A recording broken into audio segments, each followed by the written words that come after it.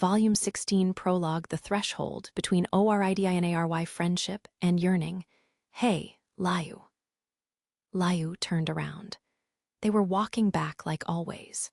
She was carrying a bag of groceries, walking the familiar, empty street that led home together with the girl with bluish-gray hair. Sir smiled when Layu turned to look at her. "You've fallen for Belle, haven't you?" Thud. The grocery bag she was holding dropped to the stone pavement. Fruits spilled out onto the street, and she frantically knelt down and scrambled to gather them up like a stereotypical clumsy maid. Her heartbeat thundered in her long ears as she picked up the scattered fruits. It wasn't just her ears, either. Her face, her neck, her whole body was trembling, and she felt like she was on fire. What? What did she say? What is she asking? Where did that come from all of a sudden? Why is she asking me that?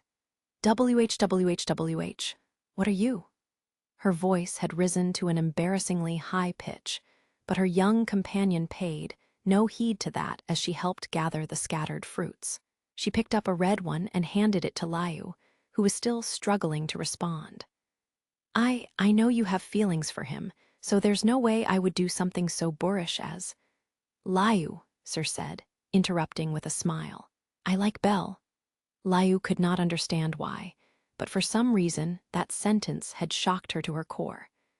Was it because Sir had never once explicitly laid out her feelings? Because it seemed like she could see everything Layu kept hidden deep within herself?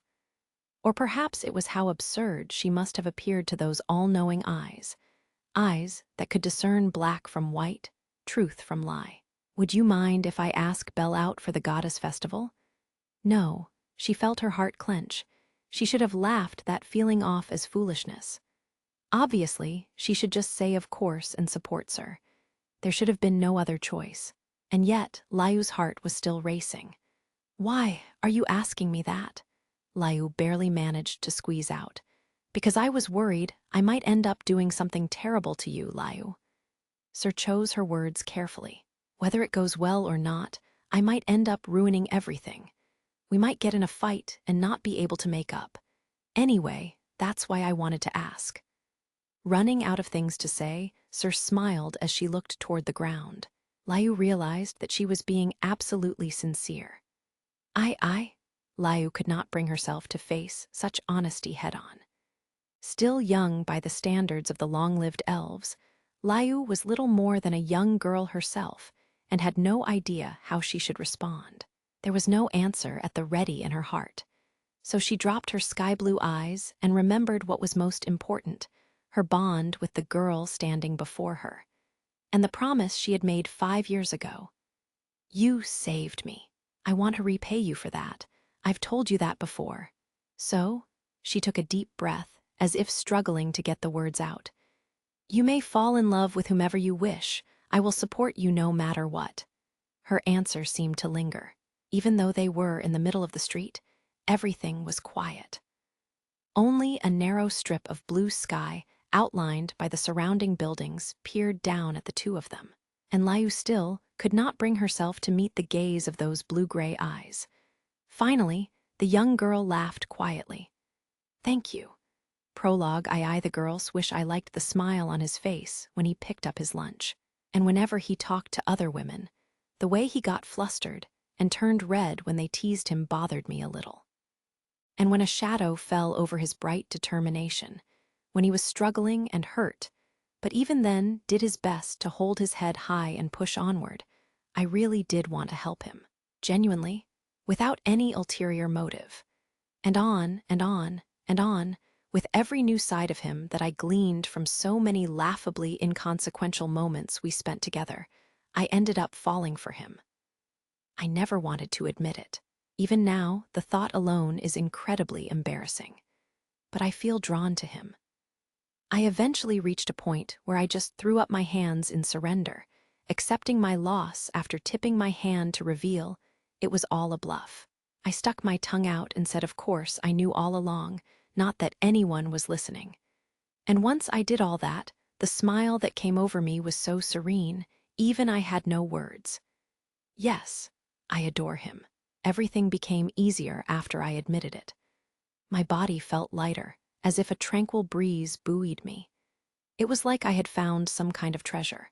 But at the same time, it was undeniable that something else clawed inside my chest. If I had to guess the main source of the unease I felt in my heart, it would probably be the almost unnoticeable change in the one I considered precious.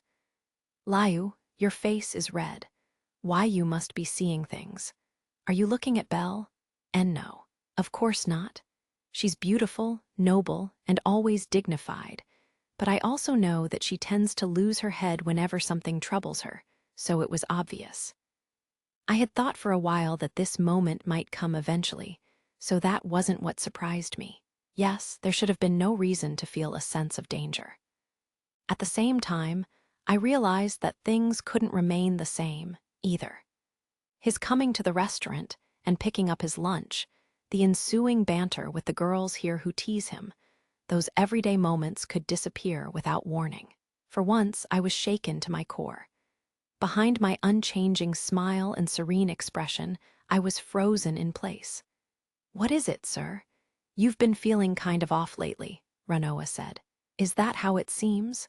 Recently, your smile's been a little different." I patted my cheeks, checking to see if something had changed, but I didn't notice anything. Ranoa started to grin. "Nyahaha. A maiden's worries, mewhaps? You can talk to us, sir. If that helps, then trade with Meow on cleaning duty." Chloe clung onto my back while Anya poked me from the front. It was the sort of daily life that could not get any better. Something irreplaceable. And the scene unfolding now would someday disappear. The mortal realm was merciless. Time passed in the blink of an eye. I knew that well. But the someday that I had feared might have come much sooner than I had expected. The moment I realized that, I could not keep myself together. My chest ached. It was far too late now, but I had learned something I never should have acknowledged. But even so, there was no stopping it anymore.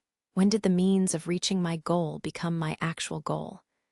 When did the thorn-like lie buried deep in my heart begin to hurt me? What do I truly wish for? I know who his eyes follow and who he chases after. I'm perfectly aware exactly what those red eyes are looking up at. I already understand who it is that he yearns for, but my feelings have already been unleashed. I want to know. I want to know. I want to know. Are these feelings real? Is this me? Can I become this? Can I break free from the divine yoke? This isn't love.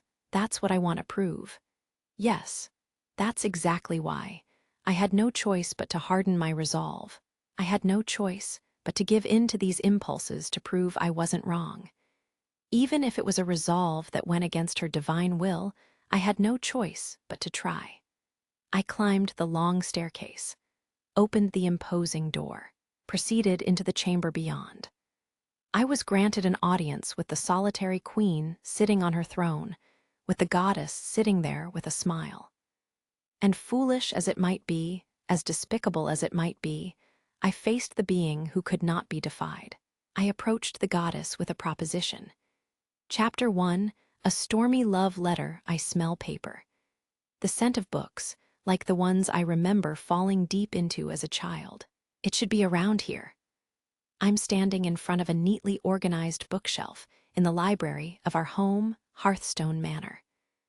This room facing the courtyard is filled with row after row of books that used to belong to Apollo Familia. The library and its contents came with the home we took as our spoils after winning the war game.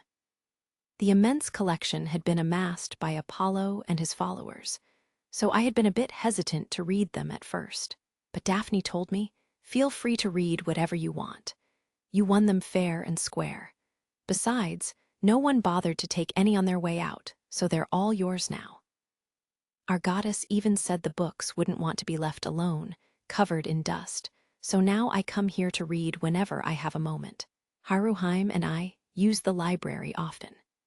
And our goddess does, too, though it's mostly because she loves all the different forms of entertainment the mortal realm has to offer rather than the books themselves. I've also been adding to the collection by buying anything that catches my interest from time to time with my small allowance, so the shelves are getting pretty packed. We are going to need to think about getting a new shelf soon. At the moment, I'm looking for a certain book amid that maze of shelves. There it is. I spot it on the upper shelf of the bookcase where the stories about heroes are kept. I stretch to reach the thick tome. Dungeon Oratoria, the Chronicle of Arario, a compilation of the city's legends and the journeys of a great many heroes. I crack open the book I consider the Bible of my youth. I flip through the pages until I reach the final chapter. The hero Albert, a legendary hero who was known for his unparalleled strength. Many considered him to be one of the greatest figures to ever stand in the mortal realm, a man who was recorded not only in the Dungeon Oratoria, but in countless other fairy tales and stories as well. As I stare at the illustration of a spirit and him challenging a titanic monster with a single sword in hand, the events from the other day come to mind. Are you visiting someone's grave, too? The morning after Elijah's tribute to the fallen heroes and adventurers, I ran into eyes at the adventurer's graveyard. She was leaving flowers at the jet-black monument erected for the ancient heroes, in front of the gravestone, in the middle of the monument, that had been placed for the hero Albert. Wallenstein Waldstegen. Albert the Great is known by many names, and one of them is Waldstegen, the mercenary king. In ancient times, mercenary was a common label for someone who explored the labyrinth. In other words, the king of mercenaries was, in essence, the king of adventurers. And the Sword Princess had laid flowers at the mercenary king's grave. I can't help but suspect there's something more than simple coincidence linking the strongest of ancient times and the current generation's strongest. Waldstegen's name apparently isn't in this Dungeon Oratoria. I flip through the pages, but can't find any mention of the King of Mercenaries. This is a copy of the Dungeon Oratoria. The original was written over 1,000 years ago and has been transcribed countless times since then. But this is definitely an official printing. The only reason I know the name Waldstegen is thanks to the copy that I read in my hometown back when I was a kid, the copy my grandfather wrote down for me. Most would probably consider that a questionable source, and it might be right to just laugh off the name Waldstegen as a figment of my grandfather's imagination. But I really don't think that was just something Gramps made up. What are the chances he invented a tale to amuse me that also just so happens to line up perfectly with Arario's actual history? Is that truly coincidence? I don't really have anything to go on other than gut instinct, though. Is Eyes the descendant of a hero? It isn't that shocking an idea for anyone who knows her. If anything, it makes a lot of sense. Not too much of a leap that the girl known as Arario's strongest warrior might be connected to the great heroes of old, but something feels off. I can't really nail down why. The expression I saw on her face that morning as she placed the flowers in front of Albert's grave didn't seem very much like someone visiting the grave of a distant ancestor. What is this confusion in my heart? What answer am I really looking for here? And also Albert's final, the path he took in the legends, the great deed the mercenary king had accomplished, was. Is someone out front? The sound of the doorbell interrupts my thoughts. It's coming from the entrance. We have a guest. I peer out the library window just in time to hear an eep and see Haruheim's tail fluttering in a panic. It looks like she has her hands full hanging the laundry, so I close my book and leave the library. I run through the hallway facing the courtyard and say, "I'll get it," as I wave at Haruheim, who bows politely. Lily and the others are also home, but I reach the door first. "Just a moment," I call out as the bell rings again. I open the door. My eyes shoot open, and for a second I don't know what to say. On the other side of the door is a beautiful girl who I don't recognize. The long hair covering the right side of her face looks ashen, as if all color has drained away from it. Her left eye is pure black, like it had been filled with darkness, but neither detract from her beauty. Her dress is a black that perfectly matches her eye and reveals almost no skin. The outfit practically makes her seem like a witch's apprentice. She's human and definitely older than me, though we're around the same height. And hidden behind her hair is an expressionless, almost doll-like face. But what is this feeling? Her gaze is ice cold. Actually, I might even call it hostile, bellcranal. Why, yes. Do you know me? I ask, surprised to be called by name by someone I've never met before. It's rather impossible for anyone who spends time in Aurario to avoid hearing the name of the record holder, no matter how much one might want to. Have the decency to recognize just how widespread your ear-grating fame has become.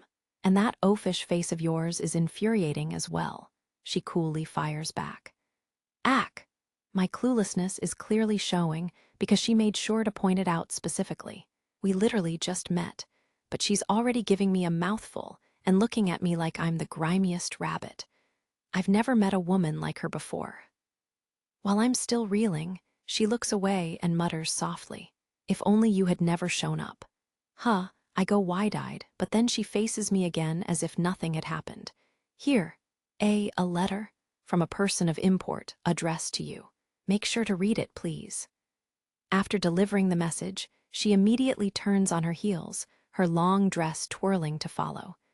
I feel a chill as I watch her go. Her very being seems to exude a certainty that if our encounter had gone on for much longer, she might have done something drastic. Luckily, she leaves me with only a few quiet words and the letter. I stand there in shock until after she passes the main gate and disappears. What was that about? A voice behind me asks. Hwa? Turning around frantically, I see Welf standing there as if it were only natural. That isn't a love letter, right? I don't want to deal with any more of that stupid stuff. A love letter. Hand-delivered in broad daylight on the very steps of our home. For Master Bell. Atta. Calm yourself, Lady Haruheim. We don't know for sure whether it's a love letter yet. Wait, Lily and Haruheim and even Mikoto. When did they all get here? And quit saying love letter so much. How long have you guys been there? From around the time she said, "Get lost, you revolting, uncultured goblin," Lily says, eyes flaring. It wasn't that harsh. I wince at her oddly critical response. Jokes aside, she seemed a bit more threatening than your average visitor, so we came to see what was up, Welf chimes in. You were completely overwhelmed by her presence, so it's understandable you didn't notice, Mikoto adds. There was quite a lot sweat pouring down the back of your neck, Haruheim says. I guess they were hiding in the hallway and listening in. Haruheim naturally produces a handkerchief and graciously wipes my still damp neck. When I start to blush, Lily rams Haruheim in the hip. As she goes flying in her maid pinafore, Lily jabs me with her little finger. More importantly, what is your relationship with that woman? What did you do to draw her attention? What does that even mean? I have no idea what's going on. I've never even met her before. I'm totally at a loss, but I'm telling the truth. Hearing that, Lily pauses as a serious expression crosses her face. She's a member of Freya Familia. Freya Familia? I hadn't expected that name to come up. She's part of the faction on par with Isis Loki Familia, the goddess's attendant, Hern. One allowed to be at Freya's side without merely being a servant, the head chamberlain.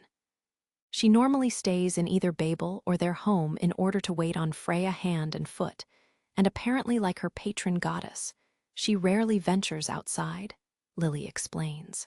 Are you sure it was her? The emblem on her clothes seemed right, and she fit the descriptions I've heard, too, so yeah, that was probably her, Welf says. Ashen hair and clad in black, she matched the rumors about the goddess's attendant. After blinking several times, I realized something. You said her name was Hern. What's her last name? She doesn't have one. At least that's what the rumors say. And she doesn't have an alias either. Freya apparently refused to name her at Denatus, saying, "This child will never become anyone." For a moment, a pointless thought crosses my mind. Being able to refuse to name a follower at Denatus. I guess that's a privilege exclusive to one of the most powerful familias. But still, foregoing an alias completely. That's an unthinkable choice under normal circumstances. There are apparently times when deities would say, "No, it's too early for them. Don't give them a name that'll only dredge up dark pasts," and hold off for vague reasons. But these titles are fairly simple and straightforward when it comes to upper-class adventurers. I mean, the titles granted to adventurers by the gods are supposed to be praise for their greatest feats. As far as a familia is concerned, they are easy-to-understand advertisements of their most glorious achievements. They are displays of the power of your own familia and can serve as a check on rivals, too. To refuse a second name, Freya Familia is considered by many to be the strongest group in the city. I guess you could argue that there's no reason to be fussing over minor details once you've climbed to the top. But since she doesn't have an alias, she's become known by the nickname Nameless. And Nameless? Yes, she's become famous to some extent for not having a title. A unique, upper-class adventurer. That explains how she could be so well known without ever showing herself. A high-level adventurer of Freya Familia who has no title. Why did she come here to personally deliver something to me? For now, shall we look at that letter? We likely won't be figuring out anything by simply speculating about it, Mikoto suggests. Ah, that's right. Please show us the contents of the letter, Lily adds, latching onto the idea. Okay. The envelope isn't particularly extravagant, and there is no familia emblem visible anywhere on it. If anything, the neat and cute packaging gives off the impression that a girl wrote the letter, which makes me open it all the more carefully. A nervous look plastered on my face. It might be an invitation to a banquet of the gods like with Apollo. And then another war game? That isn't funny. Being attacked by the faction that defeated Ishtar, is that our fate? Crouch down, Master Bell. Let Lily see, too. No one can hide their anxiety at getting a letter from Freya Familia. Leaning over so Lily can see, I read through the folded stationery while they look over my shoulders. Flowery script spills across the paper. Dear Belle, would you please join me on a date for just the two of us during the Goddess Festival? Sir? Sir? What? The string of letters blows away all the tension and bad premonitions, freezing my thoughts in place. And Lily and the others, who had been frozen just like me, start to tremble. It's a love letter. Wait, Belle got a love letter. Later that night, our goddess's shout shakes the rafters after she came home from her part-time job and heard the news during family dinner. From whom? Who was it? That advisor from the guild? Or Cassandra from Mayach's place? Or was it Aisha, that Amazon aiming to steal my Belle's chastity? Or could it have been that Wallen-what's-her-face? It was Miss Sir, from the benevolent mistress. From the tavern, Our goddess is bent over the table, sweating as she cradles her head in her hands. It's dinner time, but with everything happening, I can't really work up an appetite. Sending a love letter to my Belle. Attacking head-on after we had struck a non-aggression pact, following the initial shows of force. She's my enemy, but I have to respect her guts. Well played. I'm not sure what you're talking about, goddess. Incidentally, I had originally intended for that knife of yours to be called the dagger of love, our goddess says smugly. What? Nobody asked for such useless trivia. Lily pounds the table. Our goddess coughs, calming down as she turns a sharp gaze on Lily. Hey, supporter, you were here, weren't you? How could you let such a brazen attack happen on your watch? You're supposed to keep an eye on Belle, aren't you? My apologies, Lady Hestia. Lily never imagined there would be someone who would walk up to our home in broad daylight and hurl a love letter through the door. Upper-class adventurers are truly a group of unpredictable monsters. My greatest failure. Lily seems to be blaming herself. Still, keeping an eye on me? I've thought this for a while now, but they really are too overprotective of me. I guess they don't trust me because of what I said about harems before. Or is it more of a you have to consider your position as commander now, so keep it together kind of thing? Either way, I look around to see if I can get anyone to side with me, but everyone else just turns away. Hello. More importantly, why did someone from Freya Familia deliver a letter from Sir? That's what bothering me. I admit that was a bit painful, but it's about time we tackled the main issue. Not that we can just ignore the stuff about a date, but honestly, the Freya Familia connection is what's bothering me most. I haven't had many chances to interact with Lady Sir, but is it possible she is a member of Freya Familia? Haruheim asks. There's no way. You can tell from her demeanor and how she carries herself that she hasn't been given Falna. She's just a normal person unconnected to any Familia, Welf responds. Is it possible she's a non-combat ant member? Maybe not quite like Lady Haruheim and the Pleasure Quarter prostitutes, but perhaps she's a devout follower. Mikoto chimes in. I can't really picture Sir doing something like that. I add.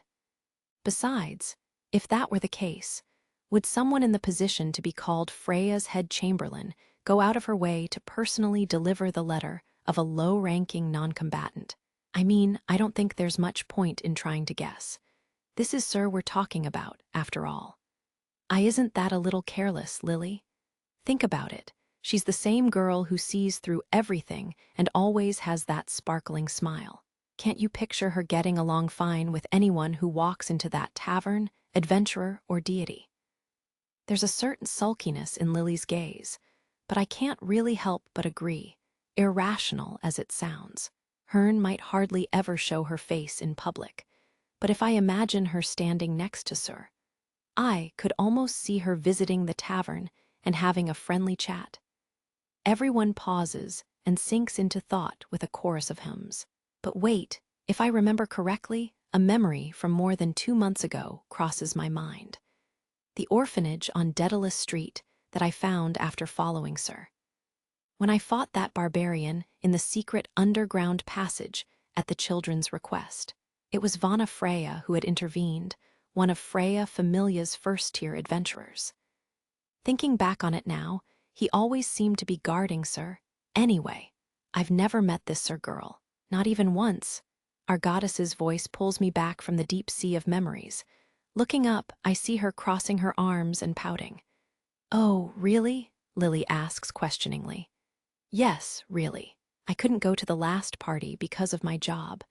For whatever reason, I never have any luck when that tavern's involved. Our goddess proclaims with a strange sense of pride. This feels like déjà vu. Have we had a conversation like this before?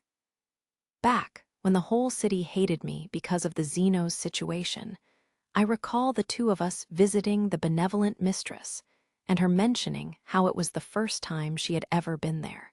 Sir's that girl who gives my Belle handmade lunches, right?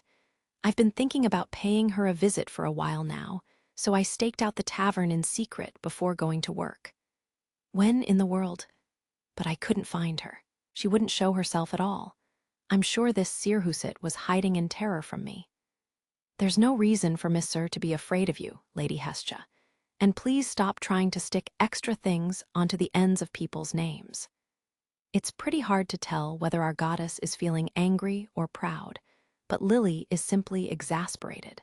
I just plaster on an awkward smile along with everyone else. Thinking back on it, Sir might actually be the only one from the tavern our goddess hasn't met.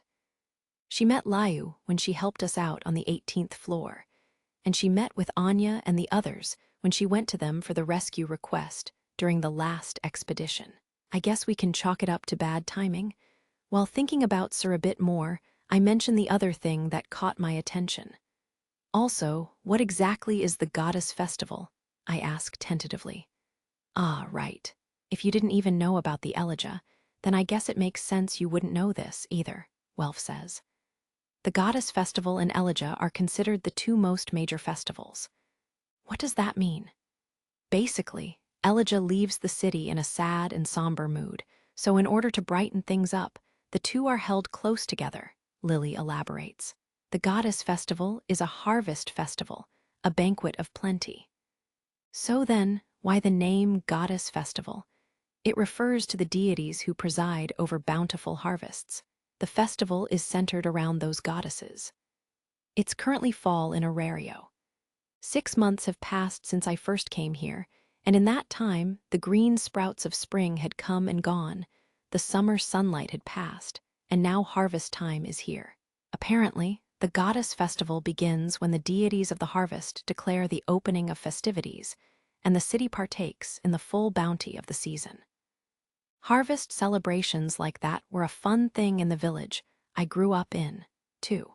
I've only heard about it from my brothel sisters and various customers, as I haven't experienced it myself, but it's said to get quite lively, and there are lots of sweet fruits all around.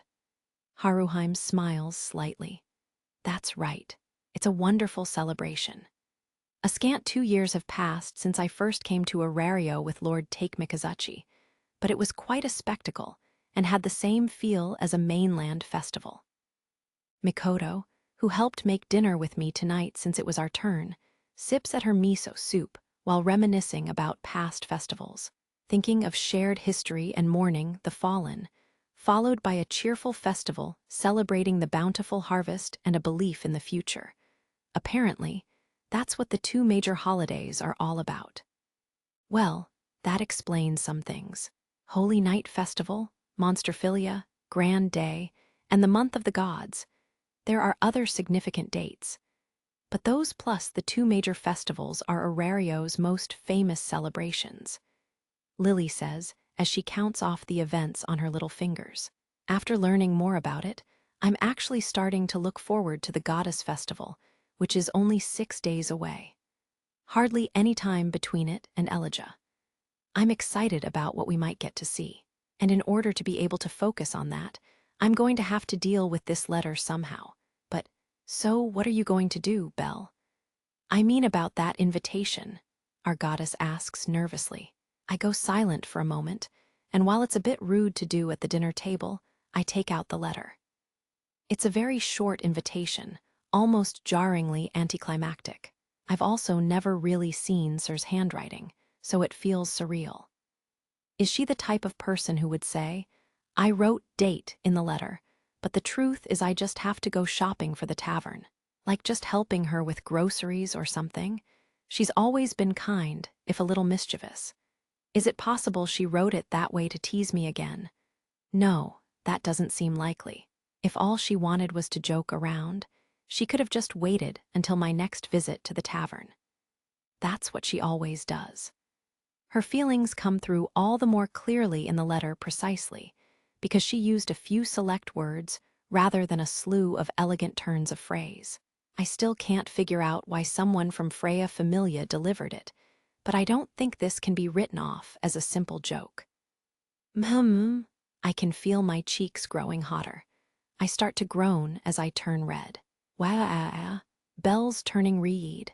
Damn it, I should have said something about going to the festival sooner.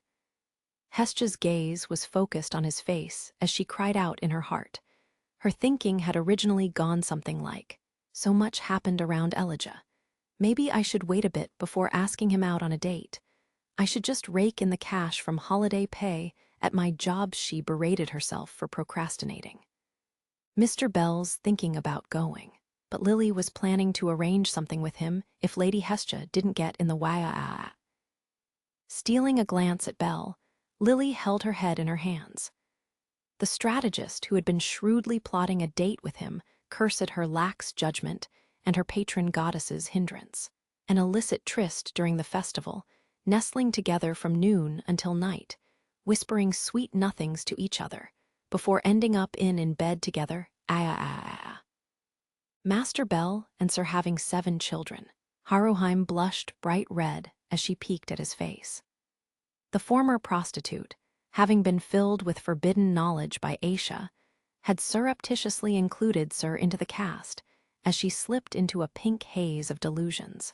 I should learn from Sir and reach out to Take Mikazuchi. I should ask Hephaestos no. It's too soon to aim for the ultimate summit. This isn't the time to be thinking about love. Mikoto and Welf looked down in deep thought and crossed their arms. Sir had spurred them to think about the deities they loved, making them completely oblivious to the goddess and girls muttering and trembling nearby. And Belle, still looking at the letter, failed to notice anything going on around him. A single letter from the tavern's idol had thrown Hestja Familia into absolute chaos. For now, I'm going to go see Sir tomorrow and talk to her. Bell scratched his still-burning cheek as he announced his decision. What? You invited adventurer boy out to the goddess festival? A stunned voice rang out from the benevolent mistress on West Main Street. SHHH. You're too loud, Ranoa. You'll wake May and the others. Sir held her finger to her lips, shushing Ranoa as she got ready to take off her uniform. Night had fallen, the tavern was closed, and the staff was in the middle of wrapping up for the day. Sir, Ranoa, Anya, Chloe, and Layu were all shedding their green uniforms. The other employees had already left for the other building and collapsed into a deep sleep after another hard day of work. Huh, what does that mean? HM meow? It means Sir's going on a date with adventurer boy, you dumb cat. Mio, you finally went after him, and during the goddess festival too. You're really going hard. Aha, my little boy's butt is in danger. Anya, Ranoa, and Chloe looked positively haggard, but such juicy news could not fail to animate them. Chloe, in particular, was abnormally excited. She was breathing heavily as she stood there in just her slip as her slender limbs and tail wriggled around. Sir covered her chest with the apron she had taken off. Her eyes were unamused as she batted away Chloe's tail. Chloe raised a yip as she leaped into the corner of the room, holding her tail in her hand. Meanwhile, Layu had gone still and silent after unbuttoning her top. She was not excited like her coworkers. Her sky-blue eyes were wide open as she stared at the girl with ash-colored hair. Sir, when did you do that? Layu forced the question out. I gave the letter to someone I know and had it delivered to his familia's home. Sir smiled to hide her blushing embarrassment. Layu found it almost impossible to string any words together. She had been told beforehand by Sir herself, so she had known it was coming. But when the reality of it finally hit home, she was still almost laughably stunned. Leaving it to someone else? That's not very like you, Sir. Anya quipped as she leaned in, her surprisingly ample bosom thrust out from her undone top. Why didn't you go deliver it yourself? Ranoa asked, leaving the black stockings she had been in the process of taking off still hanging around her ankles. About that. Sir's hair fluttered as she struggled to voice her thoughts. She smiled a bit before answering. If I went to see him now, he would just assume I was teasing him like always and probably smile in relief. I don't think we could have a real date like that. She had just undeniably shared her true feelings. In fact, her expression as she said it out loud was sweeter and purer than any of the girls had ever seen before. Realizing from her bashful response that she was serious, Anya and Ranoa glanced at each other. They immediately burst into grins. Meowha, I gotcha. So you finally made up your mind, huh? Then I'll do what I can to help. Thank you, Anya, Ranoa. In that case, I have a request already. If Bell comes to the tavern, could you tell him I'm not here? If I met him now, it'd. Leave it to me. I'll drive him away. I'll tell him the tavern's closed to guys right meow and throw him off your tail. You're not making any sense, you dumb cat. Boisterous voices rang out in support, starting with Anya, who proudly raised a fist to her chest in a salute as she made her declaration. Sir broke into a smile as the others patted her back. Meanwhile, Layu watched the scene without moving. Seeing Sir smile and blush like that had struck her to her core. Chloe was the only one who noticed. Are you okay with it ending like this? She asked, her usual joking demeanor gone. Layu twitched in surprise. I, she opened and closed her mouth several times, trying to find the words to say. After looking down, she finally managed to find her voice. That's a silly question. Sir has liked Belle all along. I've known that and supported her. Belle is a fitting partner for Sir, and Sir is a fitting partner for Belle. Words kept tumbling out of her mouth, more so than normal, as she was prone to do when she struggled with some kind of inner turmoil. Layu could not hide the raging swirl of emotions seeping into her voice. Belle, Chloe murmured. The way Layu referred to him had changed. Chloe's eyes narrowed before she resumed her usual playfulness. Well, do your best not to regret your choice, whatever you do, she said with a wave of her hand before she finished changing and left the room. Left behind, Layu kept staring at the floor. Sir did not miss Layu's sorry state, but she quietly looked away, not saying anything. Even shrouded in darkness, Arario was still the city that never slept. Recently, however, the mood had changed. The reason was Elijah. It was considered poor taste to immediately return to the usual carousing as soon as the memorial for heroes and adventurers was over. The deities surely would not mind, but to mortals, death and loss were solemn subjects that were respected. Because of that, for a short while after Elijah, generally until it was time for the second of the two major festivals, the Goddess Festival, the city was less rowdy than usual. It was not as if the guild or any other governing body had arranged for it to be that way. This was simply a natural way of being for the residents of the labyrinth city. The adventurers who were tipping back a drink or two at pubs and taverns went about their drinking in a peculiar silence, either in deference to the town's mood or because they valued these precious quiet moments, even as rough and tumble as they were. After all, they were undoubtedly the ones who had spent the most time with fellow adventurers who had embarked on a journey to the heavens. Of course, there were exceptions, but even Ganesha Familia, responsible for the city's law and order, was able to pass this one moment mostly in peace. The shining stars, usually overwhelmed by a deluge of magic stone lights, were clearly visible in the night sky, and the moon sat high above, looking down over the tranquil city. At the same time, I've summoned you all for an emergency meeting. As if the mood of the town meant nothing to them, a certain group had gathered, scowling and speaking in hushed, heavy tones with deadly serious expressions. The location was the city's 5th district. This was almost the exact center of the city's shopping district. Cut off from the outside world by high walls on all sides was a field deep inside Arario. This was Folkvanger, the home of Freya Familia, who was hailed as the city's strongest faction. An enormous manor stood at the center of the field, and inside was a room with a round table where the Familia's captain, Otter, had summoned the faction's most powerful members for an emergency meeting. What's this about, Otter?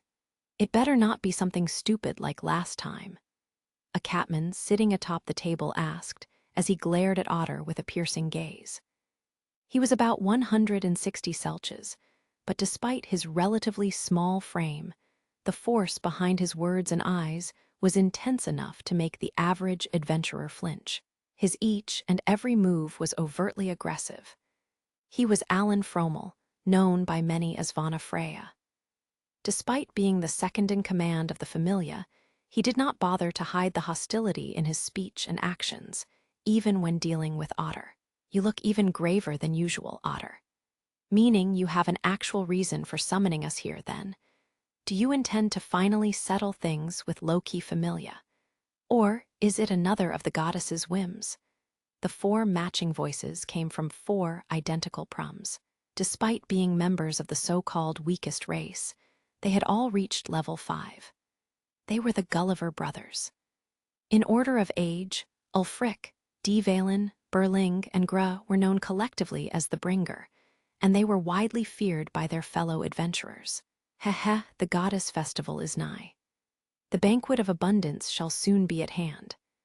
This year, we shall adorn the festival eve's celebrations with the blood of decisive battle. Cry out, heavens above and tremble, earth below, for I am Milady's guardian. KH. Across from the Gulliver brothers, a dark elf, rare even in Arario, was spinning foreboding verses like he was evoking legends and myths. His skin was ebony, and his silver hair almost had a light purple sheen to it. From his forelocks that usually covered his right eye to the eerie way his lips twisted into a grin, he was hailed by all the deities as the Sick Edge Lord. Don't talk, Hegni, it's just a waste of time. A white elf, who could be considered in some ways to be the standard of elfdom, berated the dark elf. Despite being of the same race, his appearance was the polar opposite. His blonde hair was as long as any woman's, while his skin was pale and smooth. A brilliant coral red hue was set in his eyes, over which he wore glasses, exuding the impression of a consummate intellectual. He had been blessed with a beauty even deities found remarkable. This was Hegni Ragnar and Hedin Selrand. Though neither of them intended it nor desired it, they were often mistaken for a pair, and both were overwhelmingly powerful magic swordsmen. Looking around the room at the almost too unique first-tier adventurers of his familia, Otter got straight to the point in a painstakingly weighty tone. "The reason I summoned you is for nothing less than Lady Sir. She will be going on a date with Belle Cranel." No one bothered pointing out the absurdity of such a large, clumsy warrior speaking the word date so seriously. Indeed, there was a clatter as several of the people around the table leaped out of their seats. The shorter Prum brothers even stood atop their chairs. "What do you mean, Otter? Lady Sir and that rabbit? None of this makes any sense." "Explain.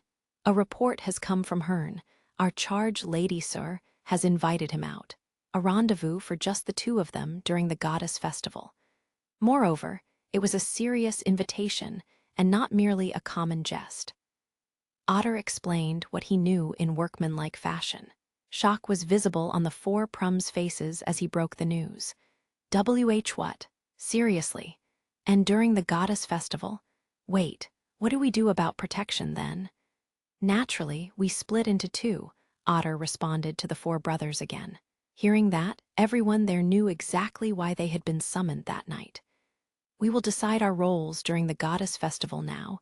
Who will be responsible for protecting our goddess, and who the girl?"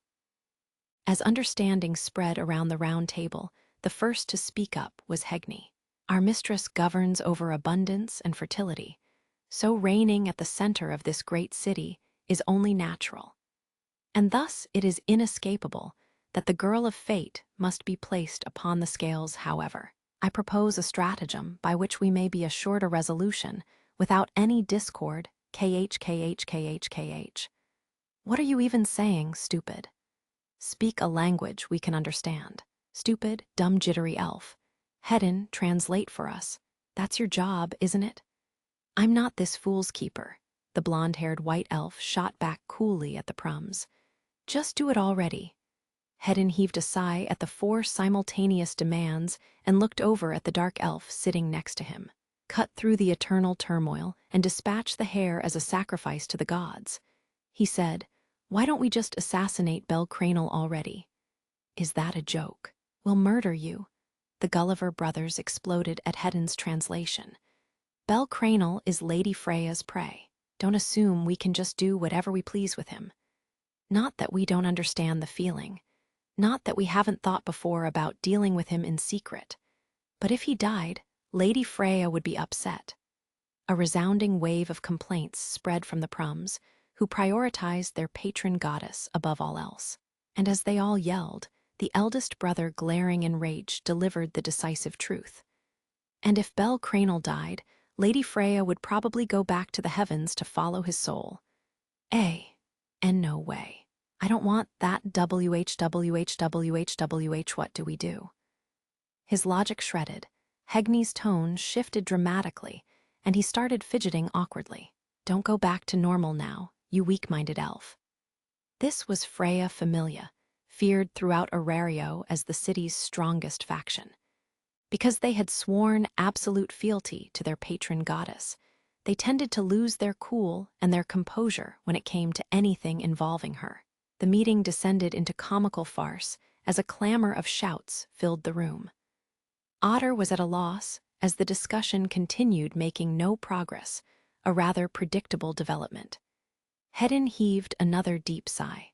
"What a waste of time," Alan spat as he stood up. Utterly fed up with both the conversation and the trouble caused by a single girl, he made to leave the room. "Wait, Alan, we haven't finished. There's nothing to say. I'm guarding the girl. Figure out the rest among yourselves." "What a pain in the ass," Alan added before opening the doors and leaving. The Gulliver brothers scoffed in annoyance as they watched him go, while Hegni kept glancing around restlessly. This time, Otter closed his eyes quietly, as if enduring in silence. One person, though, the white elf, was transported to an altogether different forest of thoughts. Monologue I all alone, unbeknownst to anyone, the goddess granted me an audience that day, and I struck a deal with her. It was a secret agreement, both a contract and a challenge. I revealed the truth in my heart. I've also come to love him. I've come to love that boy because of your heart. My confession elicited the sort of surprise the goddess never let show on her face. That's unexpected, but that's how it is, she murmured, acknowledging my confession. Having gained her understanding, I revealed my proposition. I was only ever a fake to begin with. I understood full well I was merely her tool. But I asked her if it was at all possible to grant me just a small part of a single day during the harvest festival. I would like to spend a day out with him and see which of us can win his heart. A fair match is what I wish for, milady. Would you please give me a chance? It was shameless, arrogant. I was fully aware of that, but I refused to simply give up. There was no turning back. If I let this chance slip away, I knew I would regret it for the rest of my life. A bead of sweat trickled down my cheek, but my gaze never left her eyes. The goddess fell silent at my request, slipping into deep thought atop her throne. She did not know. She had no inkling of my plan, of the betrayal I was plotting. But even so, even if it was a foolish dream that I didn't deserve, I desperately wanted to fulfill this maddening wish, had my plea swayed her. She said she would accept my proposal with a condition. If your deception is discovered, it will count as your loss. From that point on, you will be barred from being involved with him in any way. You will never be allowed to meet him ever again. It was inevitable. I never had any choice but to agree. I acknowledged my acceptance of her terms. Do your best, the goddess smiled, and then her eyes narrowed provocatively. And I'll enjoy the festivities as I please, too. Naturally, I could only nod in response. This would be a fair match. Since I had been the one to propose the game, there would be no going back on my word, even if I had to play by the rules of a goddess who could not be disobeyed. The hands on the clock had already started moving. There was just a single thought in my heart. Please let my wish come true. Chapter 2, A Tearful and Painful Festival. Eve, another autumn morning has arrived. This is the time of year when you can feel the sun gradually coming out later and later with every sunrise. I set off from home and head toward the benevolent mistress in order to ask her directly about the letter from yesterday. Still, though, where do I even start? I murmur to myself while walking through the mostly empty streets. What did she mean by a date? Not just going out to play, but a real date. Is she just playing a trick on me? It's not like I can ask her something like that so bluntly. And for some reason, it sort of feels like I shouldn't bring it up in the first place. I'll be far less anxious if this is all just a misunderstanding, and she tells me, "Huh, silly Belle, getting such wild ideas just from reading the word date. I'm sorry for confusing you. I didn't think you were such a child. You really are cute." On second thought, that would be extremely painful in its own way. With still no idea what I should do, I peer down at the letter in my right hand. I can't help focusing on the fact that she asked me out by letter of all things, and now I'm getting oddly nervous. If that was the intended effect, then I don't think I will ever be a match for Sir. I would never have felt like this if she had mentioned it during one of our usual chats at the tavern. It would have been like the first time we met, when she made me promise to visit. I'm sure I would have just smiled and accepted it while thinking how unfair she can be. It's already been 6 months since then, huh? I pause in the middle of the street, staring up at Babel towering in the sky. My first run-in with Sir happened on a morning just like this. It had been a bit earlier in the day. I remember the spring sun barely peeking over the city walls. Since then, the air has taken on a chill, and it's a cool, autumn sun shining down on me now. Between then and now, how much have we changed? Anyway, I should go see her. No point dwelling on it. Wallowing in my thoughts isn't my style. I shake my head and clench my fist. Right, delaying things won't make anything better. Just need to be brave and push on, like an adventurer should. I like to think I've made at least a little bit of improvement since back then. Nodding to myself, I start running through the streets, leaving my hesitation behind. I dash onto West Main Street, where the benevolent mistress stands. MGH? That's the moment someone catches me. A single hand reaches out from the narrow alley, covers my mouth, and somehow drags me into the shadows. I can't break free. I'm shaken by the realization that even with my level 4 status, I'm helpless against the grip of a single slender arm. No one notices my sudden disappearance as I'm pulled farther and farther into the dark alley. Everything seems to happen several times faster than normal, as the hand clasped around my face holds me up in the air. Hey, that hurts. My face and neck feel like they're going to break at any moment. I can't even scream because right now, my mouth is still being held shut. After shouting dozens of times in my head, I'm thrown to the ground in a deserted alleyway. HGH, WH what wah? My head keeps spinning as I sit up. Then the moment I look up, I completely forget everything I was about to say. Standing before me is the kidnapper, himself. He's wearing black combat gear that completely covers his entire body, which only highlights the white cloth tied around his waist and the white cape on his back, both embroidered with gold. His outfit seems more suited to a mage than a rough-and-tumble adventurer, or maybe even a cleric in formal attire for a festival. And his limbs are incredibly slender. It's hard to believe he lifted me up single-handedly, but what catches my attention most are the elven ears peeking out from his long blonde hair. His well-proportioned, scholarly face is unmistakably that of an elf. "Why, I'm on the verge of yelling, my mouth sputtering like mad as he adjusts his glasses, staring down at me all the while. "Don't make a fuss. If you shout, I'll crush your throat." My throat? I turn pale, realizing that isn't an idle threat. He could really do it. I start to tremble like a cornered rabbit under his gaze. "I'm taking you away now. You have no right to object," he explains simply. It is such an extreme statement that I don't know how to respond. That's just a natural reaction, though. In Aurario, this man is undoubtedly top class when it came to strength. Even I know his face. H. Hedin Selrand, also known as Hildslave, one of Freya Familia's first-tier adventurers. I've been kidnapped, or at least pulled along so fast that normal people wouldn't be able to keep up, to a place surprisingly close to Hestia Familia's current home. We're currently in the 6th district in the southwest quarter. More specifically, we're sitting inside the chic Wish Cafe, located at the corner of a complex bottleneck. The black tea here is delicious. I come here often in my free time. Hedin, the first-tier adventurer who brought me here, is holding his teacup and sipping at his warm tea elegantly, as if there's nothing amiss. Best of all, I've become well acquainted with the owner. It is far more accommodating than noisier, less refined venues.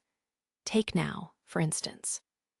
The cafe has been completely cleared out, leaving just Hedin and me and the bespectacled elven proprietor behind the counter, who seems to be reading a book without a care in the world, as if what is going on between us is of no concern to him.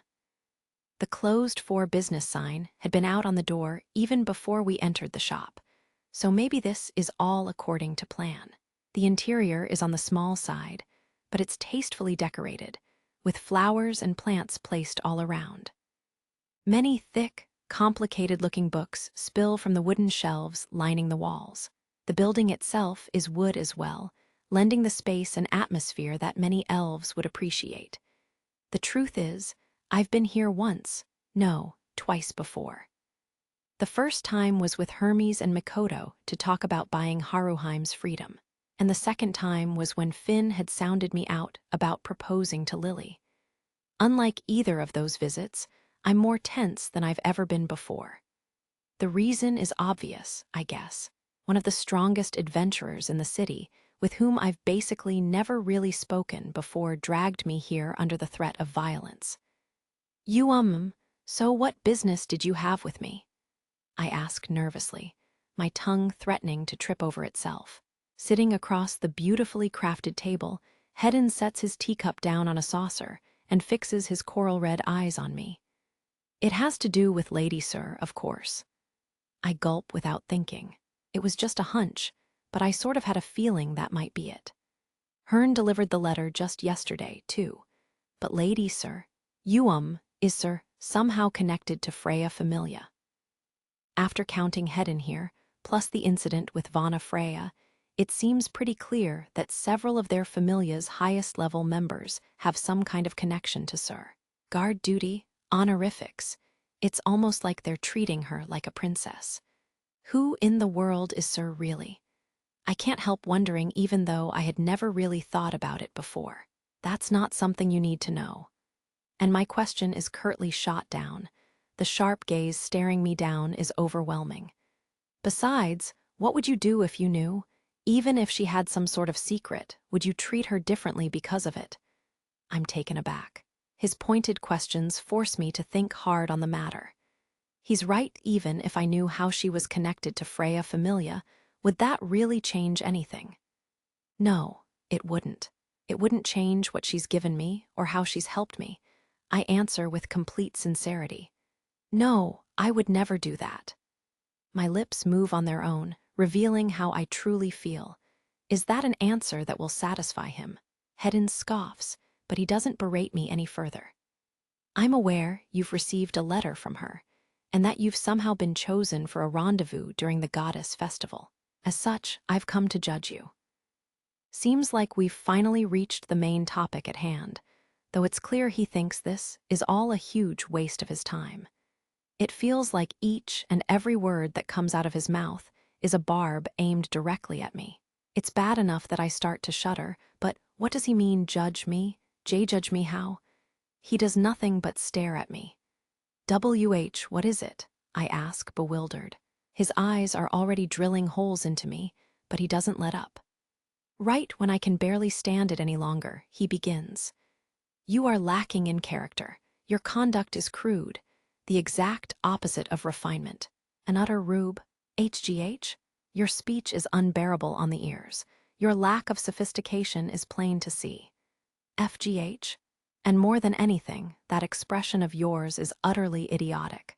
It's a source of irritation, even just sitting across from you like this. If I were a woman, I would spit upon the very idea of a tryst with you, vulgar as it might be. I would scoff at the very idea.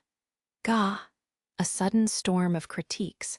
My body crumples like he pummeled my gut.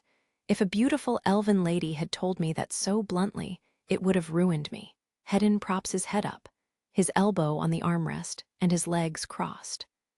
This must be what it feels to have a king pass judgment on you. And all that with an utterly disappointed gaze, making it clear he's found me lacking. Og, this is so bad. I just want to die. However, she is the one who chose you. It is not my place to object, he adds. That last bit seemed more for himself than me. Adjusting his glasses, Hedden resumes his interrogation. What do you intend to wear on the day of? What are your specific plans for the event? Have you settled on any places to visit with her yet? I'm telling you to lay out your plans to please Lady Sir, you simpleton. Is your mind dimmer than a brute's? There's no respite. His words are scathing. This is on a whole other level from Lily's scolding.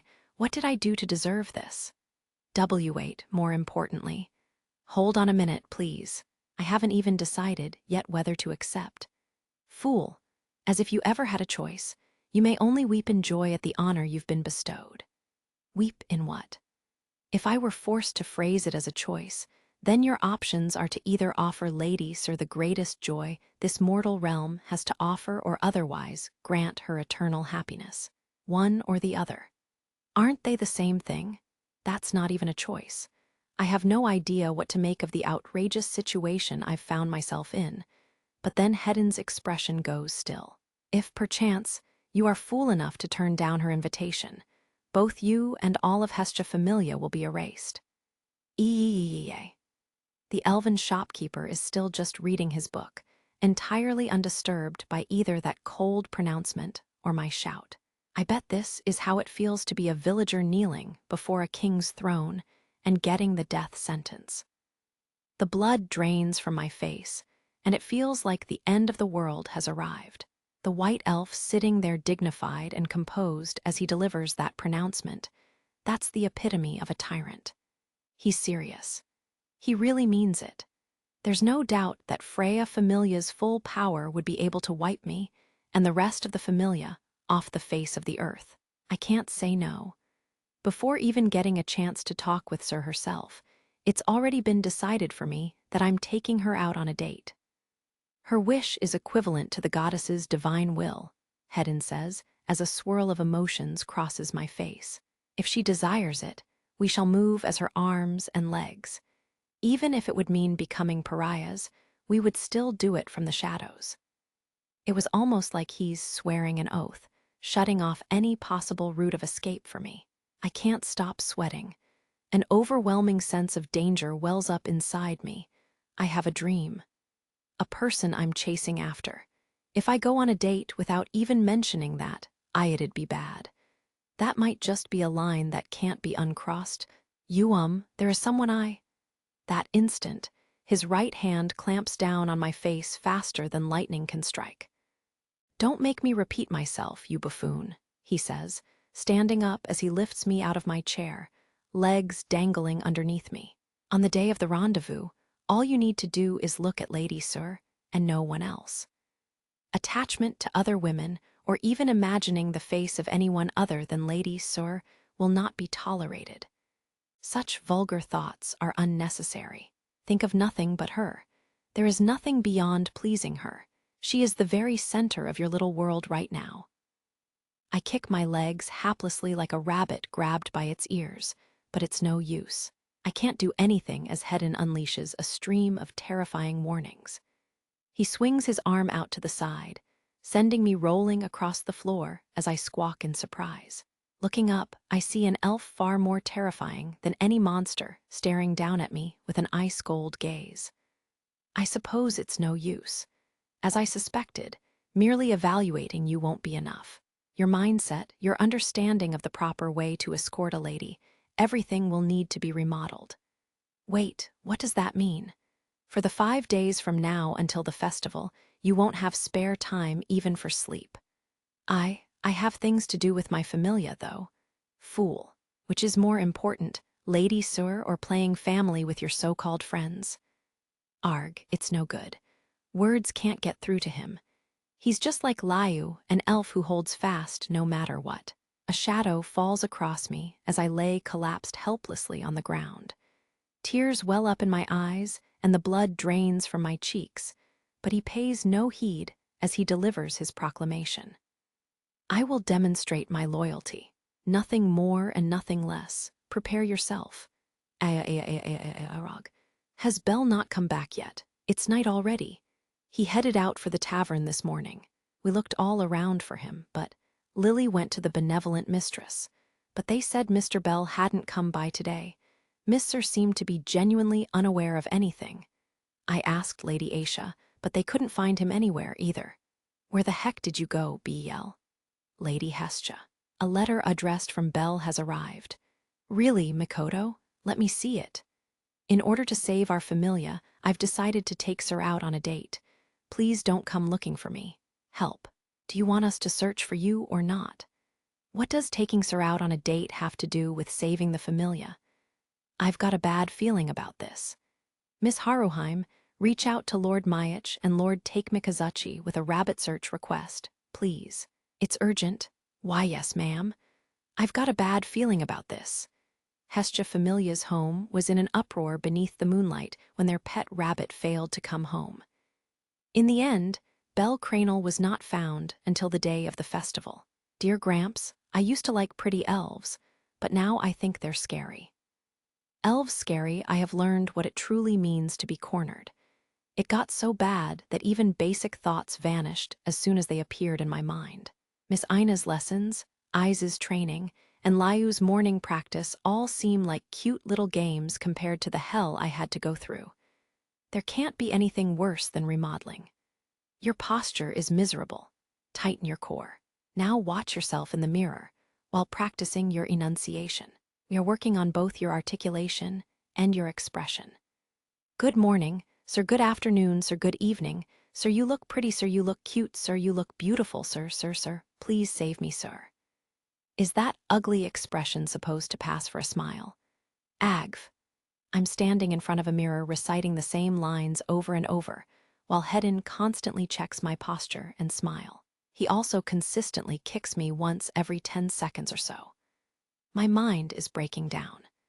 It's getting harder and harder to differentiate between the increasingly worn-down me in the mirror and the real me. I'm going to drill all 10 books of elven scriptures into that head of yours. You have 2 hours. Tie the relevant information to your interest in heroes. You'll understand faster if you project the characters that appear onto yourself. Yes, master. Understood, master. Quiet, you're too loud. NGH, understood, master. Hedin's orders are absolute. The only response I'm allowed is yes, sir, or understood, sir. He didn't demand it or anything, but I sort of naturally ended up calling him master. For the remaining 3 days, you will hole up here in the dungeon.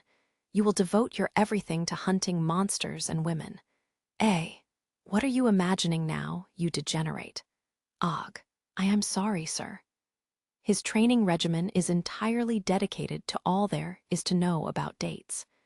The maxims are that women cost money, so naturally a date will incur expenses. That suggesting a date that doesn't cost any money is a doomed plan from the outset. And that spending money is the most efficient way to demonstrate your sincerity. These lessons were drilled into me so intensely that I wanted to cry. As a dating amateur, I hunted and hunted and hunted monsters to amass funds to cover the date's expected costs. I'm so sorry. Any monsters who might become Xenos. And along the way, I targeted female adventurers.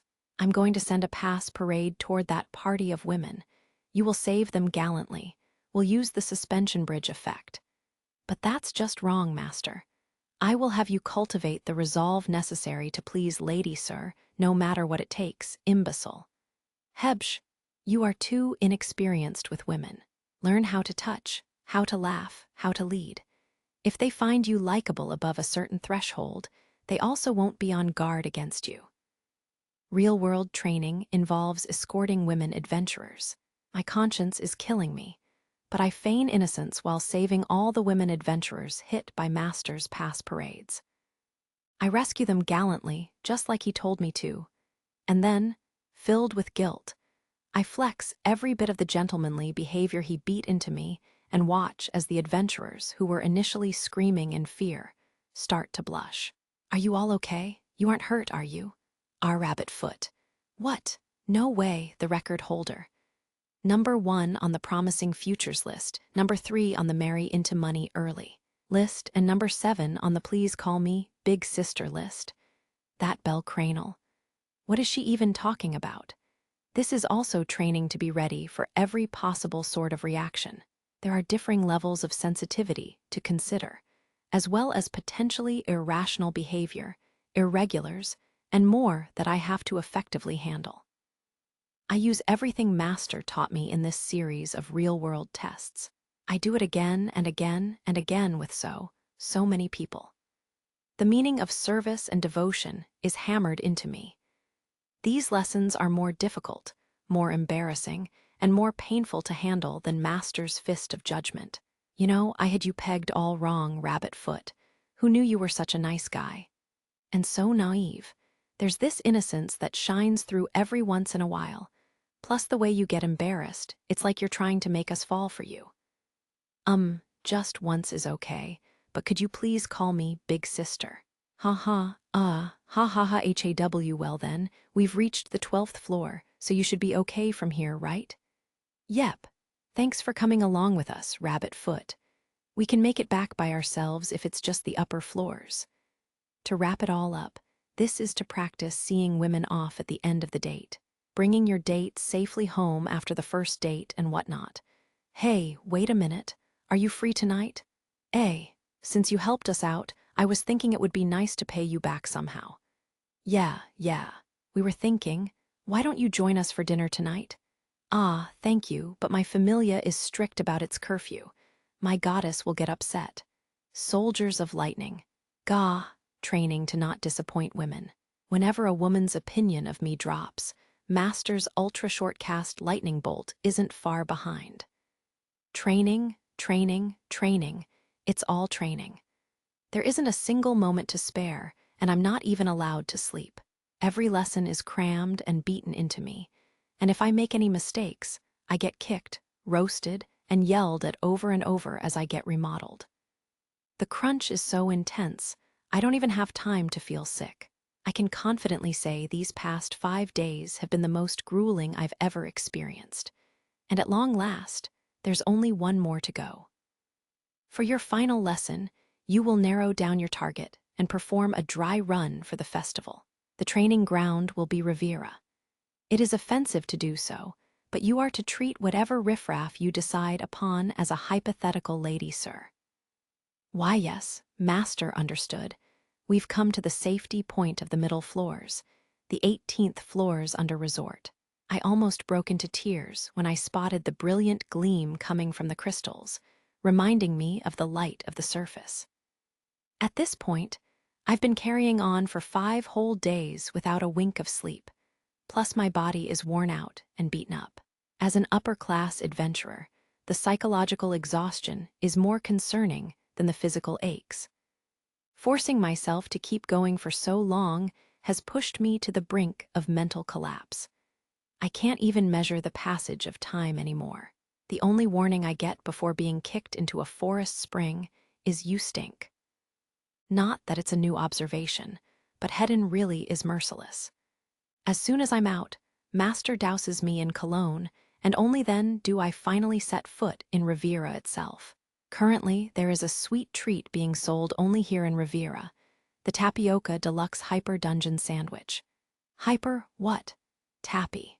Deluxe. Incidentally, it's an absurd product that will only be sold to couples. Why? Additionally, the couple may be 2 men or 2 women. I'm so confused. The shop's owner has been blathering on about, is it wrong to look for heartwarming moments in the dungeon? I have so many things I want to ask that I don't really know where to begin. I guess all this research was done beforehand, since Master is giving the instructions so easily without a reference. You are to engage the next woman you encounter and go by it. Then the 2 of you are to eat together and share your dishes with each other. Are you serious? I told you this will be a hypothetical date with Lady Sir, did I not? During your tryst, you will undoubtedly be out walking around and eating at some point. You need to familiarize yourself. Put another way, if you can convince her to be comfortable doing that with you, then she has let you into her heart. After that, you will perform a dry run of the date here in this town. I'm horrified by the task I've been given. I'm not that good with sweet stuff to begin with, not that I could get away with saying that now. I can't bring myself to go against Master's wishes, and he wouldn't let me even if I tried. My head hangs in resignation. After he orders me to begin, I steel my resolve and walk off alone. The Target shop is in the Crystal Plaza at the center of town. It has an elaborate and colorful billboard, so there's no mistaking it. Huh, Bebel. Cassandra. To my surprise, I run right into Cassandra and Daphne from Myich Familia. What are doing here? Lilaluka and the others are worried about you, Daphne asks. Ah, ha ha ha, I was forced into taking on something you could call a quest. I struggle to get my words out. I can't exactly say that I'm training for my date in the dungeon, without running the risk of letting Sor find out what I'm doing. They look confused. But I hurriedly change the topic. Why are the 2 of you here? Ah, Cassandra had this treat she really wanted to try, and she just wouldn't give it a rest. Hyper something deluxe or whatever anyway, we came here looking for that, since the goddess festival starts tomorrow. W8, it's not what you think. I swear I'm not a glutton, Belle. You were insanely excited to try it with double extra cream, weren't you? Daphne. Cassandra blushes, and her eyes water as she keeps hitting Daphne. I laugh awkwardly as I watch them, but then I have a thought. Why don't we buy one together? Master said to invite the next woman I met, and it looks like we are both after the same thing. And maybe doing this exercise with someone I know will make it easier on me, too. It's almost funny how taken aback Cassandra is by the suggestion. They only let CC couples buy the dungeon sandwich that was why I asked Daphne to, the T2 of us, a couple. The truth is I've been wanting to try it out, too, or would you prefer not to go with me? The courteous smile Master had hammered into me comes out instinctively.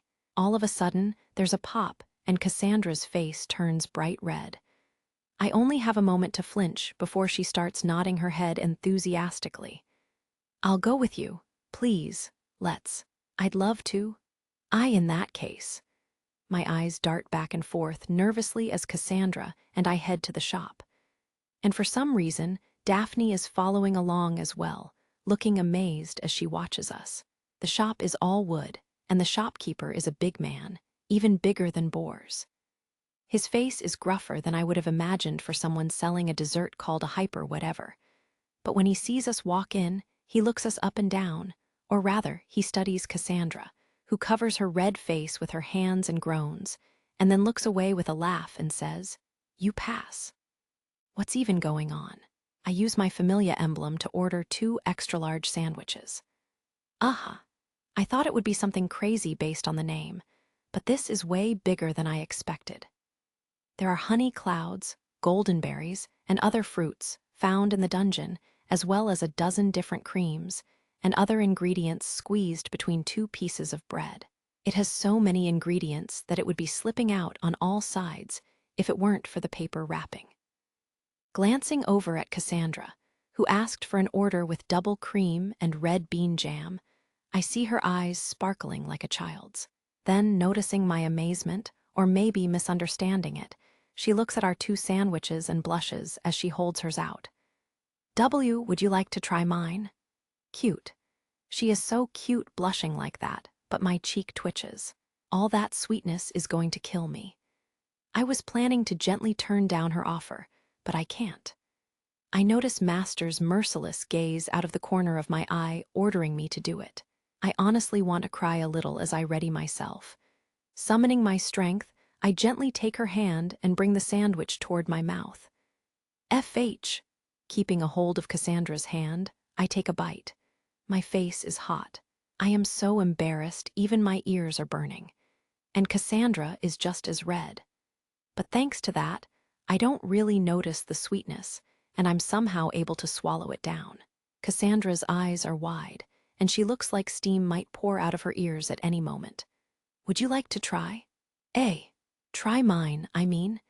It is impossibly embarrassing, but I can feel Master's eyes stabbing into my back, ordering me to land the follow-up attack.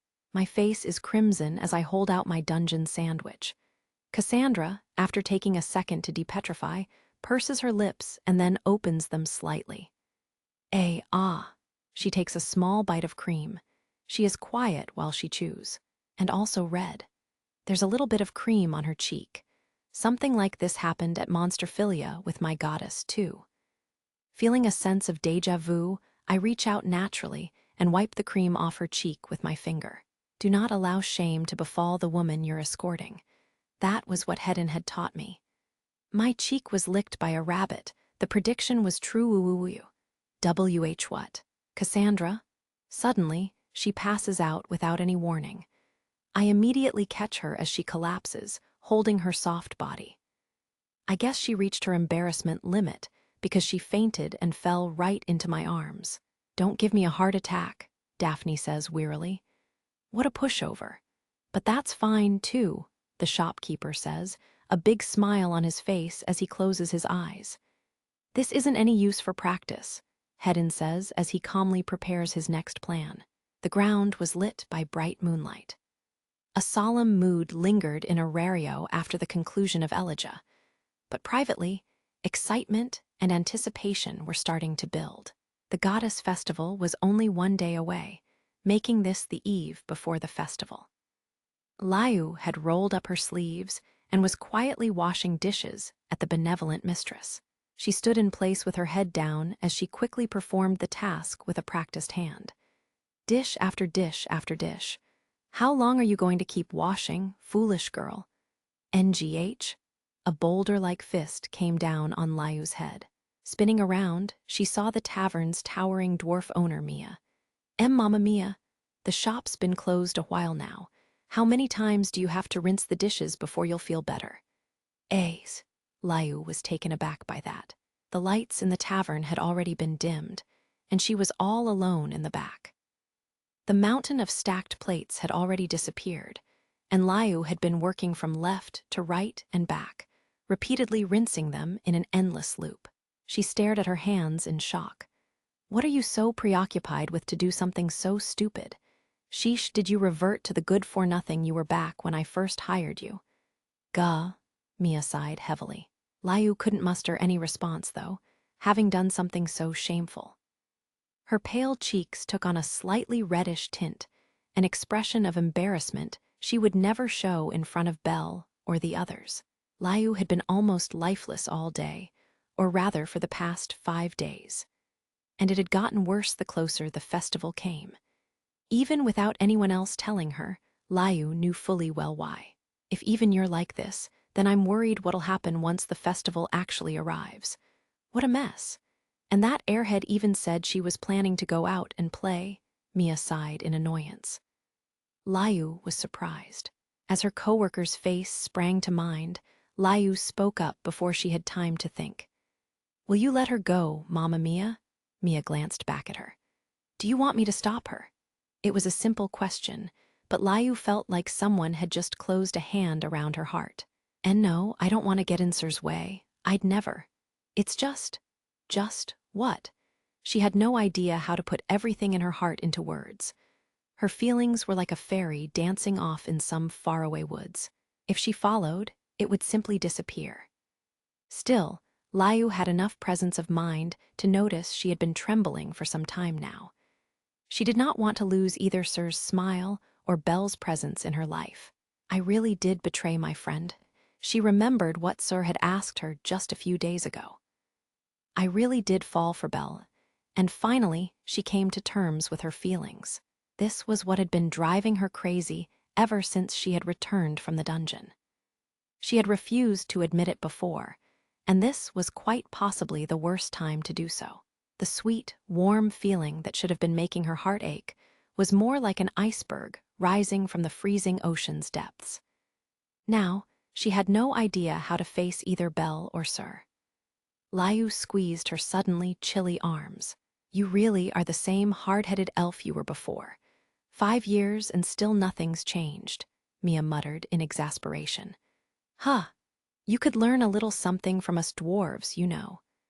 Saying that, she pulled a bottle out of one of the cabinets and pushed it into Layu's arms. It took Layu a moment to realize it was one of Mia's fruit liqueurs that she had been saving for a special occasion. WHY. Have yourself a drink and then hurry off to bed. Dwelling on it like that is just a waste of time. A nightcap. Realizing that Mia was showing concern in her own way, Layu was struck by an indescribable feeling that came with unbidden memories of a mother she had forgotten some time ago. Her sky-blue eyes quivered, and her heart felt just a bit lighter. If I could stop her, then I'd pin her down even if I had to tie her up, though. It's clear as day that stupid girl's being unreasonable. Picking up where we left off, Mia groused. Also, the most dangerous one isn't her. It's the people around her. I'm saying there's no telling what all those overprotective dumbasses who hover over that foolish girl might do. If they cause problems for my tavern, I'll duke it out with them to the end, but it wouldn't be worth much. Pisses me off how little it'd do. Mia was practically talking to herself as she furrowed her brow and glared off in the direction of Babel. Layu looked up in surprise as the dwarven barkeep swiveled back around. Anyway, that fool isn't here. And then she jabbed Layu's chest with her fat finger. And you won't get off the hook easy if you skip out, you hear? Is there any way we can skip work tomorrow during the festival? Anya's voice rang out.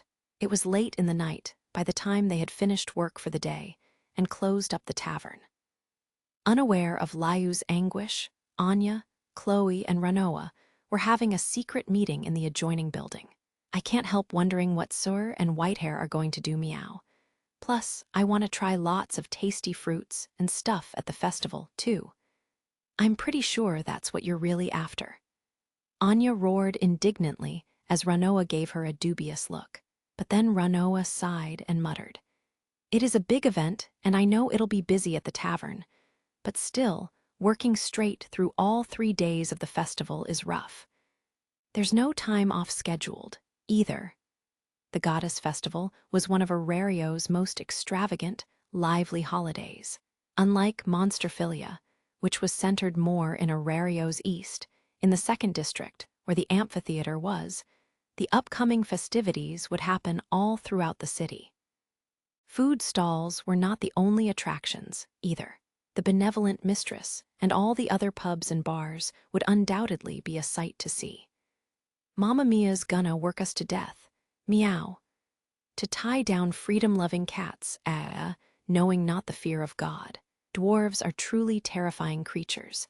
Just work Ranoa to the bone and leave this cat out of it. I'll whoop your ass. The 3 girls were getting fairly worked up. Anya grumbled, Chloe beseeched the very heavens, and Ranoa ready to fist. The tavern was already home to a colorful cast of characters, but these 3 were particularly problematic, and it went without saying that Mia was heaping work onto them as punishment. However, that possibility never crossed their minds. The 3 of them tried to pool their knowledge as they devised ways to sneak away from the tavern and tail Sur and Belle on their date. We're going to need help to keep track of them. With enough hands, the tavern can get by even if we disappear, meaning no one will notice immediately. Probably. Maybe. So, if we hire people for a part-time shift, we should be able to safely get away during a break. We don't have the money to hire someone for that, meow. And Mamma Mia isn't planning on hiring any part-timers, either. Stupid Ranoa. I'm seriously gonna send you flying.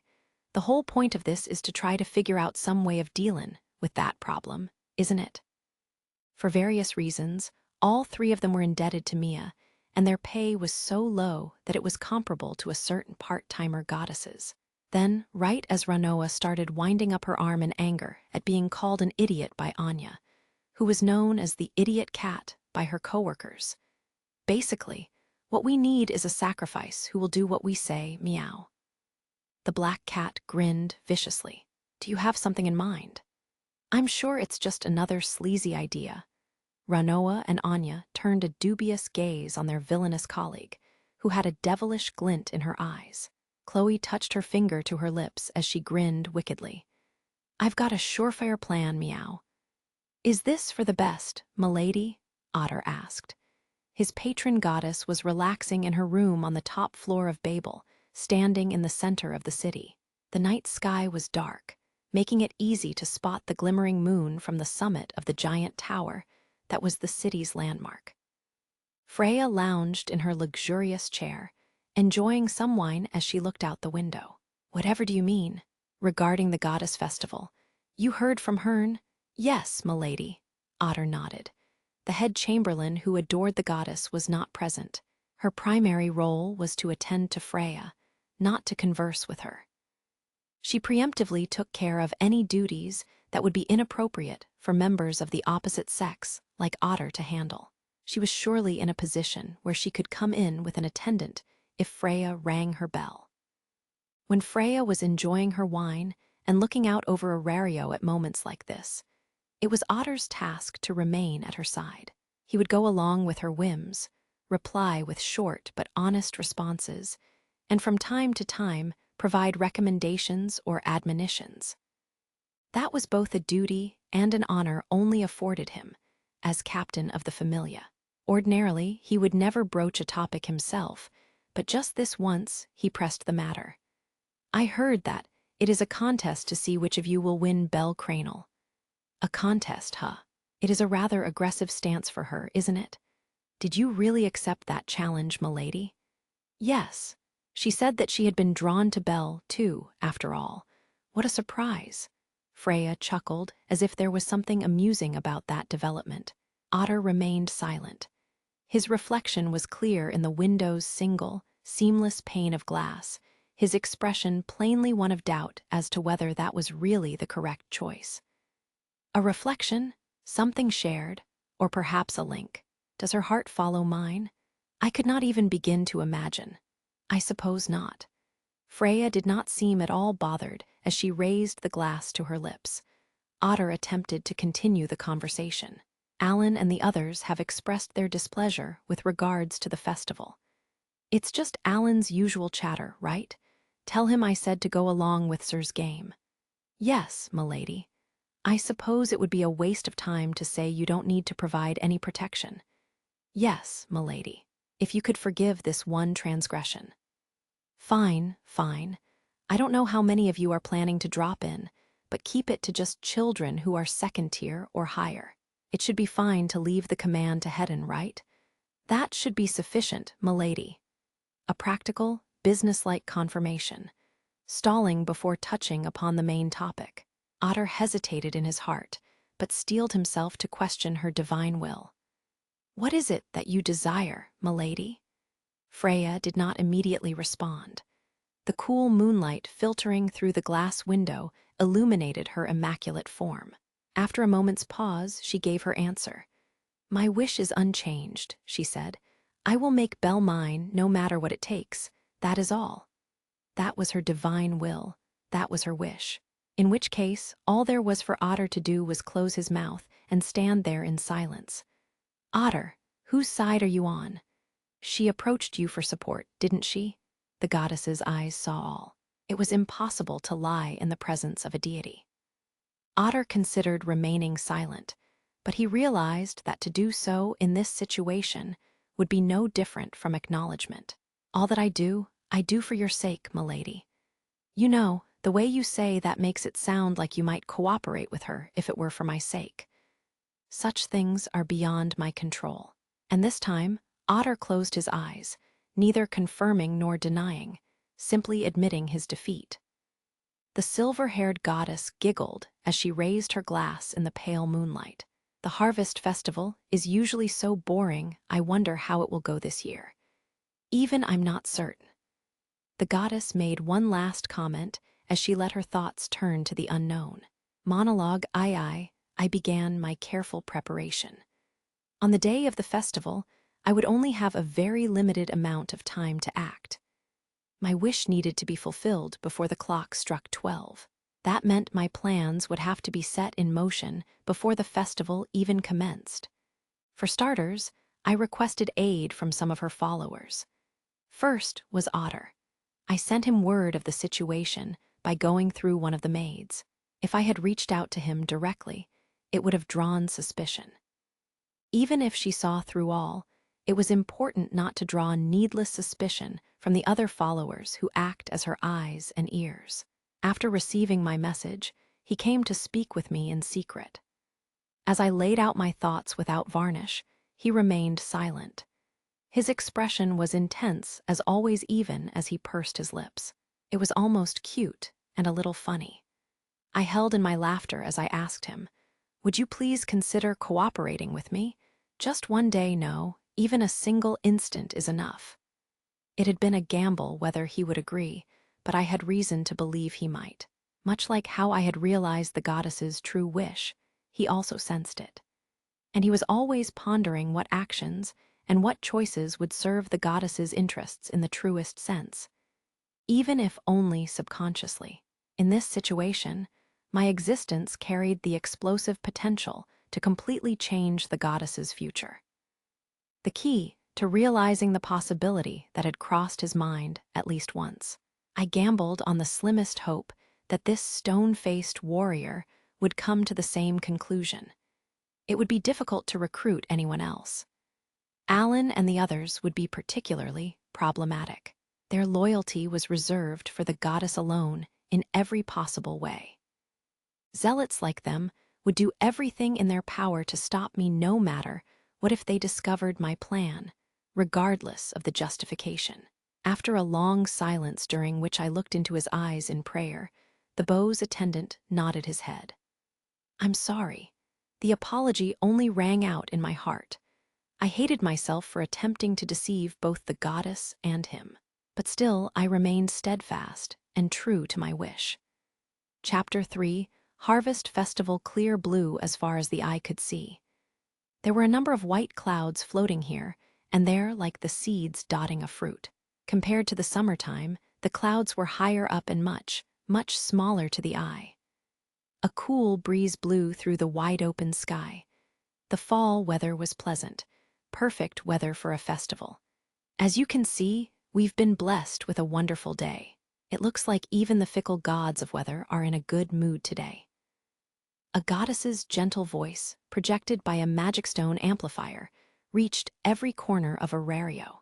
The source was at the heart of the city, in Central Park, at the foot of the chalk-white tower. This was where all 8 arteries of the city converged, a place where tens of thousands of people could comfortably gather. Today, however, the plaza looked different from usual. There were pagoda-like stone towers with altars at their bases erected in the north, south, east, and west around Babel, places of worship. The long-awaited season has come again. Winter passed, seeds matured into sprouts, and then the shoots that grew were harvested. It all seemed to pass in the blink of an eye. How did the year find you? Demeter's voice carried across the city. The 4 tall altars were crowded by countless humans and demi-humans, all of them gazing up at the 4 goddesses atop each towering structure. Damia, Hathor, Freya, and Demeter, goddesses of the harvest who resided in Arario and were living symbols of the festival. Suddenly, Demeter lowered her gaze. A great many things came to pass this past year, many of them frightening, and many of them sad. A year is but an instant to us deities, but I will surely never forget these few short months. There was a desolate tone in her voice, the dregs of grief from Elijah. Around the city, people's thoughts turned to the uproar at Monsterphilia, the destruction of the red light district, the armed monsters that appeared on the surface, and various other incidents that had occurred. A momentary hush fell over the entire city. Then, the goddess broke into a smile. She raised her head to look out from the altar, regarding the children staring up at her with joy on her face. And that is all the more reason why we should appreciate this moment for those with whom we've parted ways this year. Celebrate with hearts filled with gratitude for the abundance we enjoy. Excitement bloomed on every face in the listening crowd. Demeter's honey-colored hair fluttered as she opened her arms wide. We offer our thanks for the Earth's bounty and declare the opening of the Goddess Festival. Woo woo woo woo. Cheers rose throughout the city. What sounded like thunderous applause at first turned out to be fireworks set off by the guild. And judging by the tricolor bursts of flame, ice, and lightning blooming overhead, spellcasters from some familia or another had decided to help out. Tendrils of white smoke rose up into the sky as the roaring display went on. With all the children letting their pent-up excitement come out, Arario was filled with sounds of celebration as the opening ceremony drew to a close. Energy thrummed in the trading post and the commercial district, and even in the rebuilt slums of Daedalus Street. The festival began with a proclamation from the goddesses, and it would end with one as well. And every year, the one who initiated the festivities was none other than Demeter, the goddess who maintained the largest agricultural enterprise in the city. There was no better deity to announce the harvest festival than the very goddess who brought abundance to Arario. Whether grains, vegetables, or fruits, Demeter Familia's crops were what allowed Arario to flourish and profit. And today was a day for all to laugh and play. This was the beginning of the Feast of Plenty. Amazing! The cheers erupting all around the city can be easily heard wherever you are. My first goddess festival. The first harvest season I've spent in Arario. I'd be lying if I said I wasn't excited by the thought of a huge festival being held in the city known as the center of the world. Bards conjure pleasant melodies on strings and pipes, urging passers-by to make the most of the festival and not waste any time. I'd love to enjoy the festival to my heart's content, but there's something just as important. Honestly, I'm equal parts excited and nervous. I'm standing in front of the bronze statues of a goddess, waiting for someone. Sir still isn't here. This is a more square, a spot paved with colorful flagstones, while various flowers and plants brighten the space. There are lots of other people here besides me, and almost all of them, everyone other than me, actually, are couples snuggling together. Incidentally, this is the same place I once waited to meet up with my goddess to enjoy a meal together, though that time Demeter and a few others followed after us, and the whole thing ended up not happening. It's also rather close to Wish Cafe as well as the suggested meeting place noted in the second page of Sir's letter. Maybe I came a little too early? No, trust Master's lessons. I am feeling a little nervous with the lovey-dovey mood around me, but I suppress my doubts. Hedin, the elf who I've come to call Master after that short stint in hell, appears in the back of my mind. His training regimen was more demanding than anything Miss Ina ever put me through. I remember sitting at attention and absorbing Master's lessons designed for his incompetent pupil. It's absurd to even bother explaining it at this point, since it should obviously go without saying, but the battle begins long before you meet. Coming early, late, or just on time, they all affect a couple's power balance. It is a more complex and difficult match of stratagems than what an adventurer will face. More complex. What's the right choice then? There is no single correct answer. Just as there are countless ways to deal with the multitude of monsters that you may encounter, the number of possibilities explodes when considering your and your partner's personalities and how they might come together. It is even possible for the weather on the day and the layout of the location to influence things. Weather and geography, too. The number of things that I needed to factor in shocked me. I turned pale at just the thought of it. I could see how dating could be more difficult to master than adventuring. A date truly was like war, like the dungeon. Incidentally, maybe because he understood that I didn't know anything about the finer points of relationships between men and women, and had too little knowledge to work with, Master seemed to helpfully compare everything to the dungeon or adventurers when explaining things. It surprised me at first, but amazingly, I actually did seem to remember it a lot better when he did that.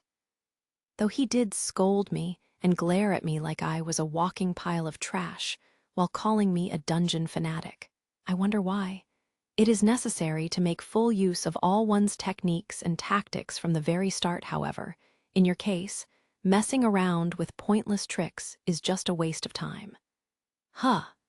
It doesn't suit your character. And above all, you are dealing with Lady Sir.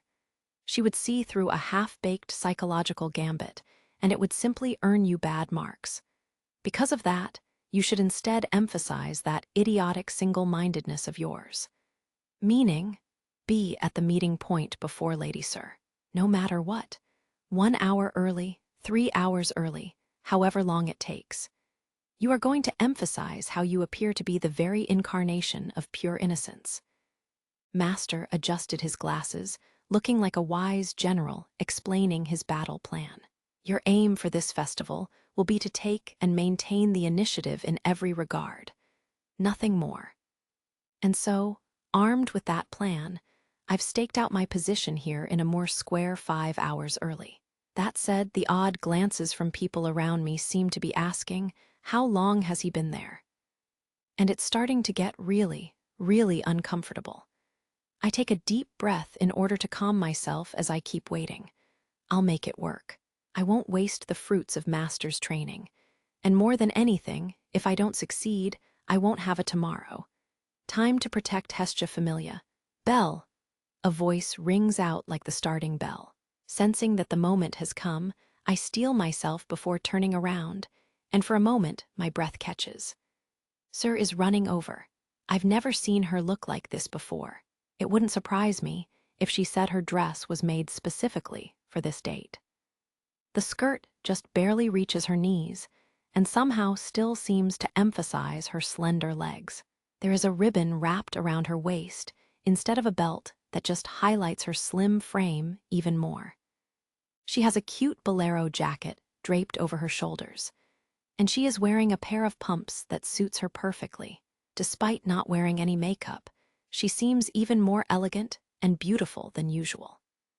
She never wears earrings normally, but for some reason I can feel my heart throb as I spot the telltale gleam of earrings behind her swaying blue-gray hair.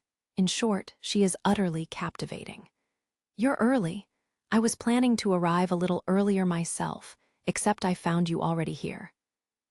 I guess she'd been hurrying because her breathing is just a tiny bit ragged and her cheeks are slightly flushed. She takes a pocket watch out of her handbag and smiles. Cute.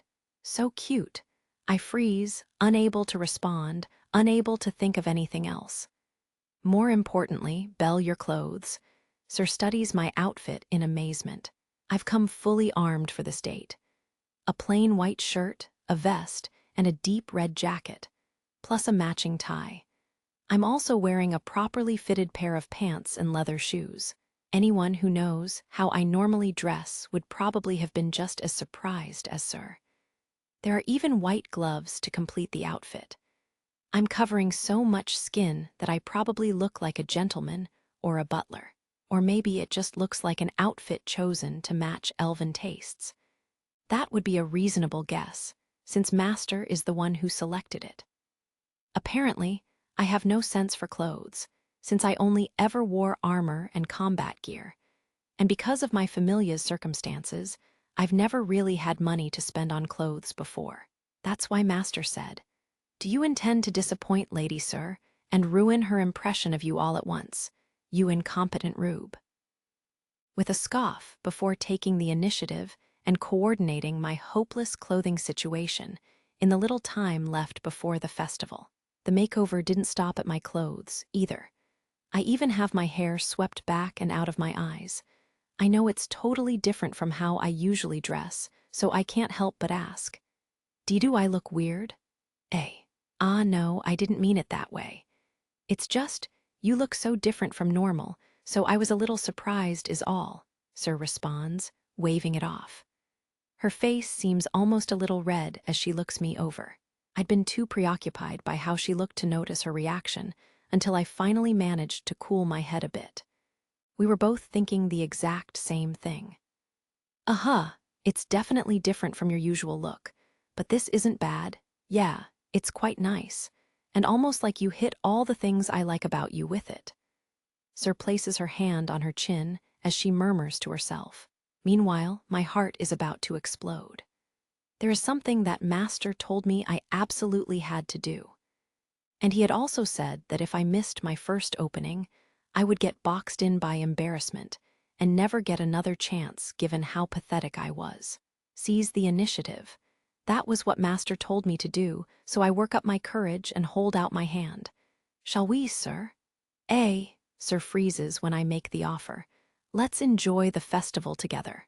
I'm smiling right now, right? My face hasn't gotten weird because of my nerves, has it? I tamp down the burning sensation in my ears as I look straight at her and say, "Let's hold hands." I guess she hadn't expected me to say that, because she's gone completely still.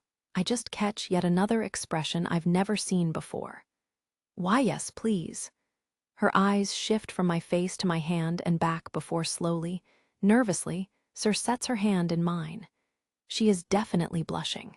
She immediately looks down to hide it, but the rosy red blooming on her cheeks is easy to spot.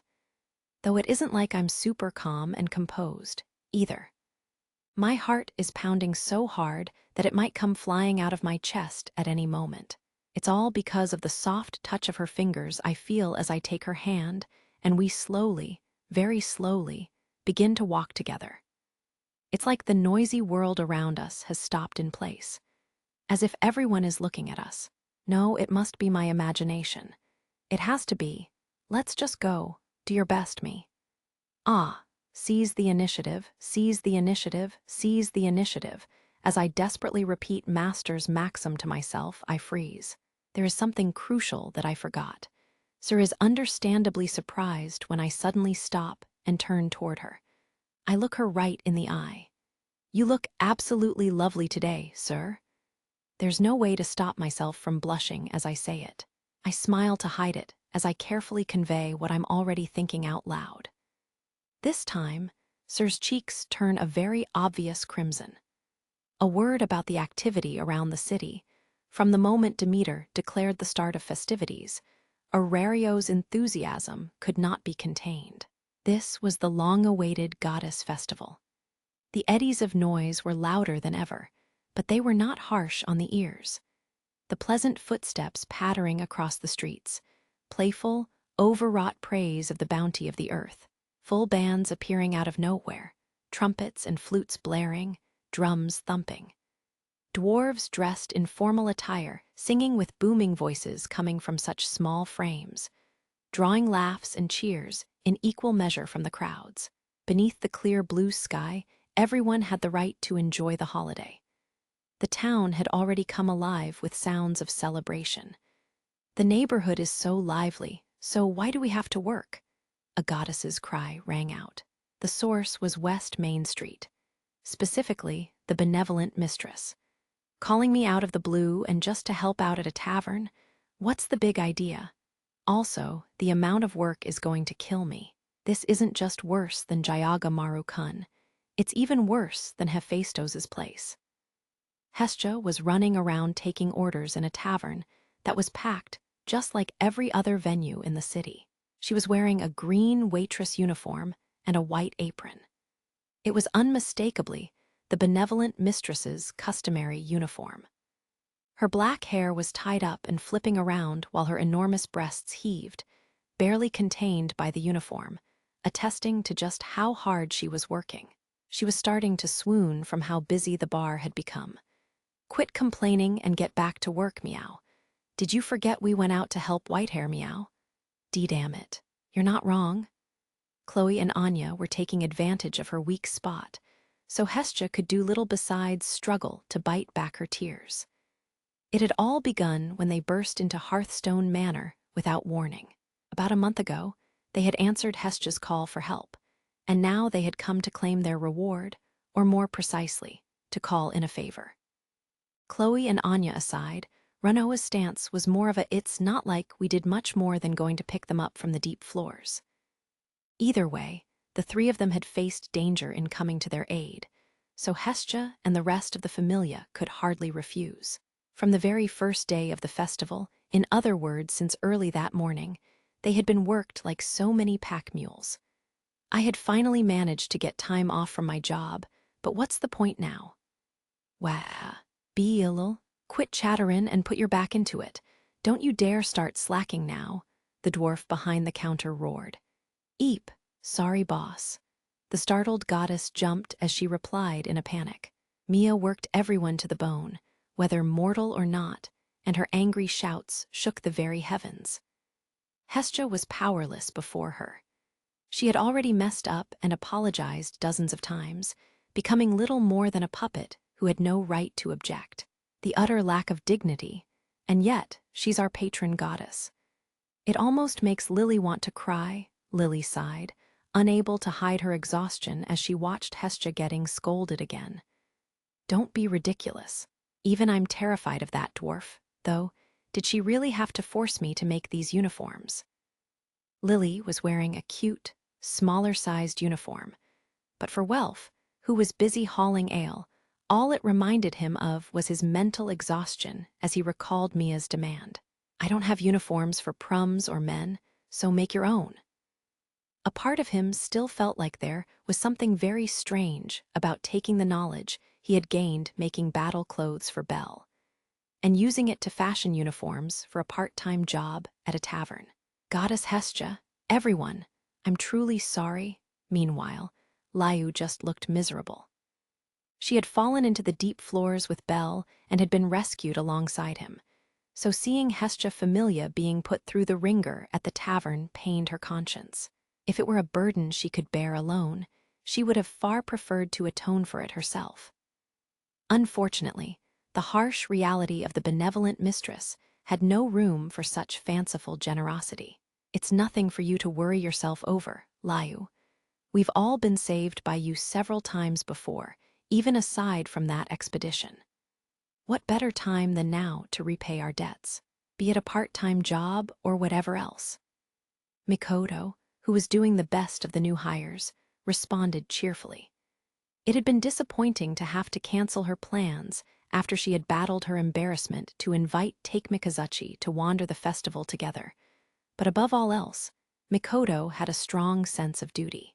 The girl had endured all sorts of training while also struggling against poverty in the Far East, which gave her the skills to cook, wash, clean, and do virtually anything else well enough to get even Mia to begrudgingly say, "Hef, so there is someone who can do real work after all, huh?" An all-rounder even as an adventurer, this was an area where Mikoto's strength shone through on a wholly different level. Take orders, check around the floor, wash dishes, or take out some trash during the lulls. Yep, that's right. Generally speaking, you'll be fine if you just follow whatever Mamma Mia tells you to do. But if you can react on the fly, then all the better. I heard you were a former princess, or former prostitute, or something, but you can really work. I'm on a quest for enlightenment, so. Haruheim, who had been pursuing a new career as a maid, was second only to Mikoto in getting things done around the tavern. Her tale was spinning as Ranoa mentored her, and the Renart did everything she could to help out. Taking and delivering orders, cleaning tables, washing dishes, taking out the trash, and even going out to buy ingredients at a moment's notice. The benevolent mistress was a high-pressure workplace that required all sorts of different jobs to be carried out, and every single one demanded speed. Other than Anya and them, the employees were all constantly working in the kitchen. The work situation made Hestia want to scream. How do you even manage with so few people on a normal day? Meow haha, this is my Hestia Familia scapegoat plan. If we don't have money to hire temp workers, then all we need to do is call in a favor. While Hestia and the others were running around, Chloe grinned evilly at the respite she had gained. It went without saying that this was the true goal all along. The Crowdsel love the goddess and followers who look as good as we do, meow, and those bountiful bosoms. It's a win-win all around. Even Mamma Mia can't complain. It's perfect. I feel bad for Hestia and the rest, though, but your plan is definitely working. Mio, not too shabby, Chloe. Heh, praise Mew more. Chloe, Ranoa, and Anya had withdrawn to the kitchen for a moment as they watched Hestia Familia running around working. In truth, the benevolent mistress was getting much more business than the other taverns. Part of it was the word spreading that Hestia Familia themselves were working there, and part of it was what Chloe had alluded to earlier, the effect of gorgeous girls driving up interest. The dazzling Eastern beauties Mikoto and Haruheim working as waitresses drew the gaze of practically every customer in the tavern, both male and female. And the sight of Lily desperately pumping her legs as she sped around the tavern was especially appreciated by the deities who wanted to pat her on the head and play with the adorable Prum. They were doing a wonderful job filling the hole that Sir had left. And because of that, Anya, Chloe, and Ranoa were ready to set out for their real goal. Mamma Mia's out of the kitchen. Meow's our chance. Let's go, Layu. Bebut. Aren't you curious about Sir and Whitehair? Besides, this is our only chance to enjoy the festival. It's a once-in-a-lifetime opportunity to explore and eat, meow. Layu was perturbed by the thought of them shirking work to spy on Sir and Belle's date. She found herself unable to move, feeling uncharacteristically indecisive. But then, are you really going to be okay with it if their relationship changes without you knowing it? Chloe's eyes narrowed, and she dropped her usual teasing tone. That caused Layu to move, and she broke. She stayed silent as she placed her hand on her chest and just barely managed to nod. Then, let's go, meow, Anya said as she led the charge out the back door. Layu turned back, furrowed her brow apologetically vaguely in Hestia Familia's direction, and then got dragged along by Chloe. I'm sorry for sending you that letter out of the blue like that, When I read that you wanted to go on a date, it totally caught me by surprise. We chat as we walk around holding hands. I can't completely calm my nerves, but I do my best to keep it from showing and not act too awkward as we stroll through the festively decorated streets. I'm sorry, but I just really wanted to see the festival. That's why. Sir is right beside me, beaming at me like she wants her expression to convey how she really feels. Thank you so much for coming. Her hair sways and a faint aroma tickles my nose. I'd be lying if I said my heart didn't skip a beat. After showing me such a cute smile, there's no way I can tell her it's all because Hedon blackmailed me. I manage to respond with an awkward smile. She squeezes my hand a little tighter, an embarrassed smile of her own still on her lips. It's strange to picture what we must look like, but the two of us blushing together like this must make us seem such a pure, innocent couple. But the moment my imagination goes that far, I stop myself from thinking about it. After trying so hard not to lose my cool, it would all be wasted if I end up causing my own breakdown. We're lucky the weather cleared up. Yes, it really is. I never do this normally, but I actually prayed to the gods, asking for it to be nice out even if only for today. I narrowly hang on by making small talk as I guide us toward the sounds of the festival. Heading southwest from Amour Square, we step out onto Main Street. Yuwa! There are so many stalls and so many wooden crates filled with a dizzying array of grains, fruits, and vegetables. My breath catches as I take in a view of the city I've never experienced before. The city's southern shopping district has never been lacking for excitement even in normal times, but it's also the part of town that has gotten into the festival spirit more than anywhere else. Centered around South Main Street, it's filled to the brim with people and the rich bounty of the harvest season. That's the goddess festival's famous attraction. The most eye-catching thing in the street is the string of wooden crates lined up like minecarts, each large enough to hold a bowl. They are filled with mountains of golden wheat, colorful berries and apples, enormous pumpkins, and every other sort of crop imaginable.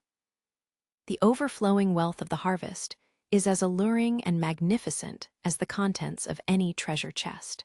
There are no salespeople standing by the crates, and I almost assume they're only there for display, until I spot someone casually grab a piece of fruit and take a delicious-looking bite out of it while passing by.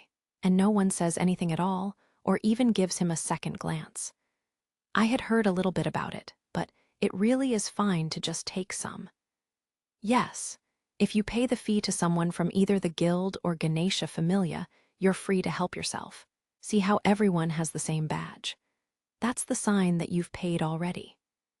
Just like Sir said, apparently at Aurario's goddess festival, once you cover a modest fee, it's okay to pick up any of the fruits and vegetables set along the streets and eat to your heart's content. To top it off, a lot of the nearby shops offered to prepare food as well. If you bring an ingredient that isn't really meant to be eaten raw, they'll cook it for you free of charge. Looking around, I see children and adults alike enjoying themselves. There are stoves set up for baking fresh, piping hot bread, but also steaming potatoes and other buttered vegetables, too. Other places are slicing fruits and using them to top ice cream.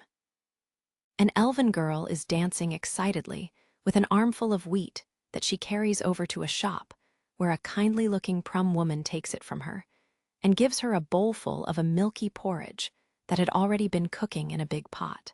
It looks like it was sweetened, and the girl's eyes glimmer when she sees the berries and flower petals on top of the porridge she eats, savoring every bite. Everywhere I look, I find another amazing sight. Even if it was a harvest festival, if I had done something like that back in the village where I grew up, I would have been scolded and had the wrath of the gods called down on me.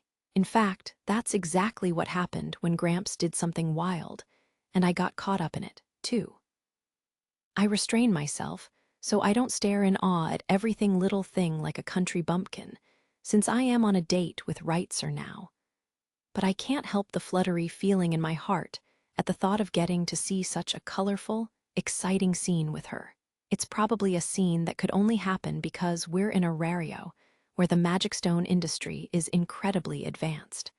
Since we're here and all, shall we try something? Yes. It's a little early for lunch, though. That said, I didn't eat anything for breakfast. Really? Actually, since I was busy getting ready for the date, I didn't eat anything either. Hee hee. That's why I didn't eat too. I am a little bashful seeing Sir giggle as she holds her hand over her mouth, but I quickly call out to the nearest member of the guild. The badge costs 1,000 volleys. It is in the shape of a little shield and depicts wheat and Demeter Familia's emblem, along with the word South in Koine. Seems like the foods on display at each main street are different, so if you were going to walk around and explore all of them, you would have to buy different badges at each street.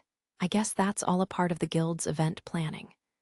Even with all this happening around the city, they are still keeping track of things. Apparently, it is a common sight every year for people to try to sample every main street's displays and end up too full to move. Incidentally, the badge is a magic stone item and impossible to forge. Anyone who tries to pull any weird moves will immediately get arrested by the volunteers from Ganesha Familia, keeping watch all around the city. With Master's teachings and all, I try to pay for both of us myself, but Sir refuses to back down on this matter, so we end up splitting the cost. I tremble, hearing Master's voice in the back of my head saying, 1 point deducted, as I take some wheat grains that look like nuggets of gold to one of the stalls with a stove. Handing them over to a stout old lady, she hands me back some bread that had just finished baking. I tear off a small piece and add some of the peanut butter she had suggested. Delicious. This is excellent. It is piping hot and just a little bit sweet. It feels like my cheeks are going to melt. Even though I rarely enjoy sweet things, I'm tempted to get seconds. I break into a smile as our eyes meet, and we continue our stroll while quieting our stomachs' rumblings by snacking along the way. Say ah, Belle. Say ah, and I'll give you some. All of a sudden, I see that Sir has torn off a bit of bread and is holding it out in front of me. There is a mischievous gleam in her eyes. It's come to this already. I flinch a little internally at her sudden offensive. But it's okay. I already studied how to deal with this. Even after she collapsed once, Cassandra had rallied and kept going, trading dozens of bites with me until she started to run a fever. Her sacrifice will not be in vain. I hold Sir's outstretched hand with my right and take a bite of the bread as if it were only natural. It really is good. Would you like some too? Huh, Sir's wide-eyed, not understanding what's going on as I return the favor. Here, say ah, I say, flashing a perfect smile. She is undeniably flustered seeing me still holding her hand. And then she takes a bite. Her cute lips gently brush against my fingers through my glove. I maintain my smile as she keeps my hand pressed against her lips while she chews. How was it? It was delicious. I can see her cheeks flushing as she hides her face behind my hand. She refuses to meet my eyes as I say, I'm glad you liked it, before finishing off the last of the bread. Wait, what? Sir cocks her head in confusion as I flash a teasing grin, and then gently take the lead as we begin to walk again. There are plenty of other things besides food being sold on South Main Street. Accessories of flowers and nuts, and protective charms associated with the festival go on as far as the eye can see. Not to mention the roadside stalls set up on cloaks laid out on sidewalks, offering all sorts of accessories. In one corner, there's even a lively puppet theater putting on a show with what must be a mage involved in the production, because the performance really seems to pack a punch. And farther down at the boundary between the street and Central Park is a gate done up to look like it's made from ears of wheat. We're standing in the shopping district, where there's a casino and a theater and all sorts of other entertainment. But right now, no one is thinking about anything besides the festival. But the crowds are really something because of that. I normally don't visit this part of town too much. but I can still tell it's far more crowded than usual. Not so packed that you can't move around at all, of course, but there's definitely a lot of jostling when passing people, and the children running around can suddenly scamper by right in front of us, so it's important to stay on our toes. I probably shouldn't compare the two, but I guess this is still better than the dungeon where monsters can attack you out of nowhere. I maintain a natural pace as I shield Sir from the crowds as best I can, guiding her by our linked hands with a marginal amount of strength so as not to bother her, sometimes nudging her toward me and other times slightly shifting her away as needed. And of course, always protecting her from big, broad-shouldered people passing by, and constantly looking ahead while making sure to pick a path that doesn't involve any swerving or drastic course changes. When a horse-drawn cart comes, I let go of her hand for a moment and continue chatting as I guide us to the side of the road. I'm level 4, a full-fledged second-tier adventurer. Moving deftly in a crowded flow of people comes naturally, is what I'd like to say. But being able to maintain the proper positioning while escorting someone is the fruit of Master's teachings. If Lady Sir suffers even a single scratch, I will kill you. His eyes had been deadly serious. A chill settled over me as I put my life on the line to master how to properly escort a lady. But because of that effort, I'm able to take care of Sir like this. I try not to draw attention to it, of course, but I think that she might be starting to notice. Her blue-gray eyes are fixed on me as we walk. Is there something wrong? Ah, no, it's not there's anything wrong, but when I meet her gaze, she looks shocked in a way that isn't like her. It wasn't supposed to be like this. I'm supposed to be making your heart race, but for some reason, it's my heart that won't settle down. Something strange. She places a hand on her ever so slightly reddened cheek as she cocks her head. I guess I should interpret that as a sign she's enjoying the moment. I am a bit stunned by her reaction, but my hand flashes out a moment later. Excuse me, but pickpocketing isn't a good thing to be doing, if you ask me, I warn the man. Eep, Sir is shocked as I wrap an arm around her shoulder while catching the wrist of a man who is reaching out for her bag. There is a dramatic increase in pickpockets during festivals relative to normal times. Another admonition from Master. Also, Lily is always harshly warning me. You are always so full of openings, so try to stay on your guard, please. If I were a thief, I would have robbed you at least 40 times by now. I guess Sir had been an easier target because she hadn't been as focused on her surroundings. I'm never really comfortable with these sorts of things. This pickpocket is surely just a normal person not associated with any familia, and he blanches in the face of the superior vision and speed of an upper-tier adventurer. Noticing the commotion immediately, 2 members of Ganesha familia quickly take him away. You, Belle, scratching my cheek as I watch them disappear into the crowd. A vanishingly soft voice brings me back to my senses. Sir looks embarrassed at the close contact. I immediately let go of her shoulder and turn to face her. She has a shy smile that almost seems reflexively awkward for dealing with something she isn't used to. I'm sorry. Are you all right? Sir's cheeks flare up again. Not bad, kiddo. Ranoa was peeking out from behind a corner along with Chloe and Anya, watching Belle and Sir. It sort of feels like white hair is kind of cooler than usual, meow. Yeah. It's like more than just his looks have changed. When did he turn into such a lady killer? His hottie level is 800, 900, 1,000. Meow. It's still rising. Their little band was currently observing the date from a distance. Anya had tracked Sir's scent after they broke out from the benevolent mistress. Well, it was more like they were just sort of doing whatever they wanted. They were certainly not paying any heed to the odd looks they were getting. Anya had a crepe in one hand and a hot potato in the other as she chowed down on both. Meow, look at that perfect positioning. What do you mean, Chloe? He's protecting her from the press of the crowd at all times, meow. What an insanely high-level technique. Anyone other than me would miss it. Chloe was looking smug for some reason as she explained how Belle was even now naturally protecting Sir as they walked. "He's no little rookie meow, he's a proper gentle rookie," Chloe declared. "Ooh." But Liu was just silently watching Belle and Sir, a hand pressed against her chest. We tried all sorts of food, chatted, and sat down on a bench for a quick break along the way. It was quite a lot of fun strolling through the festivities in the shopping district. Somewhere along the way, it started to feel like she was staring at me, but when I glance over, she quickly smiles to hide it. "Is there something else you want to try, Sir?" I should hold off for now. I ate a little too much already. Maybe you had too many berries earlier, after all. Grrrrrr. Ha ha ha. Sir glares at me when I tease her, but her expression quickly reverts to a smile.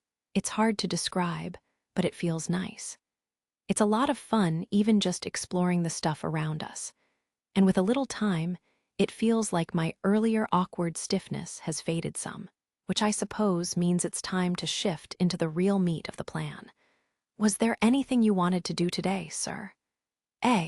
If there was anything in particular you wanted to do, then please let me know." Master's first rule: the man should always be leading the woman. But he should also ask if there's anything she has her heart set on. It's important to strive for mutual understanding.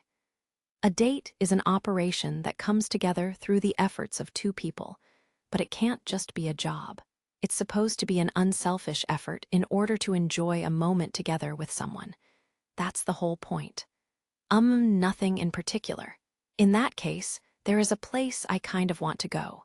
Would you mind accompanying me? Rule number 2. To the greatest extent possible, put what you are thinking clearly into words. Hesitation is the enemy.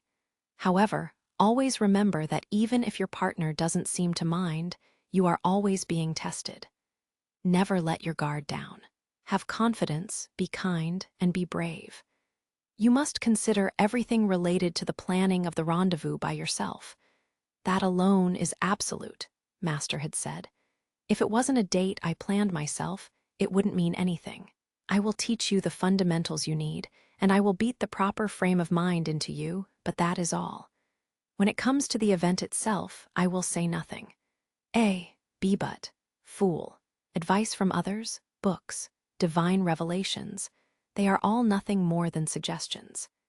If you can't gather all the available resources and put together a way to make Lady Sir smile by yourself, then she will not truly be pleased, because it won't contain any of your own character. How much joy can a man and woman share together? At the end of the day, that is the essence of a date.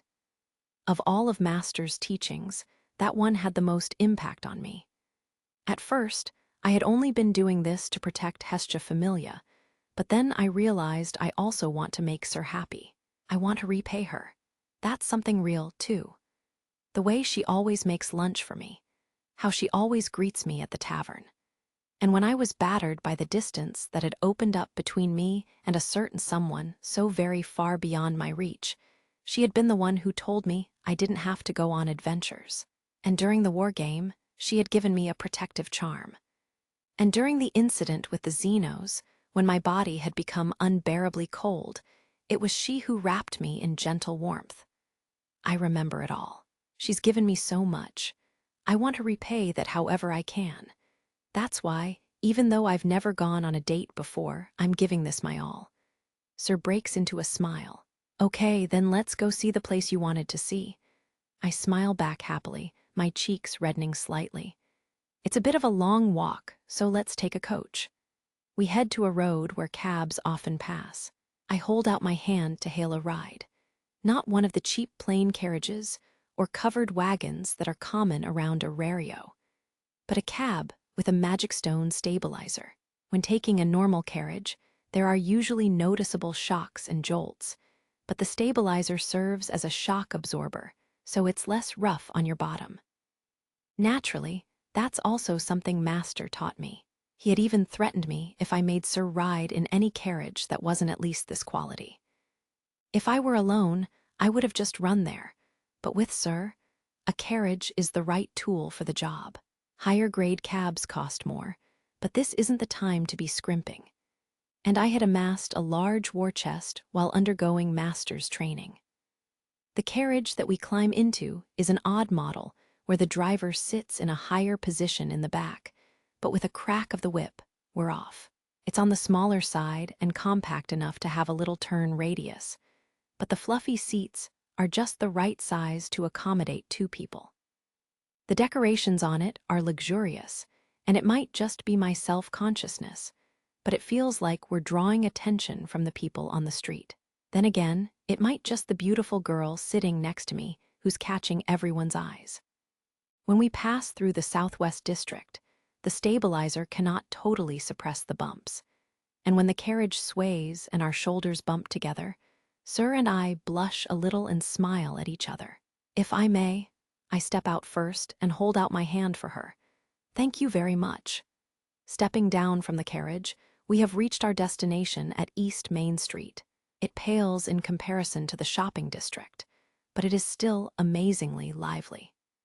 Something seems to be going on at the amphitheater where Monsterphilia had been held, because I can hear roaring cheers coming from that direction.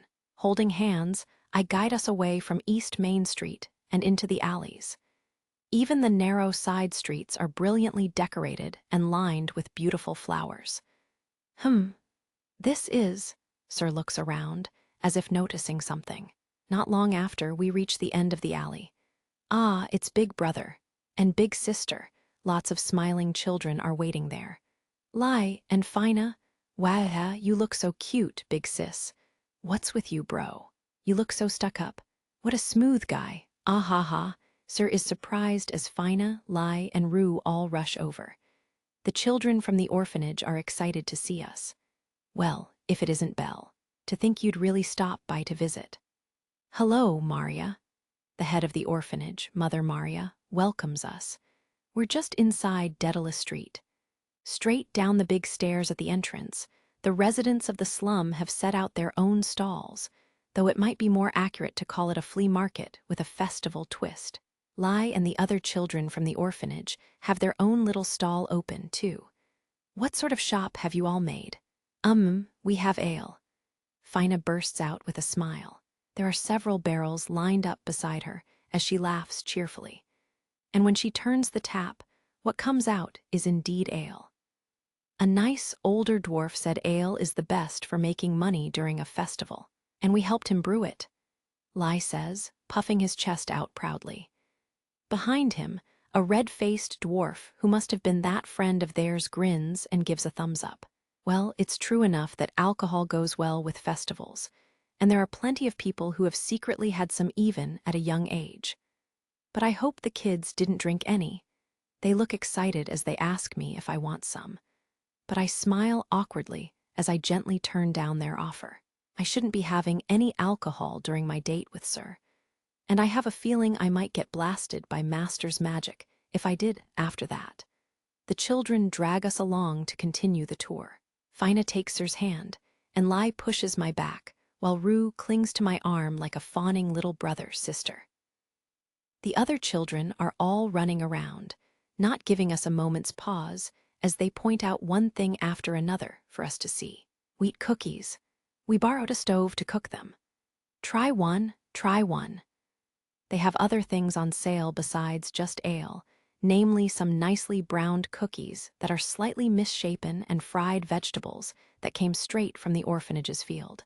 Part of the reason I make a point of buying some is because they had made the food themselves, but it's also because they just seem plain delicious. Maria watches over us kindly as we play around, just like the first time we came to visit. During the incident with the Xenos, I had hurt them all. There was a time when they rejected me, but that only makes it that much more amazing to be able to laugh and smile together with them again like this. Let's dance, Big Sis. That sounds like a wonderful idea. Perhaps the ale all the slum's residents had been savoring was starting to take effect, but everyone seems to be sporting rosy cheeks as they pull out old, beaten-up musical instruments. The music they're playing on a whim doesn't exactly mesh together perfectly, but it's still a pleasant melody, and a bunch of girls invite Sir to dance in the street. This is a Daedalus Street-style folk dance.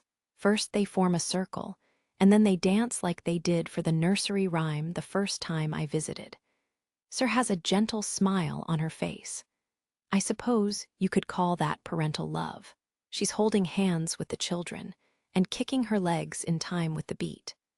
And when an Amazon girl grabs onto her from behind, she pretends to be mad while wrapping the girl up in her arms and nuzzling their faces together.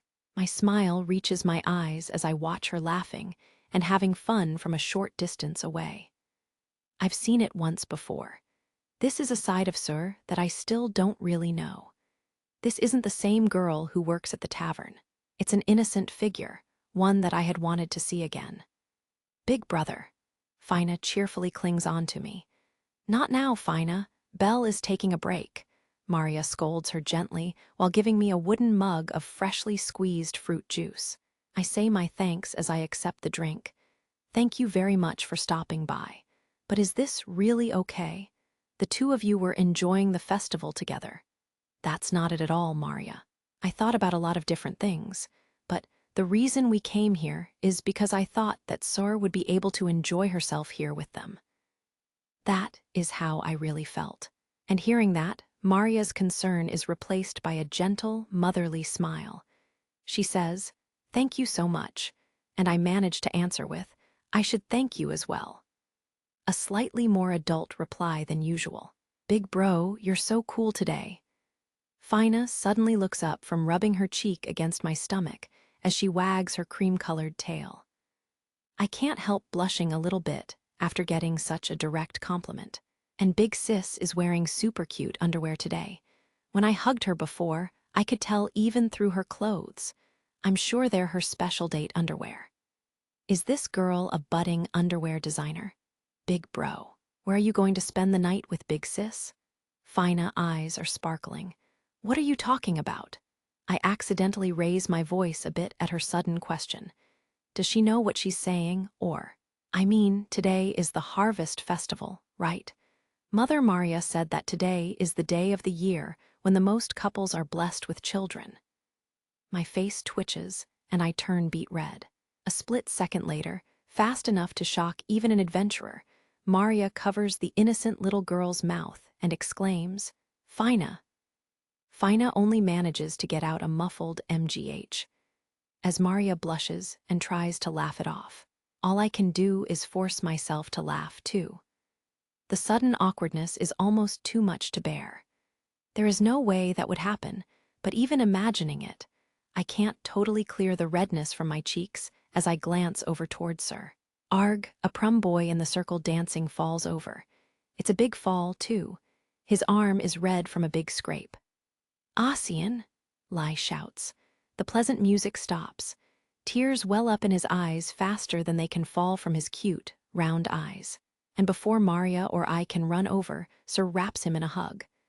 "Are you okay, Ossian? Be Big Sis. It hurts, doesn't it? Go ahead and cry. It's okay, Big Sister knows a spell to make you smile again."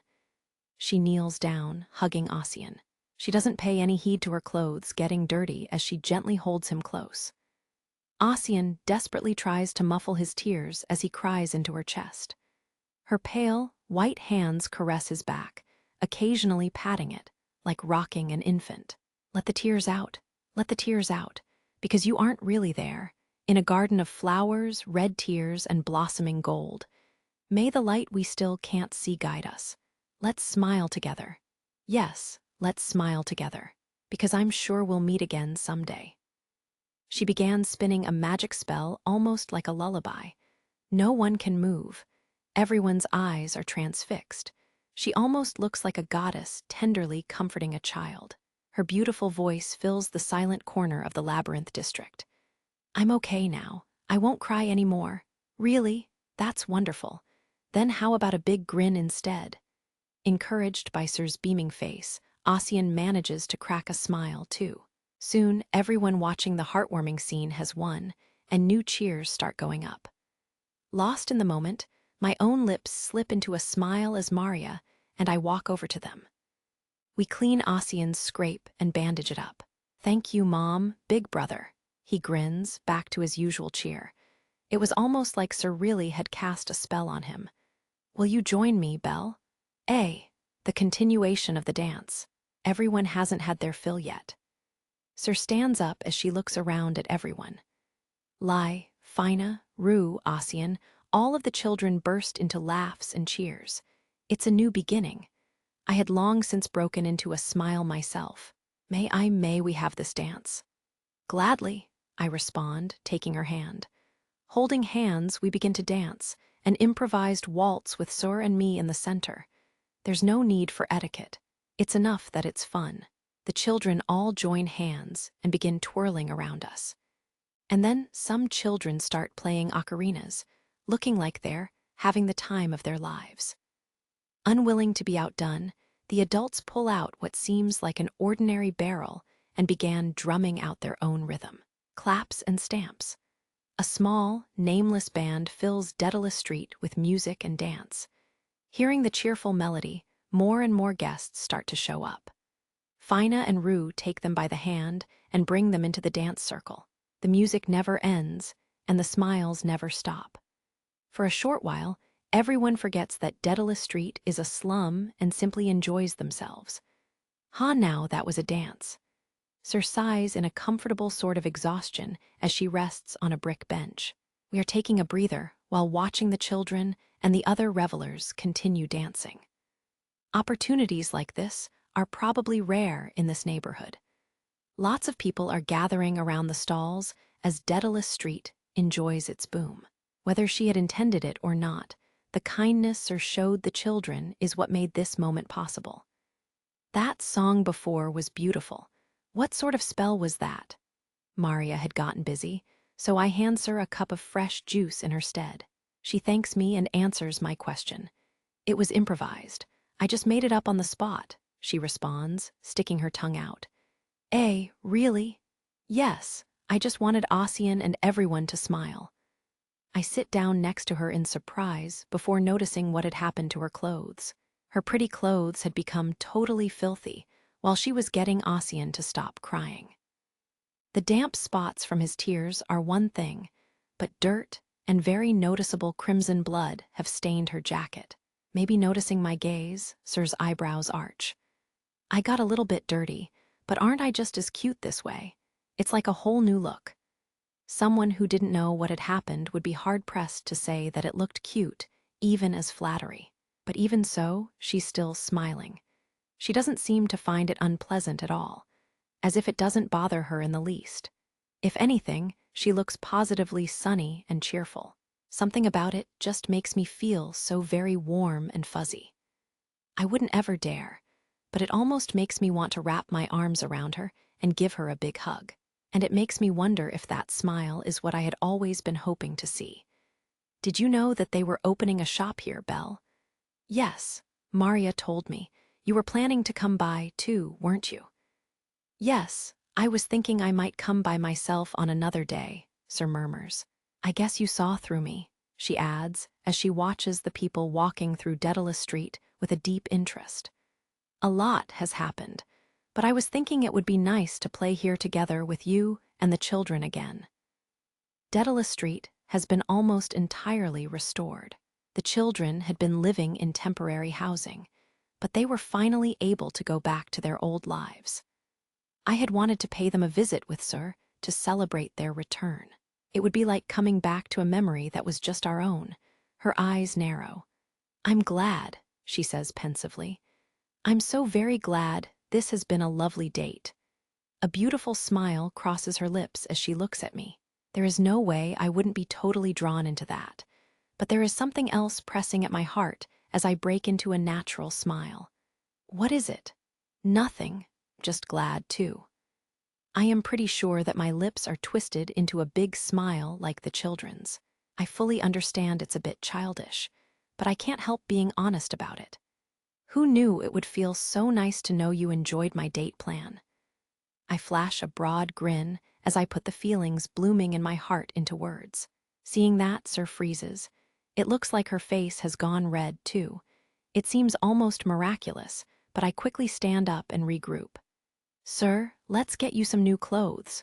Belle, I still have a bunch more places I'd like to see with you. I take her hand as she looks surprised and give her a gentle tug. Sir seems flustered as I shout goodbye to the children and Maria while leading her away. They wave and cheerfully shout, "See you later." I really am starting to enjoy myself. I want to pay Sir back even more. I want her to enjoy everything to her heart's content. That is sufficient. When it comes to dealing with her, defense is a fool's errand. The white-haired boy led the girl with blue-gray hair away by the hand as Hedin observed from above. He was keeping watch from atop a temple at the corner of the neighborhood, his vantage point rising just a little bit higher than the surrounding buildings. The voices of people enjoying the festival could be heard in the distance below him. If you let her seize the initiative, you'll never get a chance to make your move. In which case, the only choice is to press the attack. Lead her around with unpredictable situations. The only way to make this day special is to maintain the lead throughout. If you get the wrong idea and attempt to make any sort of lewd move, though, you will die then and there. Currently, Freya Familia's members were spread out in a wide area centered around Sir. Under the plan Flover Guardian, named so by Hegni, they were observing the couple from atop roofs, behind buildings, and mixed among the crowds like private guards, all in the name of protecting the girl. It would perhaps be more accurate to say that they were surrounding Sir and Belle. If Sir were ever in any danger, they would immediately become either shields to protect her or swords to cut down any who might cause her harm. And because of that, if Belle even attempted to take her to a suspicious location, he would immediately be annihilated. The unfortunate rabbit did not know the thin ice he was skating across as he went about the date with his life on the line. Though he had noticed the countless glares piercing him as a cold sweat formed in his heart. Though worrying about a late bloomer like you losing your mind is just a waste of time. Ordinarily, this much force was not used for Sir's protection. At most, there were usually just one or two first-tier adventurers watching from the shadows. The reason such a large number of even second-tier adventurers had been deployed was because it was the goddess festival, and most of all because Sir had brought Belle along out of a clear affection for him. Put simply, the members of the Familia were jealous. That was just how important the girl Sir Flover was to Freya Familia. Passing marks thus far, meanwhile, Hedin was being run around on lookout for a different reason. Guarding Sir was the pretext, but his real goal was to supervise the date rather than observe it. He was watching as Belle, whom he had completely reprogrammed, escorted Sir. On one level, it was for the sake of fulfilling Sir's wish. If Belle did something irredeemably foolish, Hedin fully intended to unleash one or two relatively serious spells. True to his alias Hildslave, he would surely be able to use his precise magic control that was said to be the best in the city and erase the boy from Sir's field of view with a precise lightning strike. And after that, he would severely punish the boy to break him down even further. His aptitude for retaining lessons is terrible, and he's unbearably inefficient, but as expected, he isn't betraying expectations thus far. Thinking back on the 5 days of training, Hedin had adjusted his view of Belle Cranel. He had caught the attention of the goddess, whom Hedin loved and respected by growing at a blinding rate.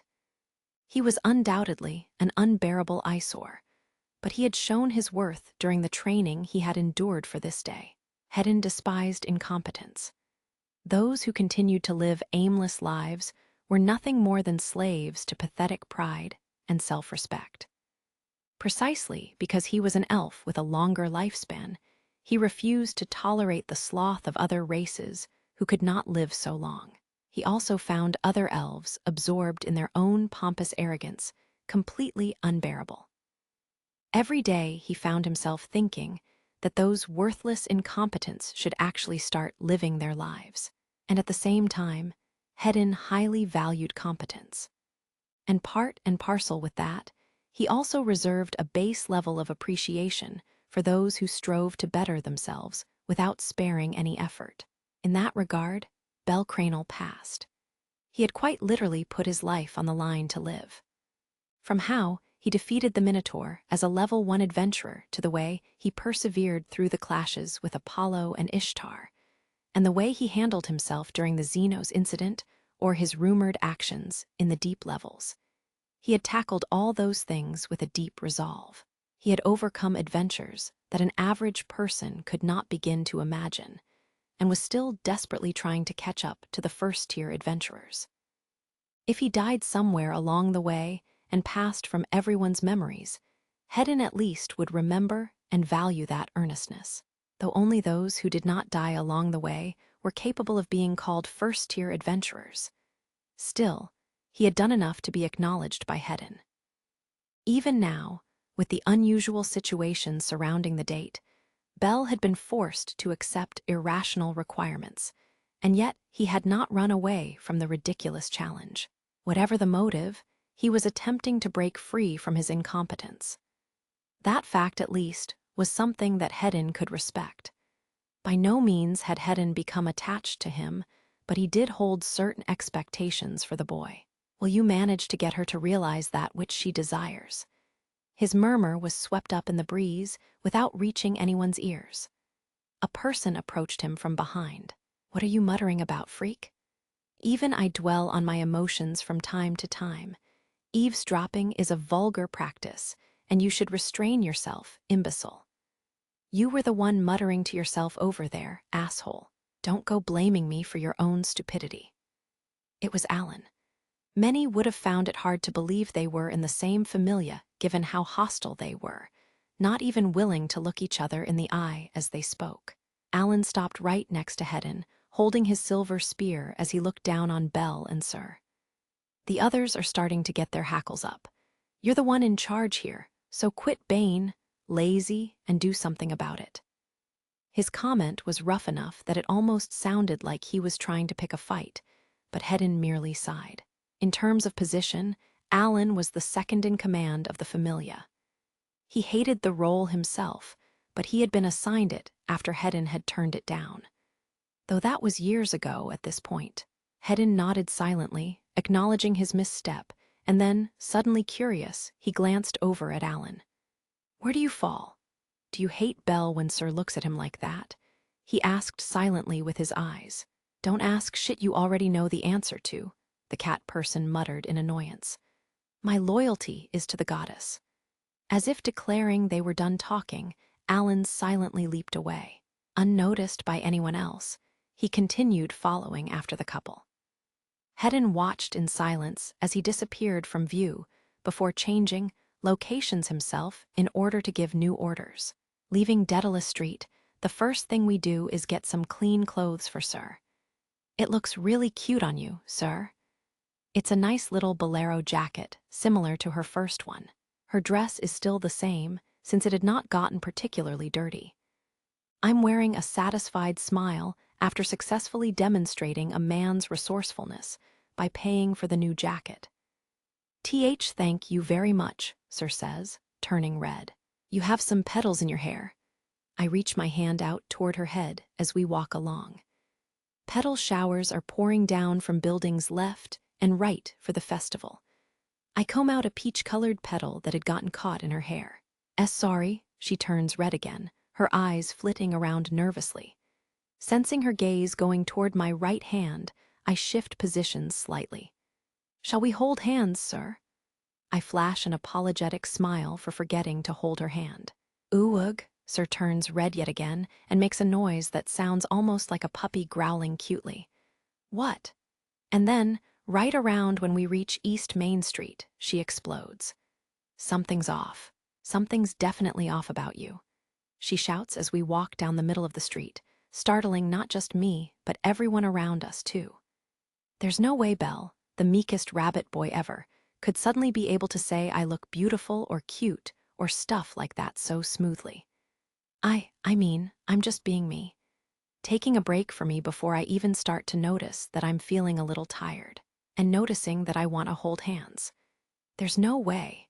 The childlike Belle who only ever has dungeons on his mind, who can't even begin to understand a maiden's heart. That Belle would never, ever be able to do that. Why, you don't have to go that far. Hearing how Sir really sees me is starting to eat away at my heart. Would you rather I not? I ask nervously. No, I'm happy. I'm really happy. But this isn't how it was supposed to be. She seems to be having trouble controlling the redness in her cheeks as she vents at me. She looks like she might start stamping her foot at any moment. It's so out of place and childlike and cute.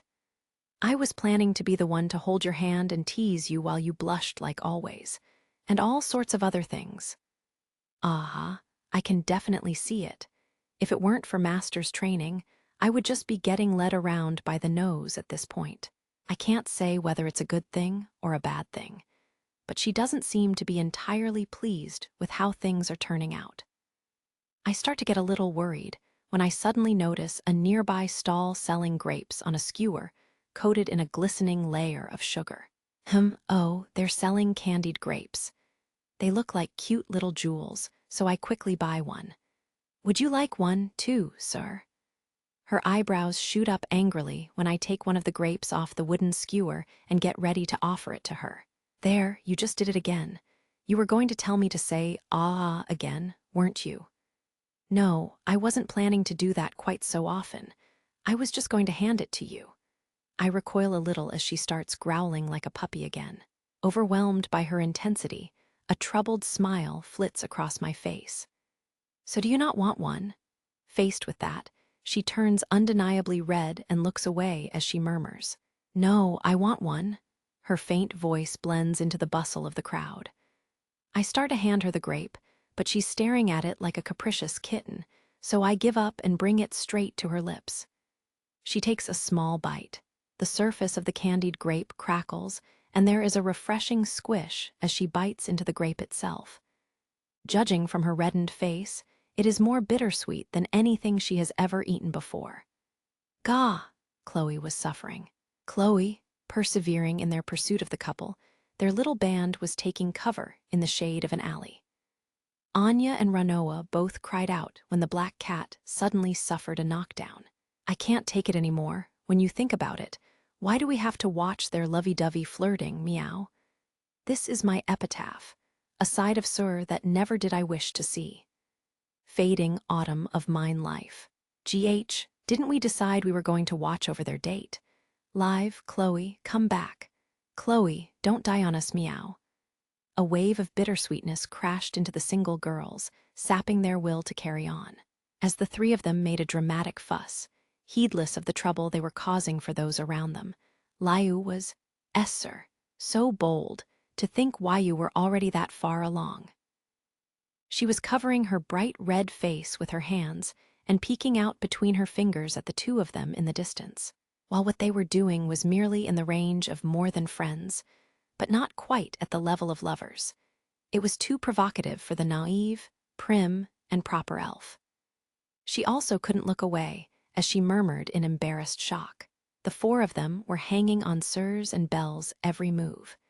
Meanwhile, Freya Familia's adventurers, charged with protecting Sir, were all seething at Belle. Elsewhere, die in a fire, rabbit boy. The rougher adventurers in the crowd nearby, their glares filled with bloodlust and envy, were glaring daggers at Rabbit Foot as he attended to his beautiful companion. It sort of feels like over 100 people are watching us, and keenly attuned to gazes directed at him.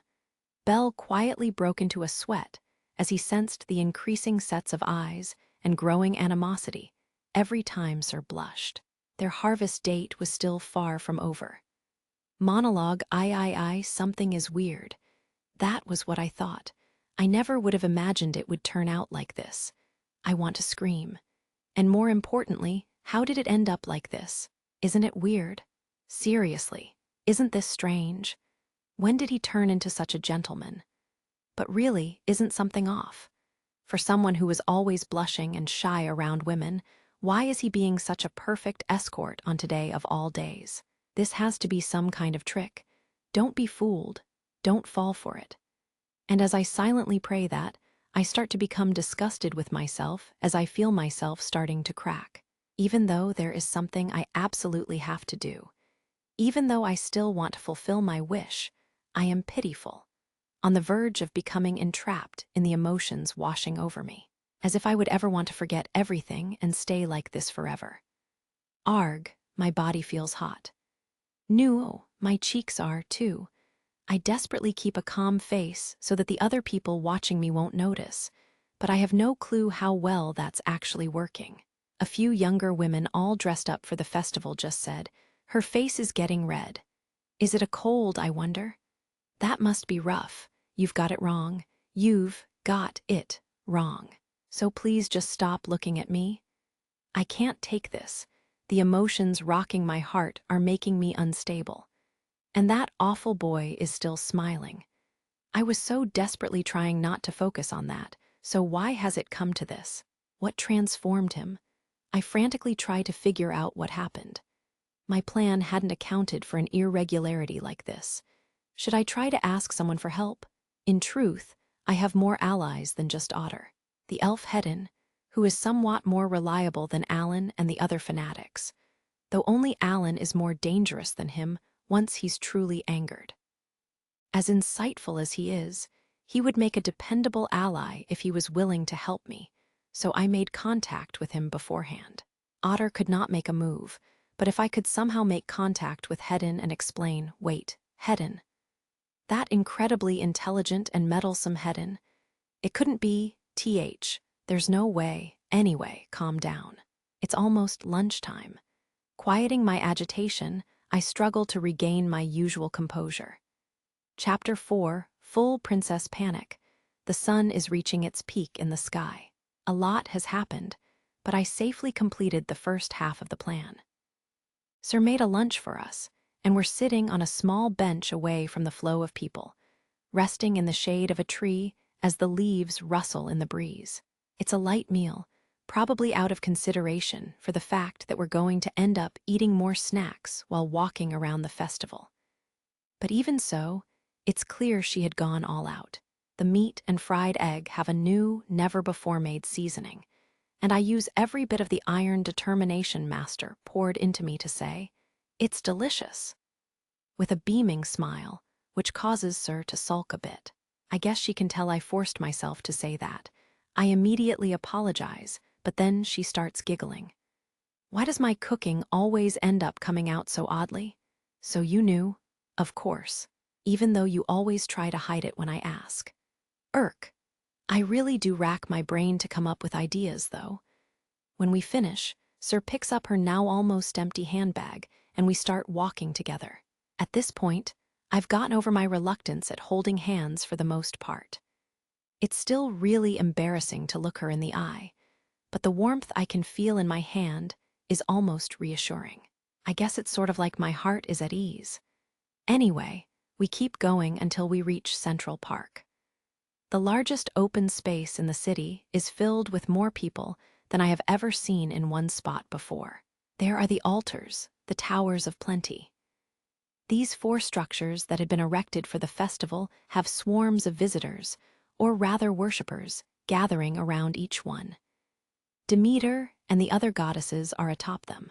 The goddesses of the harvest stand on the altars, right? That's right. As the symbols of the festival, they receive offerings and are worshipped by the people. A huge mass keeps crowding around the stone towers. Each of them is waiting their turn to place a flower at the base of the closest altar and offer up their thanks to the goddess above. Ah, so this is what genuine worship looks like, respectfully offering their thanks to the deities who embody the harvest season. This is the original purpose of traditional harvest festivals of yore. The goddess festival lasts for 3 days, and there are so many people who come at one point or another, so the goddesses sit up on those altars for them. Whoa, the whole time. Apparently, they alternate and take turns, so it isn't like they are all present for the entire duration of the festival.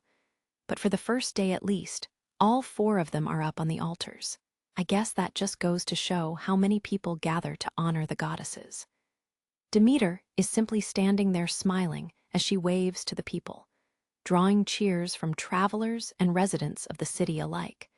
But some of the other goddesses are already looking groggy, just hanging limply over the handrail like laundry set out to dry. Still, the cheers coming from the worshippers haven't died down at all. It's amazing. If anything, the crowds seem to be enjoying the familiar scene, like this happens every year. Apparently, this year is a bit of an improvement. How so? The truth is, there were 5 towers last year, but Ishtar returned to the heavens before this year's festival. Ishtar was a free-spirited and beautiful goddess, and it was customary for her to declare that she was bored and abandon the altar, which always caused a fuss also. She held a grudge against a certain goddess, so there were all sorts of incidents because of that. Ishtar was a goddess of bounty in addition to being a goddess of love. All of a sudden, I feel a little awkward, since I had been deeply involved in the incident that spelled the end of Ishtar Familia. I can't honestly pretend it had nothing to do with me, but I quickly realize which goddess she must have held a grudge against. The northern tower where Freya is has just as many worshippers as Demeter's tower to the west. Maybe even more. Lady Freya, thank you for this year's bounty. Please grant thy divine blessing, goddess.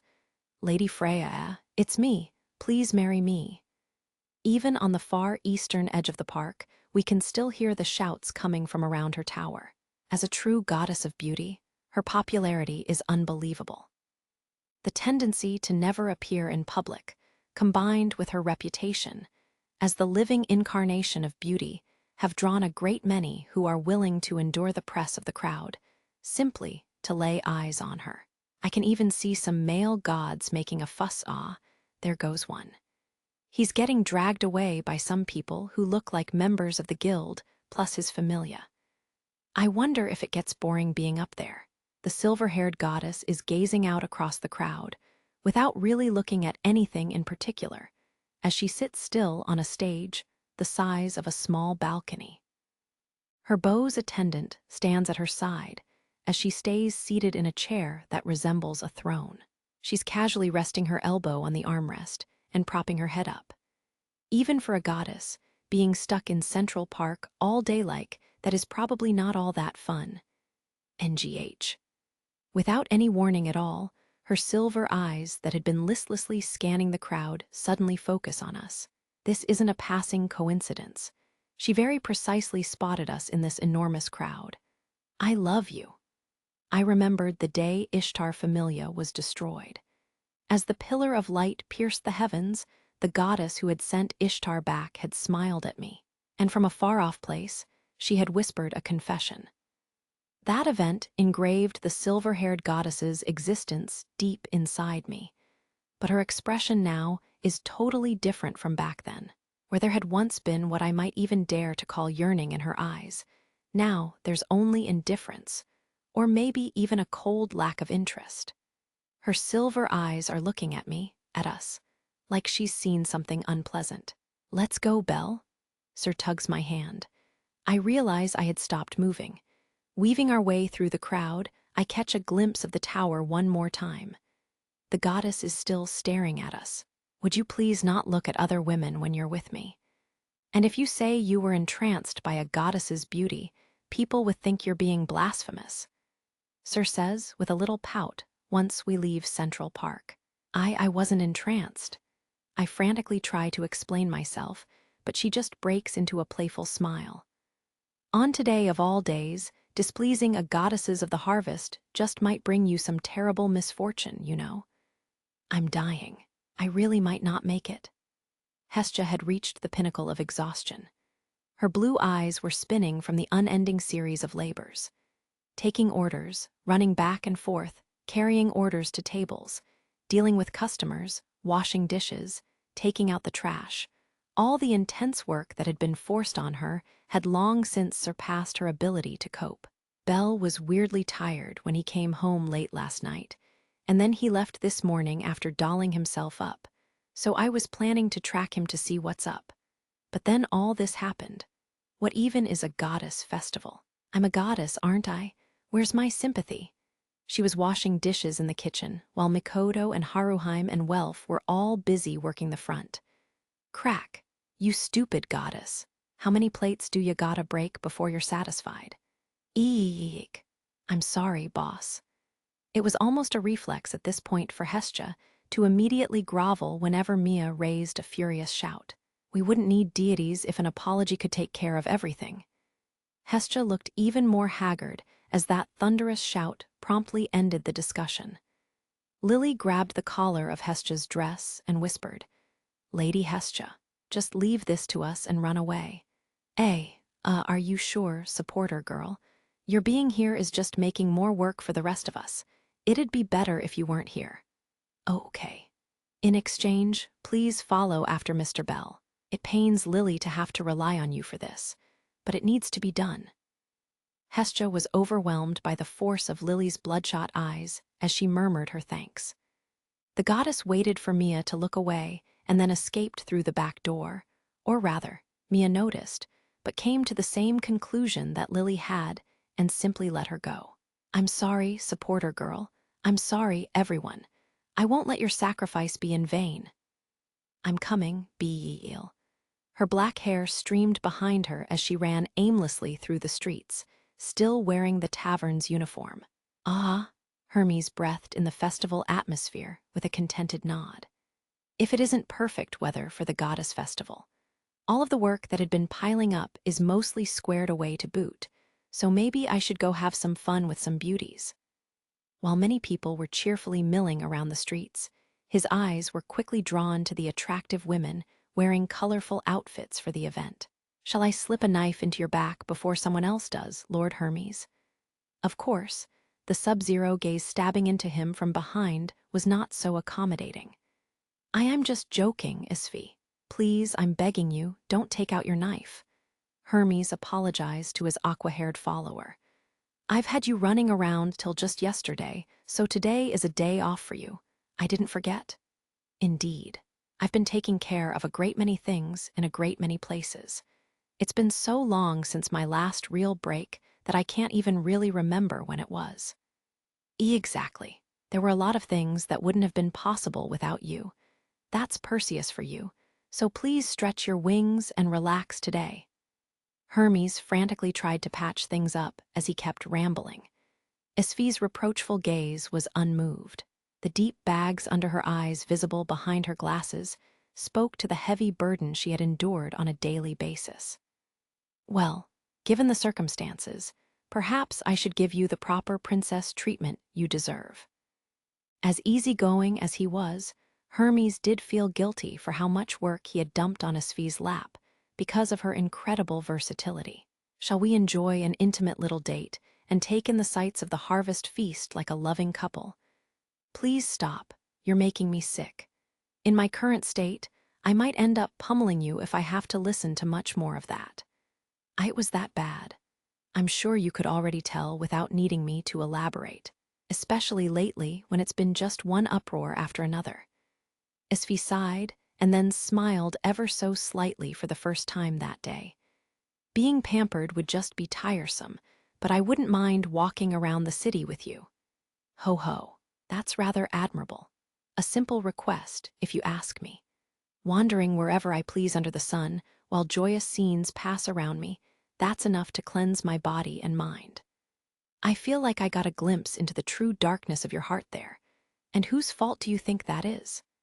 They meandered along the winding city streets, enjoying themselves like companions who had been together for a long time.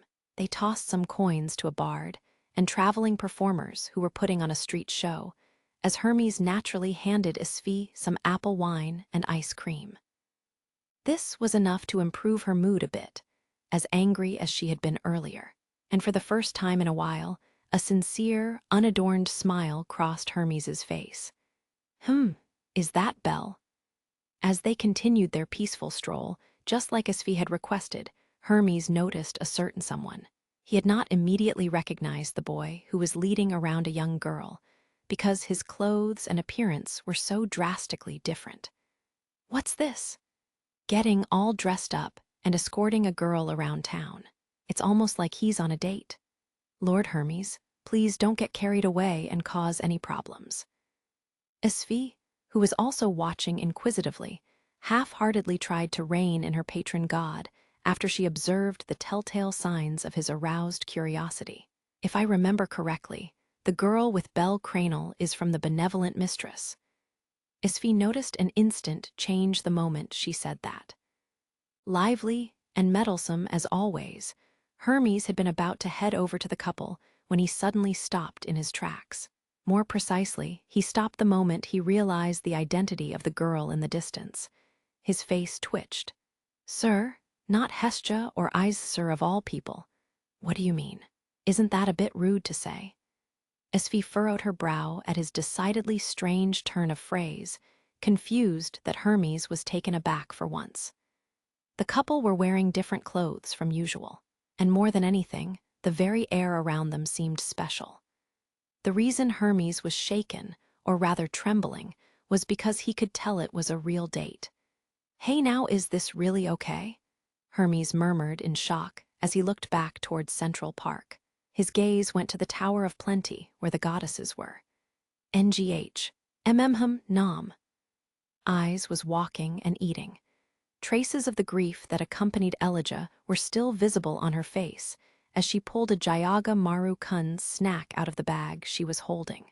She had had a lot of things on her mind and felt rather depressed. So she had decided to get some food for a change of pace, knowing that she couldn't just stay like that forever. Pumpkin flavor. It sounded almost heretical, but this is pretty good, too, Nam. The first-tier adventurer's plan to cheer herself up had largely worked, and she sighed contentedly after enjoying the seasonal flavor sold only during the goddess festival. That was the moment she ran into Belle and Sir. Huh! Belle was obviously dressed up, and Sir's outfit was adorable. Eyes was slow to react, the Jayaga Maru Kun's snack still in her mouth. Eyes, meanwhile, Belle's face twitched awkwardly. While he shifted between blushing and turning pale, Eyes' expression was unchanged.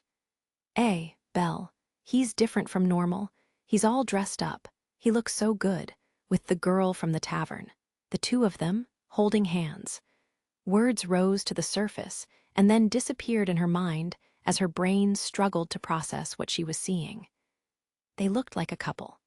Eyes froze up, unsure what was going on as Belle frantically tried to say something. But before he could, Sir wrapped her arm around his. "Good afternoon, Sword Princess. What a surprise running into you here. We're currently on a date." She leaned against his upper body as she smiled, which caused Eyes' eyes to widen. Belle's protest of W8, "Sir," did not reach Eyes' ears. "We're about to go buy some gifts for the children, right, darling?" "Who's darling? And children? You mean Lai and the others, right?" "Children, more than one. The fruits of love. They're already well beyond simple lovers." Eyes' mind was a mess. She didn't budge, as though she had been struck by lightning, her mouth still full as Sir dragged Belle away. He cried out, "Seer?" pathetically as they disappeared into the crowd. Eyes remained rooted in place, dumbfounded as she wrestled with an unidentifiable emotion. It was as if a beloved pet that she had been taking care of behind her parents' back had been stolen away from her without warning. This hollow feeling inside her. "You there, Wallen what's-your-face." Goddess Hestia? Eyes had been standing there in shock for a little while when someone called out to her from behind with a clamorous shout. She turned around just in time to see Hestia in a familiar tavern uniform charging right at her. Have you seen my Belle?" My cute little Belle is a second-tier adventurer now, so he's gotten a bit famous. Plus, he's adorable. So my plan is to track him by asking people on the street if they've seen him." Hestia was excitedly rambling like she had just pulled an all-nighter, though in truth, the insane workload at the tavern had made her strangely hyperactive and giving Eyes all sorts of unsolicited information. The goddess looked haggard and was already breathing heavily, seeming as if she had already done quite a lot of running around and asking for leads. "Anyway, have you seen my Belle being lovey-dovey with anyone?" "Yes, just now. With the girl from the tavern arm in arm, not just holding hands, but full-on cuddling. Why didn't you tear them apart?" "What? I'm sorry." Eyes was overwhelmed by the force of Hestia's howl. "That settles it. You're coming with me? The enemy's far stronger than I could have imagined. There's no choice but to put aside our differences for now and establish a common front. Oh, okay. Eyes nodded without thinking. Hestia shouted, "Let's do this," and then reached a hand into the bag Eyes was carrying, pulled out one of the Jayaga Marukun's snacks, and bit into it. Eyes let out a sad gasp as the goddess marshaled herself after a quick recovery and thrust her fist into the sky. "Let's go, Wallen Wutsierfis. We're gonna take Bell back from Sirhusit." Then Hestia ran off. A short moment later, Eyes finally realized what was going on and chased after her. I don't really understand, but I should tag along. I get the feeling that's the right choice. She wasn't quite sure what she was feeling even as she unexpectedly teamed up with Hestia to chase after Bell and Sir. Hold on, sir," I plead pathetically again. We turn off Main Street and slip onto one of a dozen smaller side paths as if evading pursuit. Sir finally releases my arm after dragging me along the whole way here. "What is it, Belle? I want to know what that was about. Why did you do that? And in front of Eyes of all people. It's the truth, isn't it? We're on a date right now, aren't we? You're not wrong, but come on." I'm pretty sure you phrased it that way to sow maximum confusion. I can't hold back the urge to complain as I try to get out a fully formed response. Hearing that, though, Sir starts to look sad. "I guess you'd rather be with the Sword Princess instead of with me, then?" WH, where did that come from? I don't really know what she meant by that and start panicking. There's no way to answer, or rather, I don't have an answer at all, and I frantically start babbling instead. Anyway, Master didn't teach me what to do if I happen to run into Eyes. And then it dawns on me that I said that aloud. Sir twitches at that. "Master, teach." Oh no. I promised not to reveal that I met with him. I cover my mouth as Sir studies me carefully before breaking into a smile. "Hey, Belle, the clothes you're wearing today, did you really pick them out yourself?" What? Because I happen to know someone whose taste lines up just perfectly with that sort of outfit. Badump. His name is Hedon. Badump, badump.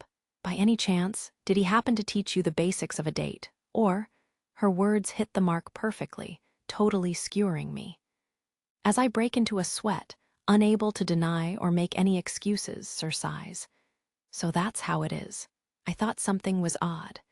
Like today was a side of you I had never seen before, so it was Hedon's doing." You have it all wrong. Well, not really, but he wanted you to enjoy yourself as much as possible, and I learned a lot from him because that's what I wanted too." I hold out my hands, trying to explain myself. Unable to keep up appearances any longer, I slip back into my normal way of talking. Sir eyes me distrustfully and then turns away like she's upset. I apologize to Master in my heart over and over as I try to convey how I really feel. "I felt the same way. I wanted to give you back something, since you're always helping me. I wanted you to have fun on this date. I wanted to make you smile." Maybe my feelings made it through to her. When she glances back at me, it's with a smile on her face. Her gentle gaze makes it seem like she hadn't really been upset at all. "In that case, I have just one wish. If you can make it come true, then I'll forgive you." "Oh, one wish? What is it?" I respond nervously. It wouldn't be weird for Master to sentence me to death at any moment now. She turns back in my direction, and after looking me in the eyes, she comes incredibly close. "Eep," she hugs me. Even off Main Street, we're still in the middle of a lot of foot traffic, given how many people are walking around to see the festival. I turn red to the tips of my ears as I distinctly feel her soft breasts press against my body. They're even larger than I thought. Maybe she really was wearing something special like Fina had said. Apparently enjoying my panicked reaction, Sir stretches out and brings her lips closer to my face. I tense as they reach my cheeks, just barely not touching me. "Please take me away," she whispers. What now?" I instinctively lower my voice in response. I'm never really by myself in any real sense. Even right now, people from Freya Familia are watching over me. Well, I did sort of sense it. I had noticed them from around the start of the date. The number of eyes on us even right now couldn't be called few. Even just counting the people I noticed, there might be 50 people here. The observers, no, more likely the guardians, have been watching from nearby without getting too close. Also, I have the feeling it isn't just Freya Familia, either. The number of watchers definitely increased partway through the date. It's worth noting that the moment she hugged me, the hostility directed my way absolutely peaked. There's still a cold sweat clinging to the back of my neck. Seriously, who are you, sir? But, even if I wanted to, there's no way I can get us away from all of them by myself. There's no chance. It's Freya Familia, after all. That's why it's a wish. If you could be my knight in shining armor and spirit me away like the princess in a story, that would make me so happy. I might even forgive you for hiding something from me, she whispers softly in my ear. I gulp loudly. For an instant, Sir is a witch offering a shadowy bargain, and I'm a knight forced to obey. She's still clinging to me as curious gazes continue to gather on us. The murmurs only lasted a moment, and now teasing, playful cheers are starting to swell. More importantly, the waves of bloodlust increasing with every passing moment are getting harder and harder to endure. I want to be truly free and be able to have fun doing all sorts of things to my heart's content, and at the moment, I'd like to go on a real date with you, Belle. For that brief moment, it feels like something ever so slightly changes in her voice. Her face is so close to mine that I can't actually see it well.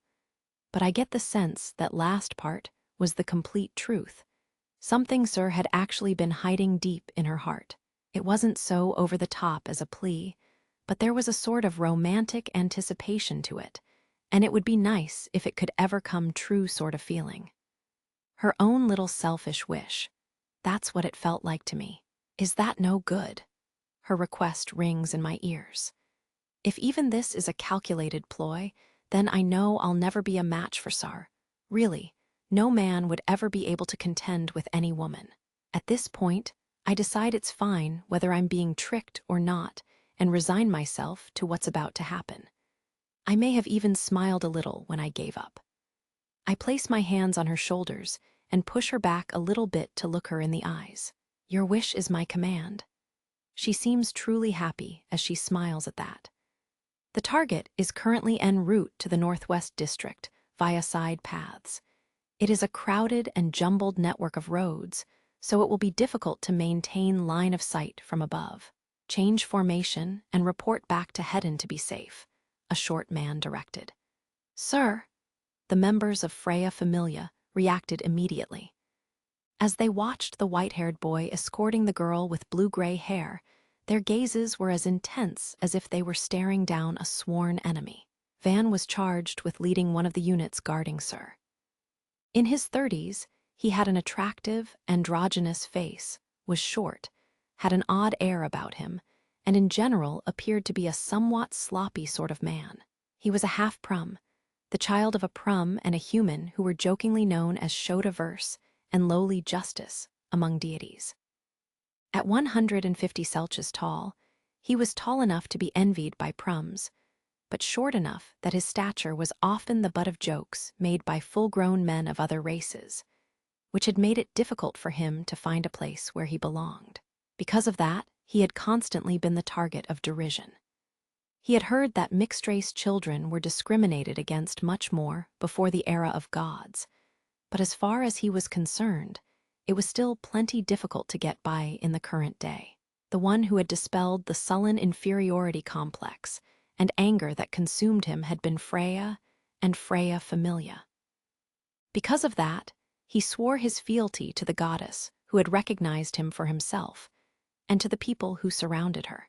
And precisely because of that, he loathed Belle Cranel for stealing away Sir, the girl who might be called the biggest latent bomb in the Familia. The nerve, holding hands with her, the lower-tier adventurers of Freya Familia, those under level 2, were not aware of this current mission.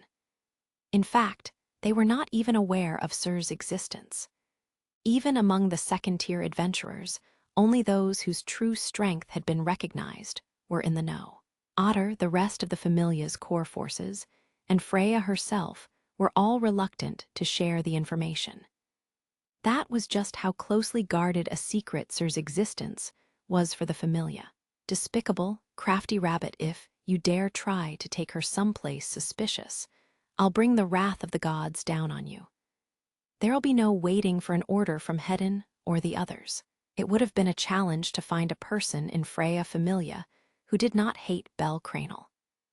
There was no denying the unbelievable speed with which he had grown, but logical understanding and emotional acceptance were two different things, and perhaps it was only natural. They had been applying themselves diligently for so long to earn their goddess's love, only for this boy to appear out of nowhere and captivate the object of their desire. It would have taken a saint to rise above the maddening jealousy, and Van doubted even a saint could manage it. The captain is the weird one for sure. Because of that mindset, there was little that could have been done about the roiling bloodlust seething away inside the members of Freya Familia. The fact that Bel Cranel could not only sense that growing hostility, but then deftly lured them into a convoluted network of backstreets in order to discern their general positions, was a sign of how much he had grown. He went into a store by himself. Descending a stairwell that led below ground, Bel had entered a shop. If it had been a business of a dubious nature, that would have been enough justification for them to give him a taste of their wrath, but Sir had remained outside in front. There was no chance of anything untoward happening, and they could not verify the nature of the shop he had gone into, since they could not simply walk by and check the sign while Sir stood directly out front. The most they could do was grumble about how he had left Sir alone outside in a rundown part of town.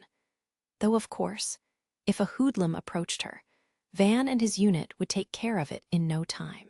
Really, it almost seemed like he was waiting for the guards to make a move. His actions were being scrutinized to an unbelievable degree. Van had plenty of experience as an adventurer, and he was skilled enough to glean the intent of his target by watching the subtlest of movements. He sensed our presence. Is he really trying to give us the slip? It was merely a suspicion, but there was enough reason to suspect a ruse. This mission required Van to always prepare for the worst possible situation. But if I try to probe around the shop, while Lady Sir is standing out front like a lookout should, I ask Hedin or Alan for an order. Hegni and Ulfric's group are somewhere else. 2. Van's unit was scattered around the dark alleys and corners, as well as various second and third floor windows. Hedin and the others would be higher up in order to maintain a commanding view of the whole area. First-tier adventurers had monstrous vision, but deep in a claustrophobic backstreet like this, with lots of obstructions in the way, they would not be able to confirm any details on their own. That was why Van had proactively sent out a report earlier. But while his thoughts were still racing, Bel came back out. There's nothing particularly different about him. He's got a piece of luggage he didn't have before, though. He had emerged with a leather trunk, as if it was something he had prepared in advance for the date and left there to be picked up. After he and Sor exchanged a few words, she looked excited. Her anticipation for some sort of surprise was clear as day. Suspicious. Far too suspicious. There was nothing specifically questionable about anything he was seeing, but that merely made Van's alertness spike all the higher. Finally, the two of them held hands and began to move again. They were headed toward Northwest Main Street, the area also known as Adventurer's Way. Van told one of his subordinates to check the store Rabbit Foot had gone into, while he and the rest continued to tail the couple. The two of them left the back streets and turned onto Adventurer's Way as expected, and then went into a 2-story item shop. It was a famous shop among adventurers. Retail. It was a small retail shop that sold a variety of goods made by various familias. It handled a particularly wide range of things, even aside from potions and other items meant for adventurers. Van had even heard that they carried premium Soma Familia wine, as well as novelty accessories and miscellaneous goods. It would not be very odd at all for a couple to go there in search of a fashionable luxury item. Van signaled with his hand, giving orders to his 6 subordinates. 2 of them would enter and explore the store in the guise of customers, while he and the rest would take up positions outside. His plainclothes subordinates went inside. 5 minutes passed. There was no movement. Nothing particularly abnormal occurred, but something that could only be called instinct was bugging him. Just as Van's apprehension began to truly peak, the pair he had sent into the shop dashed out, looking pale. "Lady Sir and Rabbit Foot aren't there." "What? We searched the entire interior and couldn't find them. They aren't hiding anywhere." Van was stricken. They were not inside, but there had been no sign of any suspicious figures leaving the premises, either. Naturally, the 5 lookouts had been watching the main entrance as well as the back door. But they had also been keeping an eye on every window, too, and there was no opportunity for the 2 of them to put on disguises and leave separately without getting spotted, either, since Van had been extra vigilant against the possibility of that exact scheme. He glanced over at his animal person subordinate who stood atop a nearby building and only received a frantic shake of the head in reply. There was no trace of their scents, either. What? How? Was there a hidden passage in the shop? Van froze in shock. Just then, the familiar member who had been checking the previous shop came sprinting out of the alley. "Sir, the store Rabbit Foot entered before was the Witch's Hideaway, a store for mages." Van's eyes widened at the panicked report. "A magic item? Is this really okay?" I can feel the tremors of a huge commotion rising in the distance. It definitely isn't the normal hustle and bustle of the festival. I'm clutching a trunk in my left hand, and Sir's hand in my right, as I turn pale from hearing what sounds like absolute pandemonium breaking out. We're currently running through the alleys so fast that the cloak covering us peels off, making us visible again. Wow, you really do become invisible when wearing this. Sir somehow manages to catch the cloak as it threatens to blow away completely, and a stir runs through the bystanders around us as we suddenly appear out of thin air. There were 2 magic items at work here, a reverse veil and a scent remover. The alley shop I ducked into is run by the mage Lenoa, one of Fels's acquaintances, and also contains a hidden warehouse filled with magic items. When I begged her for help, even though she looked exasperated, she let me put a few magic items into a trunk to take with me. Fels said I should lend you a hand if you asked, but to think the sage's magic items would be used to help some love-struck fool elope. She seemed really unhappy about it, though. Using what we got from the shop, we managed to shake our tail after going into the item shop. While pretending to look around the store, we used Fels's top-tier scent remover that could even throw off an animal person's nose. Then it was just a matter of waiting for a moment when no one was looking to go invisible using the reverse veil. That was how we walked right out the front door and escaped Freya Familia's surveillance. The sage's magic items that had been so useful during the Daedalus Street battle have worked once again, securing our escape. "Aha, you're amazing. Please whisk me away somewhere no one will ever find us, Belle. This really isn't the time to be messing around." Sir is getting just a little too excited as we run away hand in hand. It's almost like we're actually eloping. Assuming we really did break out of Freya Familia's perimeter, I'm still really uneasy. They have definitely realized by now that we've escaped, and I can't even begin to guess what they'll do to me now that they think I've kidnapped Sir. Master might just tear me to shreds and dump what's left in the sea. I'm starting to think I really shouldn't have done this, but what's done is done. And besides, let's go, Belle. Seeing Sir's happy smile as she runs along beside me, I can't do anything but smile back. "They got away, Meow," Anya shouted. She, Ranoa, Chloe, and Liu were all stunned after realizing that Belle and Sir had disappeared at some point. "They slipped away." Eyes was surprised. She had only just caught up to them and gotten close enough to lay eyes on them. Hestia stood beside her, panicking. They shook you idiots off, Alan roared. He had suspected that the sword princess might be trying to intervene, so he had been getting ready to head over to stare her down right as the shocking report came in. Good grief, Hedden sighed. His eyes alone had caught the pair fleeing down a back alley. But he pretended not to notice, as he gave the panicking Familia members orders to set up a new perimeter in the exact opposite direction of where the couple had run off. Find him? The Goddess Festival's tumult reached its highest peak ever on this day. Sir and I are speeding through the Northwest District. We avoid large streets, choosing alleys and winding side streets where it's easier to escape notice. The uproar in the distance, or rather the furious shouts, is just one sign of Freya Familia's rage. Running away with the person they were guarding is the same as picking a fight with them, and it isn't going to end well for me if they find us. Ahaha.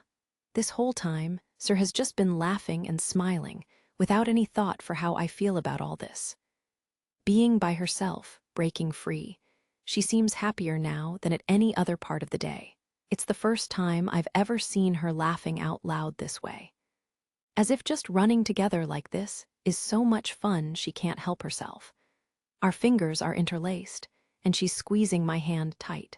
The side street we're barreling down is long, narrow, and filled with stands. The other people out walking around pause to watch in wonder, or else jump clear and stare as we run by. With Sir in her dress and me in my gentleman's clothes leading her by the hand while trailing a trunk behind us, it wouldn't be a stretch to guess we're a young, noble lady and her butler. It's like we're on the verge of missing the departure of a ship that'll take us on a grand adventure. Honestly, it actually feels more like we're escapees on the run from big, intimidating guards. This is like living a scene out of a storybook. I doubt I'd ever get bored when I'm with you, Belle. I'd rather not have this sort of thing happen every day.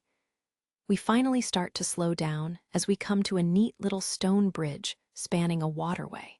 After stopping in the middle, I let go of Sir as we try to catch our breath. Even though I'm a top-tier adventurer, my breathing is still a little ragged. Fear of the enemy I just made and the imminent danger looming over me has sent my pulse sky high and messed up my breathing technique. Wiping the sweat off my face, I rest my hands on my knees as I try to recover. I'm sorry for making such an unreasonable request, but it really feels like I'm floating on sunshine. It's so fun. Turning around, I see Sir holding a hand to her chest and notice how her cheeks are flushed. She's panting hard, her chest going up and down with each breath. Her tone has become more carefree, and it's almost like I'm face to face with the real, unadulterated Sir. In a way, describing her as a young, noble lady might be more accurate than I thought. Catching a glimpse of this new side to her, naturally, brings a smile to my lips. The two of us are just looking at each other as we stand on the deserted bridge, with nothing but the blue sky above to watch us. Still though, to actually manage to escape from Alan and them, you've really become an amazing adventurer. Sir brushes out her ruffled hair, grinning as if it was something I had managed to do on my own. I can only smile wryly. It's Fels's magic items that are really amazing.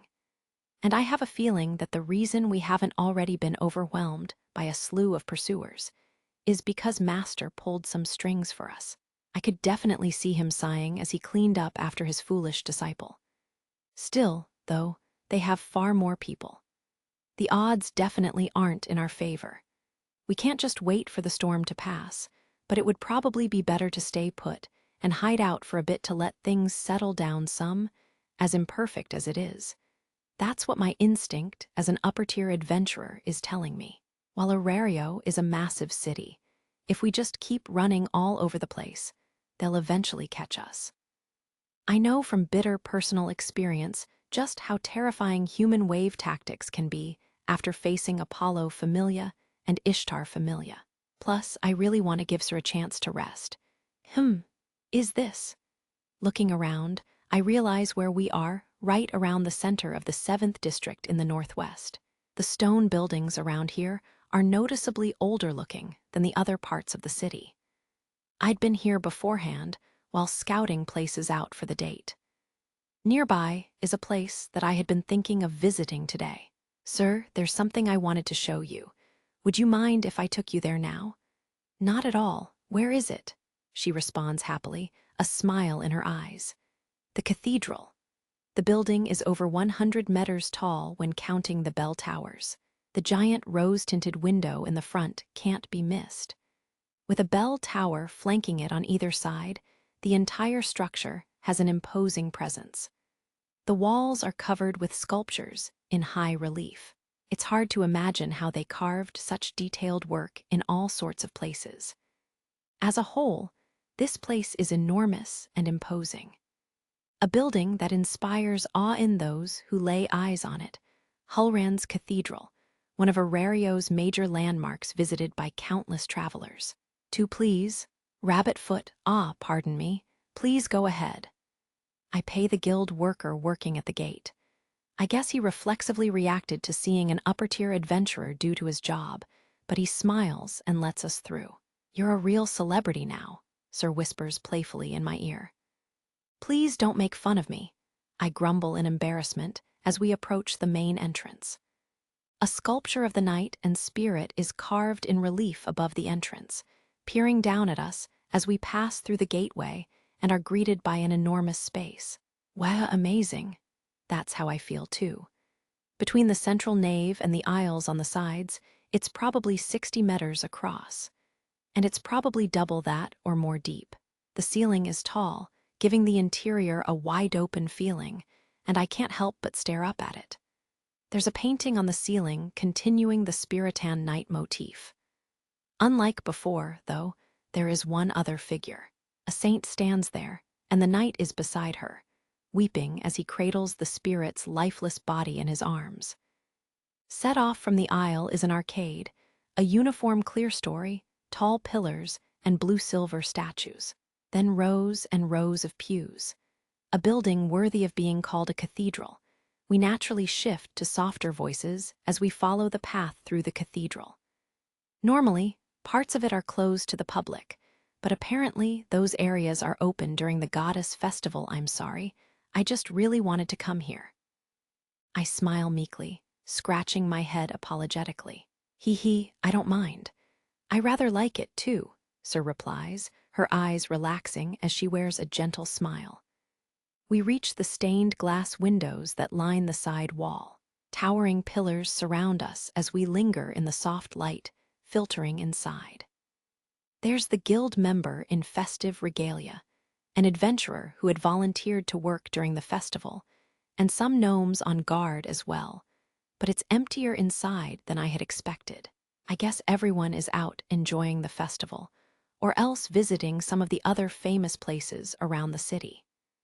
The few other guests stopped here and there around the enormous cathedral, examining every little thing with deep interest. Not that I'm one to talk. Walking clockwise from the left aisle, we finally reach the back of the cathedral to stand beneath a majestic blue and purple stained glass window depicting the knight and the saint. A crystal coffin is enshrined here, clad in a delicate blue metal ornamentation that almost looks like armor. This is the altar where the cathedral's relic is held, the inner shrine. Apparently, it contains the remains of the spirit. Some say she looks like she's simply sleeping even to this day, still as beautiful as ever. According to legend, her body scattered into countless crystals, and others claim she transformed into a weapon, becoming a spirit sword. Is that the so-called spirit's miracle? The coffin has been completely sealed shut, so it can't be opened, but it's a fact that undines have been protecting it for thousands of years. I focus on the blue coffin illuminated beneath the stained glass. I can't really explain why, but for some reason I almost want to cry.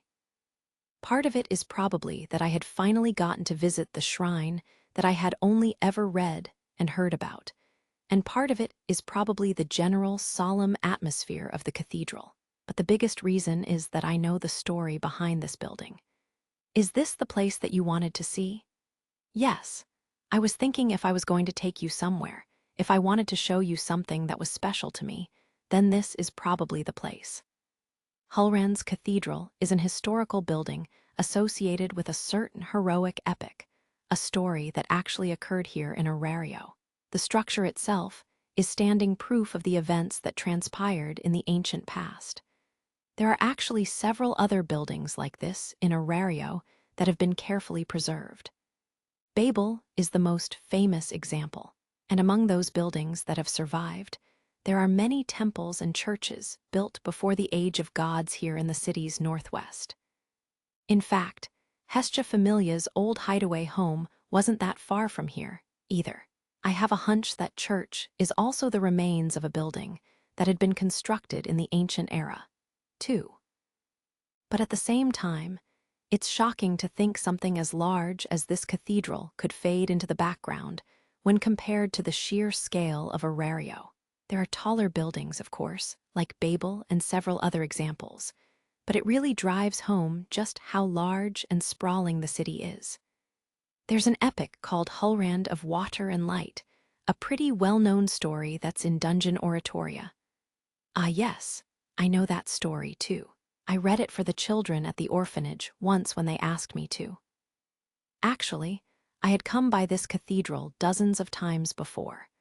For people interested in the epics, this is a must-see location up there with the monument to the heroes in the adventurer's graveyard. And I had really wanted to see this shrine, which is open to the public specially for the festival. It's a story of a knight and spirit joining forces and battling the monsters emerging from beneath the earth, and they get married in the end, right? It's portrayed that way in children's stories, but the actual story is a bit different. Sir turns to look at me, but another group had just entered the shrine room. Letting them stand in front of the altar, the two of us sit down on the frontmost pew. When Hulrand met the spirit, he swore his love to her, but there was a saint who had adored him since long before that meeting, and had continued to support him throughout their adventures as well. His heart wavered between the two of them, and in the end, he chose the saint. Really? Yes. The spirit fell into despair, and cried so much that her tears formed a lake, and driven mad by love, she tried to kill Hulrand. The bit about her tears had to be an exaggeration, but Lalag Lake lies to the southwest of Arario, and it's sometimes said that the waterways that still run through the city to this day were born from that spirit's tears. I learned that after researching it together with Haruheim, who was familiar with the same epic. What happened in the end? In the version I read, it's written that, ultimately, the spirit protected the knight she loved. Protected? From the fangs of monsters who attacked him. She sacrificed herself to save Hulrand's life. In the book, it's written that he held her body and mourned her more than anyone else, and that he raised this cathedral here. That scene of the spirit and knight and the saint is depicted on the ceiling above us. Hulrand of Water and Light is a tragic story. It was written that, despite the glories and feats he had accomplished, the knight who had devoted himself to exploring the ancient dungeon and protecting the fortress that preceded Arario was afflicted by self-hatred for the rest of his life. At the same time, though, the story spoke between the lines of love as a thing capable of transforming both people and spirits. If Hulrand had not chosen the saint, if he had been wedded to the spirit, maybe none of them would have had to suffer like that. Or perhaps that would merely have resulted in a similarly tragic fate for the saint. There is no way to know. But I feel like this spirit's coffin, protected still to this day, was Hulrand's everything. Some of the heroes that I love made mistakes. There were some who were unable to protect the people precious to them, but through the stories, it feels like they're urging us not to end up like that ourselves, like they're telling us to never give up. That's, you and I don't really know what I was trying to say with this, but it's okay, because I understand why you brought me here. Sir still smiles for me, even though I had started running my mouth without being able to finish the line of thought. This cathedral and the stories of the heroes, they're your roots, Sir says slowly as she looks at the altar. Yeah. At least I like to think that's true. I couldn't really stick the landing, but at least she seems to have enjoyed herself. I had maybe secretly been hoping that she would like this place, too. If there's any place where I can be a better guide than anyone else, it would probably be the ones connected to the old heroes. But I do have a bit of a question, though. What is it? Why is the cathedral named after the knight? Normally, you would name it after the person enshrined here, right? She asks, cocking her head. That. The spirit who was with Hulrand never once revealed her name, apparently. Even in the epics, she's only described as an Undine, a water spirit. That's why the cathedral has taken the name of the knight who built it. Though it was possible that it had a different name long ago, and someone later decided that Hulrand's name was more appropriate based on all the ornamentation. She didn't reveal her name, Sir freezes. Hearing that, she seems to sink into thought as she looks off into the distance. Why did the spirit not reveal her name? If her true name, did she think that if her secret were revealed, everything would be ruined? Her gaze is fixed on the altar, as if asking the spirit resting there in the coffin. Dazzling, heart-rending light shines down through the stained glass, illuminating her face.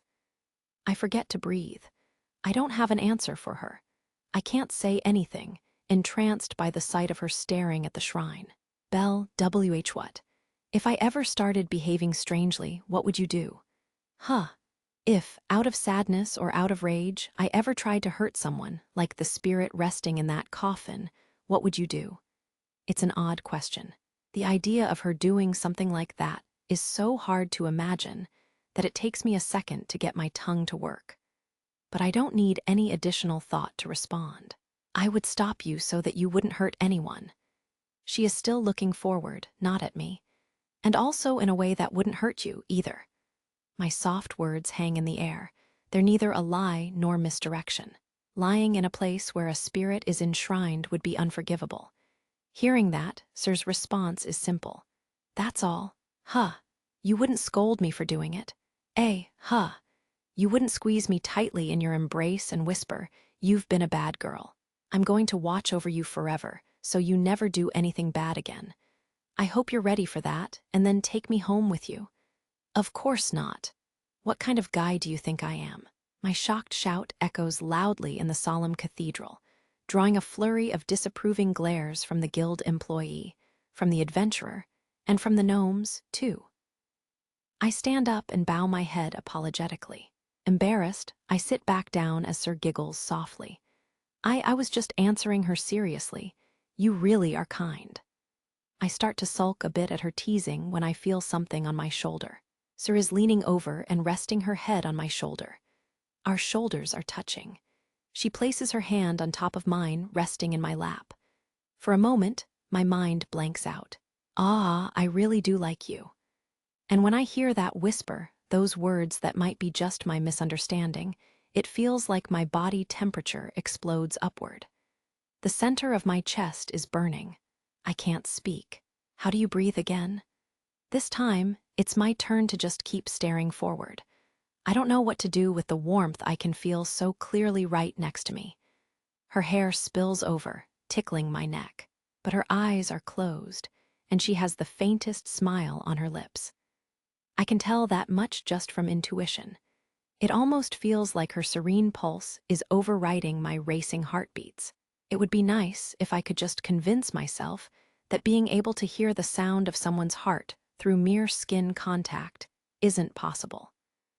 The light filtering into the cathedral is dazzlingly radiant, but I don't mind it at all. The sunlight just feels warm on my skin as I sit there together with her. She in turn looks at the shrine, then occasionally gazes at me. It all feels like a scene from a different world, just the two of us in the quiet, cool yet warm cathedral.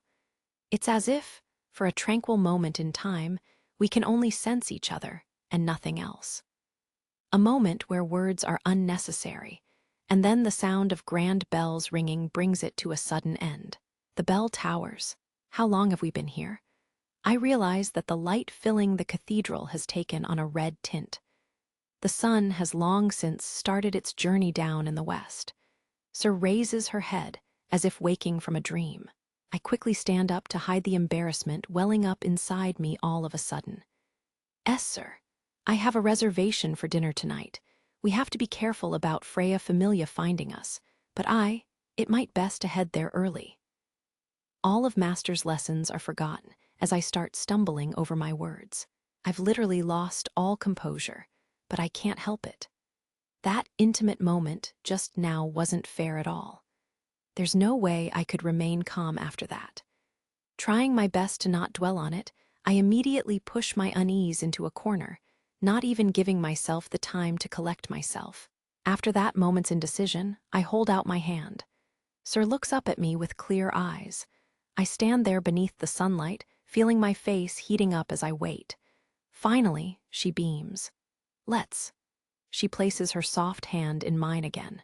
Passing through the exit, I notice the sun is really starting to sink in the sky. The bustle of the festival that had not registered at all inside the cathedral soon swallows us up again. The voices and music are still lively as ever, as if to declare that the festival isn't over yet. The cityscape, lit by the western sun, takes on a golden hue, bringing to mind the image of a bountiful fields of wheat rustling in the wind. Miss, could I interest you in something?" There is an animal person calling out to us a little ways from the exit, on the edge of the plaza in front of the cathedral. It's a street vendor with goods lined up on a cloak laid out on the ground. "You just visited the cathedral, right? In that case, why not get a souvenir to remember it by? I have paired accessories that would be perfect for a lovely couple." "Paired accessories?" She took the bait. Before I can stop her, Sir wraps her arm around mine and says, "Let's go look," as she drags me along. When we reach the werewolf wearing all sorts of silver jewelry, he confidently winds up to deliver his pitch. "I'm the craftsman Gordon. I'm second to none when it comes to silver working, and I've got a collection of goods here that are sure to be perfect for you. Ooh, I recommend this set here. These pieces are two halves of a whole. If you put them together like this, then bam, they seamlessly come together. Mum. It goes great as an ornament for your hair, and for the young man, it can be worn as a necklace. And just for you, I can offer a special price." He had pointed to a pair of silver accessories with blue embellishments where each half looked almost like an ocarina or a comma. By joining the two, they fit together just right to create a circular pendant. It's also a charm to ward off evil. "Oh, really?" "Yep. I imbued them with prayers when I made them to protect their owners from experiencing the same grief that the knight and spirit suffered." A craftsman's thoughts and prayers aren't enough to make a charm, but even as I have that thought, Sir is already leaning in, deeply intrigued. Wait, her eyes are gleaming. "Normally, it would be 2,000 volleys for the pair, but since you two make such a wonderful couple, I guess I can part with them for only 1,000 volleys." He cut off half the price without us even saying anything. I'm at a loss for words when suddenly, Sir is looking over at me. My face twitches as I notice her gaze. I can feel her anticipation. If I'm being honest, I don't really want to buy it. Not because I don't have the money, or because it's a hassle. It's mostly because it keeps reminding me of what just happened inside the cathedral, and that's making me feel a bit odd. But Master talked about this before. There's no reason to obsess over objects as long as you have the memories. But understand that people also derive joy from having a physical reminder of a memory. I manage to hold in my sigh as I quietly give in. "Then I'd like to buy that pair, please." "Gladly." I hand over the money, and he passes the pendant to Sir. "Here you go, miss." Woo! It is remarkable how excited she seems holding it in her hands. This is like watching a child get a new toy. Almost as if she didn't actually believe I would really buy it for her. She carefully separates the two parts and flips them back and forth a few times, examining both sides to check something. "Can I have the spirit one? You should take the knight's side." "Ha, that's fine with me." After pressing her half to her chest for a moment, she slips it into her hair. "How does it look? Does it suit me?" "Yes, it suits you perfectly." It isn't a lie. Both the merchant and I are enchanted by how lovely she looks with the silver hair decoration, and the blue ornaments adorning it glisten brilliantly in the evening sunlight. She shines just as much as she bashfully grins. Touching the accessory, she breaks into a beaming smile. "I'll treasure this, Belle." Night slowly starts to approach from the east as the falling sun sets the western sky ablaze. And as if urged on by the night drawing near, lights start to blink on around the city. Both street lights and magic stone lamps inside hollowed-out pumpkins placed on barrels and boxes. We return to the southwest of the city, sticking to back alleys and side streets as much as possible to avoid being spotted. But we just press on decisively when we reach bigger streets that we need to cut across. Trying to sneak around out in the open would just attract Freya Familia's attention. They should be on the lookout all around the city at this point, so it's just a test of luck now. Besides, I told Master where I made the reservation before the date, so he might help us out a bit and misdirect them. At least, it would be nice if he did. While I am vigilantly scanning our surroundings and doing my best to blend inconspicuously into the crowds, Sir is behaving like normal without me having to say anything.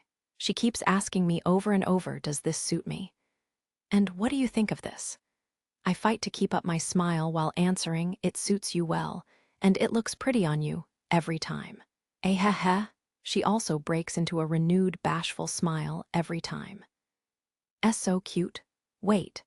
Maybe it's just because of how different it is from how she always behaves, but seeing her so defenseless and excited brings out an odd feeling in me.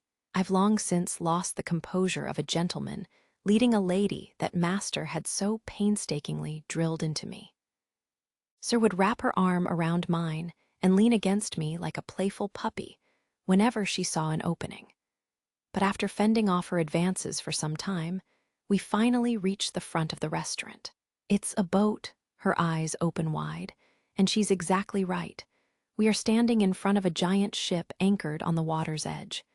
Is this the place? Yes, it's a restaurant called Spoon Aqua. I made a reservation at a sailing restaurant.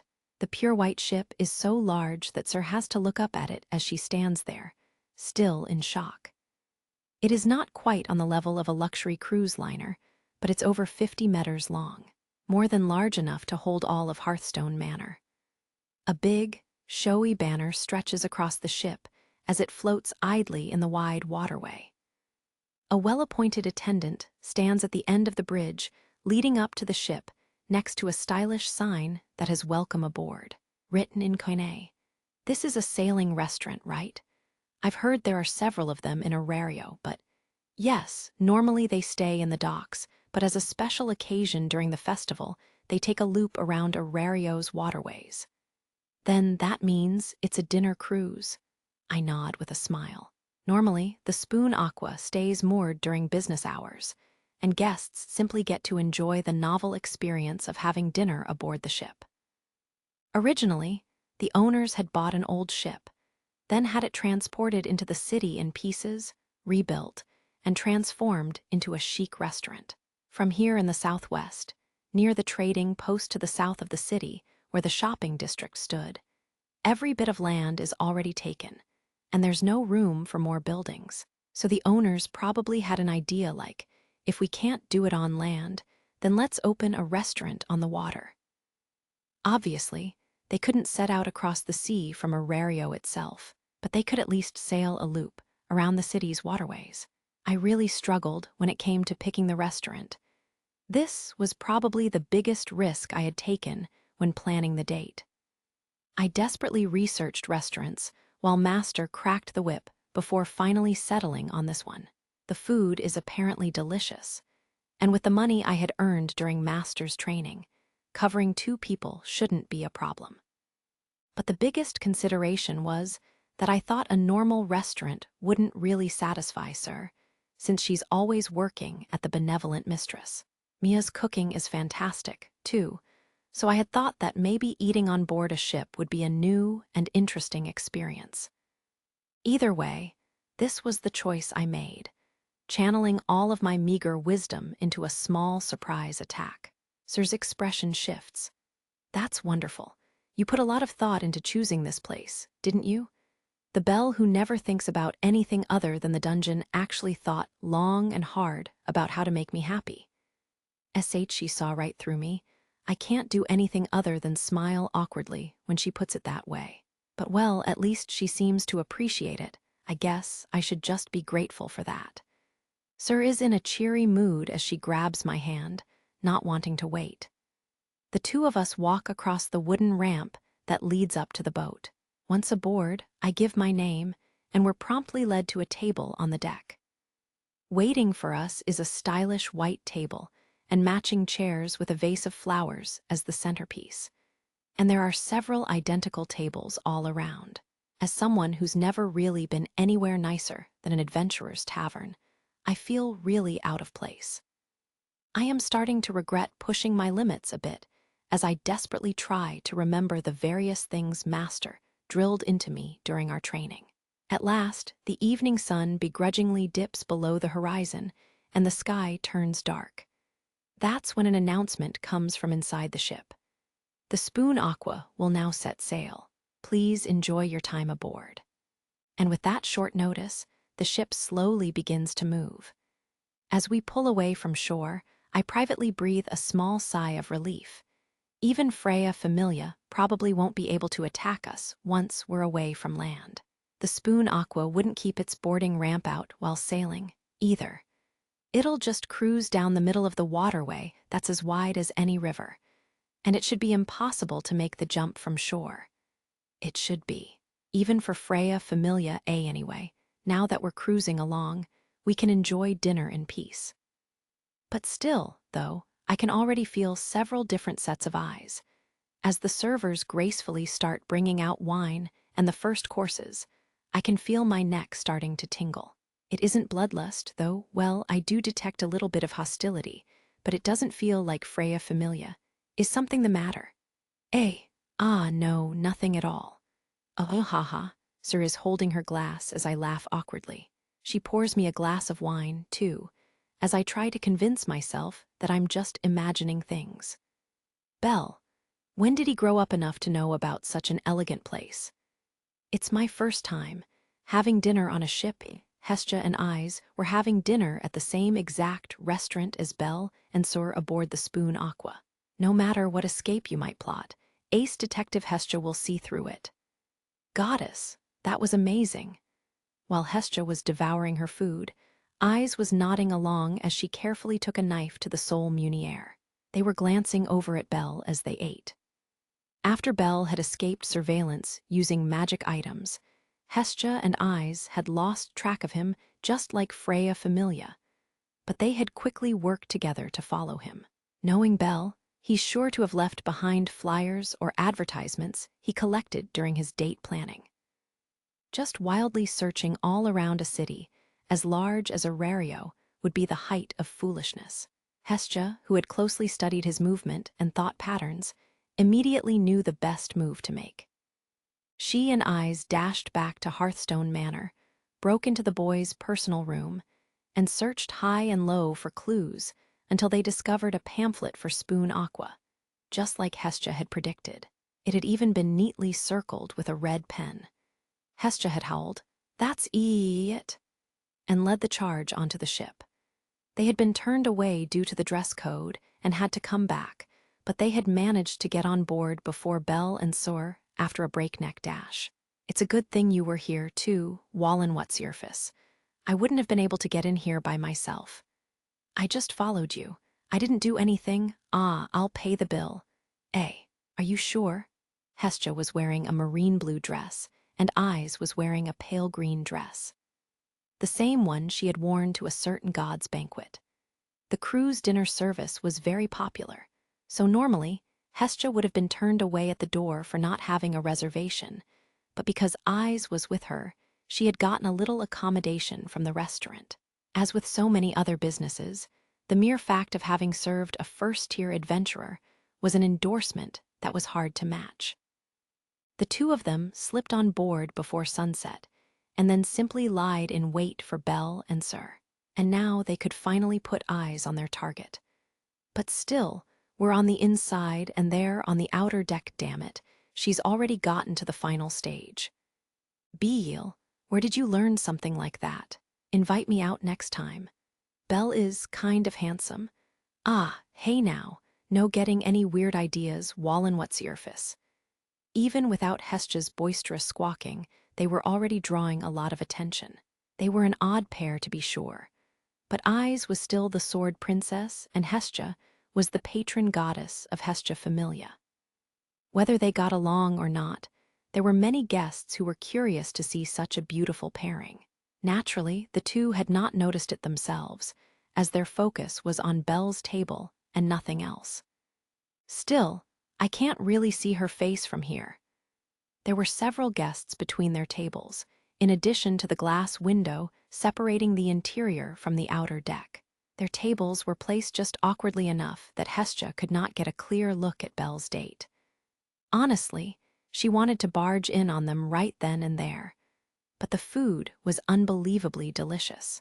The frugal goddess decided that there would still be ample time to charge over once she had finished eating.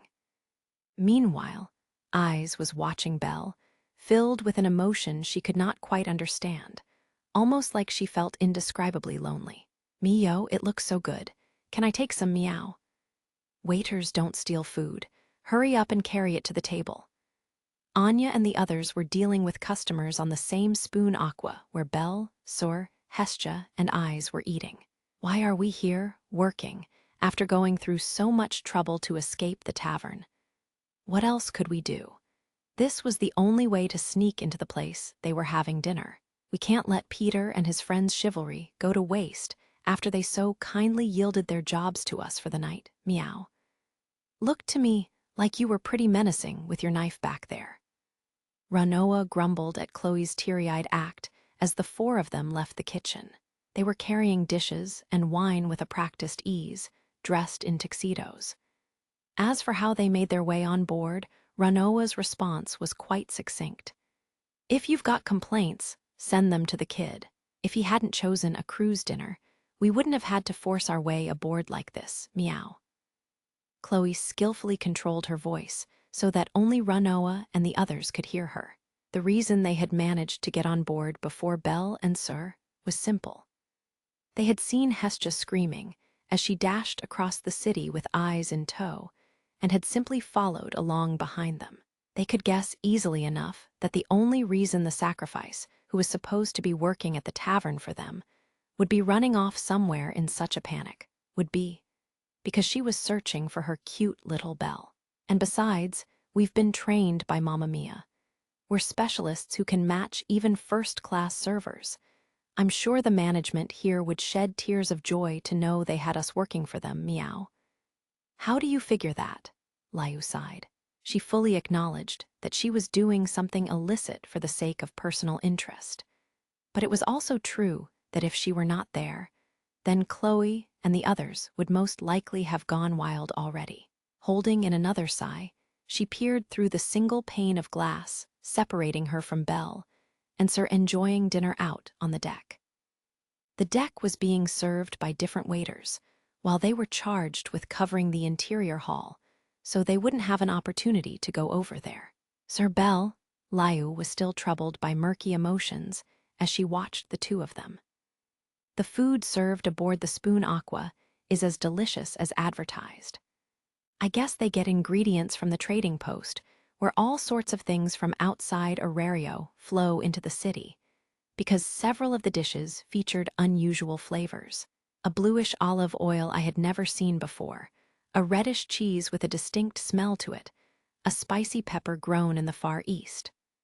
Sour, salty, a little bit spicy, they were all new, enjoyable flavors. I guess you could say they had taken gourmet dishes from around the world and rearranged them to make Arario versions. Sir seems to be enjoying the unfamiliar flavors, too. Maybe she'll even tell Mia about some of the food later. The main event of the cruise itself is far better than I had expected. Seeing Arario's bustling nightlife from the waterways is a totally different experience compared to seeing it up close on Main Street like usual. It's almost like visiting a foreign country. Part of it is that things already look quite different due to the festival. But even so, the city flooded with lights is a beautiful sight to behold from the water. The water's surface shimmers brilliantly as the waves softly lap against the sides of the boat. Sir is looking out, taking in the view. What is it? You look like you want to ask something. Sir is carefully eating the parand cake dessert with a knife and fork, and unlike the stiff table manners that Hedin taught me, she looks utterly at ease and natural. Her gestures are enchanting. It's also the sort of thing that does not really fit the image of an ordinary neighborhood girl. Who exactly are you? I can't really shake my unease at asking something like that, but it's something I've been wondering in a corner of my mind all throughout the date, always being watched and protected by Freya Familia. Who exactly is Sir? Hedin had told me not to probe, but I can't see myself continuing to spend time with her while turning a blind eye to that glaring question. Sir says, "Ah," as she carefully sets her silverware down and looks at me. "Can you promise me nothing will change between us if you hear my secret?" Probably isn't good enough. She smiles mischievously, her eyes narrowing like a cat's. We're totally going at her pace now. The initiative I had seized at the start of the date is long gone. Doing my best to finish my dessert, I force a smile.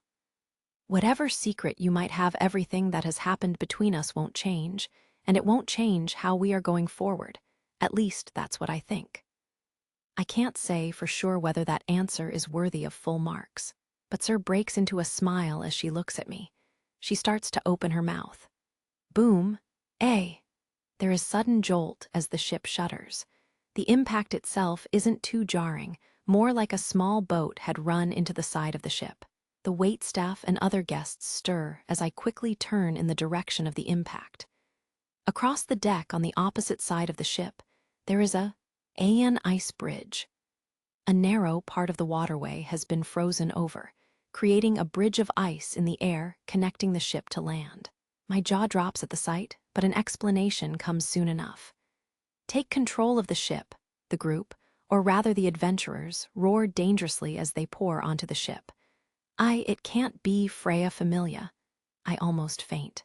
They had found us on the ship, and their mages had frozen the surface of the water with ice magic, creating a makeshift bridge so they could reach the boat directly. They would go that far. Panic spread across the ship in the blink of an eye. A swarm of people clad in black helmets and combat gear, all properly equipped for battle, was pushing its way onto the ship and spreading out. The adventurers, who advanced without a care for the tables overturned in their wake, could only be seen as a black raid, and consumed with the rage of having Sir stolen away from them, they pushed their way through all the guests, checking everyone's faces as they went. What is that? Wait, don't those guys kind of look like the adventurers who attacked us before? Freya Familia. Hestia and Eyes were both surprised as the panic spread around them. What's going on, meow? Hey, keep this sort of thing to Mamma Mia's bar. Anya and Ranoa and the others were shocked too. The dining cruise had transformed into a battlefield. I couldn't make it in time. Watching alone from the coast, Hedin shook his head as he scrutinized the scene at a distance. Using his position as commander, he had been manipulating Freya Familia from behind the scenes, just like Belle had hoped, by carefully maneuvering the dragnet away from Belle and Sir's location while giving what seemed to be sound orders. And he had done well. Though he had been unable to stop the assault on the ship, his adroit maneuvering was still deserving of praise. Because he had led Alan, Hegney, and the Gulliver brothers, the first-tier adventurers who would have been the most violent, merciless, and impossible to negotiate with, on a wild goose chase far, far away from the city's southwest. Listen to you? Don't screw with us. You're hiding something. They directed the city's most intense bloodlust and vitriol toward him, more than enough to make an average person faint on the spot. But he had coolly fended off their doubtful eyes and shielded Belle from an instant death. Were it not for Hedin, Belle and Sir would have been apprehended in no time at all. But in exchange for that, A lower-level squad had slipped through the cracks, and he had not arrived in time to stop the Familia members who had spotted the couple from acting on their own judgment. So it was Van's squad, mindless fools. Do you wish to tarnish Lady Freya's honor? The crowds near the shore were gradually noticing the uproar happening aboard the ship. If it became known that Freya Familia was the cause of the commotion, Hedin would not be able to look her in the eye. No matter the situation, the reputation of the Familia must never be brought into question. The white elf alone bore the responsibility for the Familia's public image, and seeing Van's unthinking charge, his normally intellectual visage warped with rage. Find her. Steal her back from that rabbit as soon as possible. Meanwhile, unaware of Hedin's seething ire, the half-prum Van was running amok. He had snapped. After having his mission disrupted, he had become obsessed with making Bel Cranel pay. He had sworn his allegiance to the Familia, so he refused to let his failure stand. Even if things got messy, he would not stop until Sir had been stolen back. He was that desperate at this point. Take Rabbit Foot down by whatever means necessary. As long as he's around, he might still get the jump on us. Make sure to end him. And there was one person who twitched upon hearing his shouted orders. Eyes. Her eyes flaring, she drew her trusty sword from where it was hidden beneath the table and came out swinging. Gah, wah, Sword Princess. What did you mean by take Rabbit Foot down? Van somehow managed to use his twin blades to defend himself as the identity of his attacker dawned on him. It's got nothing to do with you. Don't get in our way. Are you seriously going to pick a fight with Freya Familia? He was obviously trying to threaten her, but her response was short and simple. None of that matters. Her silver blade flashed, revealing a clear, rock-solid resolve. If you are going to bully him, I will stop you. Outsiders should stay out of our business. Recoiling at the unexpected presence of a first-tier adventurer, Van roared as he and his subordinates charged all at once. Battle broke out as the Sword Princess entered the fray. Tables were splintered and sliced apart, while chairs were transformed into a hail of wooden shards. The staff and guests burst out into screams of terror. A violent melody of weapons clashing rang out in the night. Hey, Wallen What's-Your-Face? What's going on here? Hestia took cover underneath her table, unable to move a step as her cries were drowned out by the deafening sounds of battle. AIs is fighting in the hall? What's happening? A panic hit Bel when he realized what was going on inside the ship. A cold sweat instantly formed, and he began to wonder whether maybe he and Sor had gotten caught up in a clash between the two most powerful Familias. Bel Cranel's over there. Get to the deck. I should have guessed. He yelled after getting confirmation the Black Raiders were coming for him. The ship was currently in the middle of a part of the waterway that was the size of a small lake. The ship, where no one should have been able to reach them, had turned into an inescapable island. Even if he tried to cross the ice bridge Freya Familia had made, he would just be overwhelmed by the torrent of enemies still pushing their way across. Realizing they were cornered, Bel turned pale and stood in front of Sir to protect her. But at that point, Sir, who had been watching from the sidelines, sucked in her breath before raising her voice. Layu, everyone, I'm sorry, but please help. Meow, Sir called us. Man, she totally noticed us. Anya and Ranoa emerged from cover, halting the charging adventurers. Chloe and Layu leaped into action too, as Bel watched in open shock. No clue what's going on, but if they're attacking, Sir, they're our enemies. Agreed. We may have been following them, but certainly not in hopes of such a mindless conflict. An assassin's dagger flashed, and twin short swords sliced through the air. All of the adventurers charging toward the deck were stopped in their tracks by the four girls dressed as waiters. Layu and everyone else, too. What is even happening here? Bel watched in abject horror as a multi-front conflict sprang to life. At a minimum, Freya Familia, Eyes, and the staff from the benevolent mistress were all fighting in front of them. Shall we go, Bel? Sir. Go where? We don't have anywhere to escape to. And amid all that, Sir's pumps clicked adorably against the deck as she ran. Belle frantically chased after her, as the night breeze tousled her hair. He was screaming in a corner of his mind about the ridiculousness of a normal-seeming girl having the courage to run straight across a battlefield without any fear at all. No one noticed their quick escape. No one had the composure to pay them any attention. Soon after, they reached the edge of the deck, Beau sighed. Sir did not wait for Belle to catch up as she hopped up and over the guard rails. Belle's eyes bulged as she straddled the railing while holding her skirt down. Sir, you can't be." She could and she was. Glancing over at him, she smiled sweetly. "I'll leave the rest to you, Belle." Belle turned pale and started running as fast as he could, but she just leaned backward. Her body tilted, slipping into the air. "Ah!" She let out a cute and decidedly fake-sounding scream that was out of place in the pandemonium breaking out all around them. And she could not stop smiling as she fell down toward the water's surface below. "No way." Belle leaped over the rail without hesitation, diving over the edge. He kicked against the hull of the ship once, then twice, picking up speed as he stretched his hand out and caught her. Trying to cover her in midair, he pulled her head and waist close, holding her against his chest. Moments later, there was a splash. A massive splash that escaped everyone's notice. Monologue IV the sound of water. The feel of water.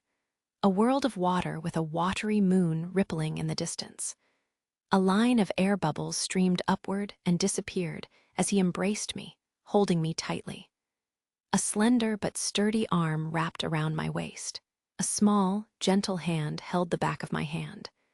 A tiny gasp became more bubbles, carrying this maddening yearning to the surface. Even though the water all around us should have been cold, there was a warmth in my chest. My heart ached. It felt like my eyes were going to melt. I couldn't stop the surge of heartrending emotions. Somewhere along the way, his arms had wrapped around my back, holding me tight, as if to reassure me. A world of water, just the two of us, slowly sinking but never letting go of each other. Ah, it's melting. My consciousness is melting. Everything is dissolving, drifting away like an ephemeral dream. And the last thing that remains is the warmth of his chest. That alone consumes my heart, and it brings me so much joy. Chapter 5, The Proof of the Water Surface Rocks. Tiny ripples silently run up the shore before receding, transmitting the intermittent impacts originating from the boat floating in the distance. Then a spray of water breaks the surface. Gah! Sucking in a deep breath of fresh air, I bring my hand onto the shore. My clothes feel as heavy as lead as I drag Sir up with my other arm. Ack, are you okay?" I pat her back as she coughs. We're clinging to the stone-paved shore with only our upper bodies out of the water. I pull myself onto land. I had been shocked, and it had taken a lot of stamina, but I've gotten fairly used to things like this while exploring the dungeon. I just ventured into the water capital on my last expedition. I'm not sure how to feel about this becoming something I'm familiar with, though. I grimace at the sensation of being totally waterlogged as I hold out my hand and quickly lift Sir up onto shore as well. I support her as she slumps down, kneeling on the ground.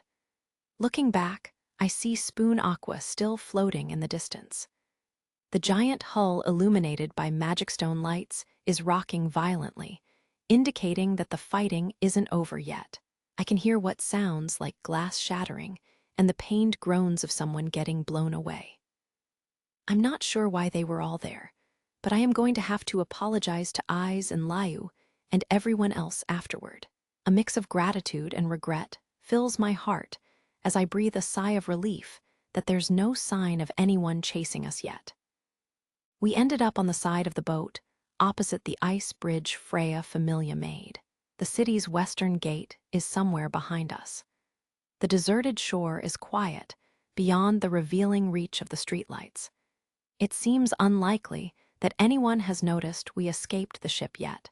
And to be honest, I'd say I did pretty well diving off the deck, sinking to the bottom of the waterway, and then swimming all the way here, holding Sir the entire time.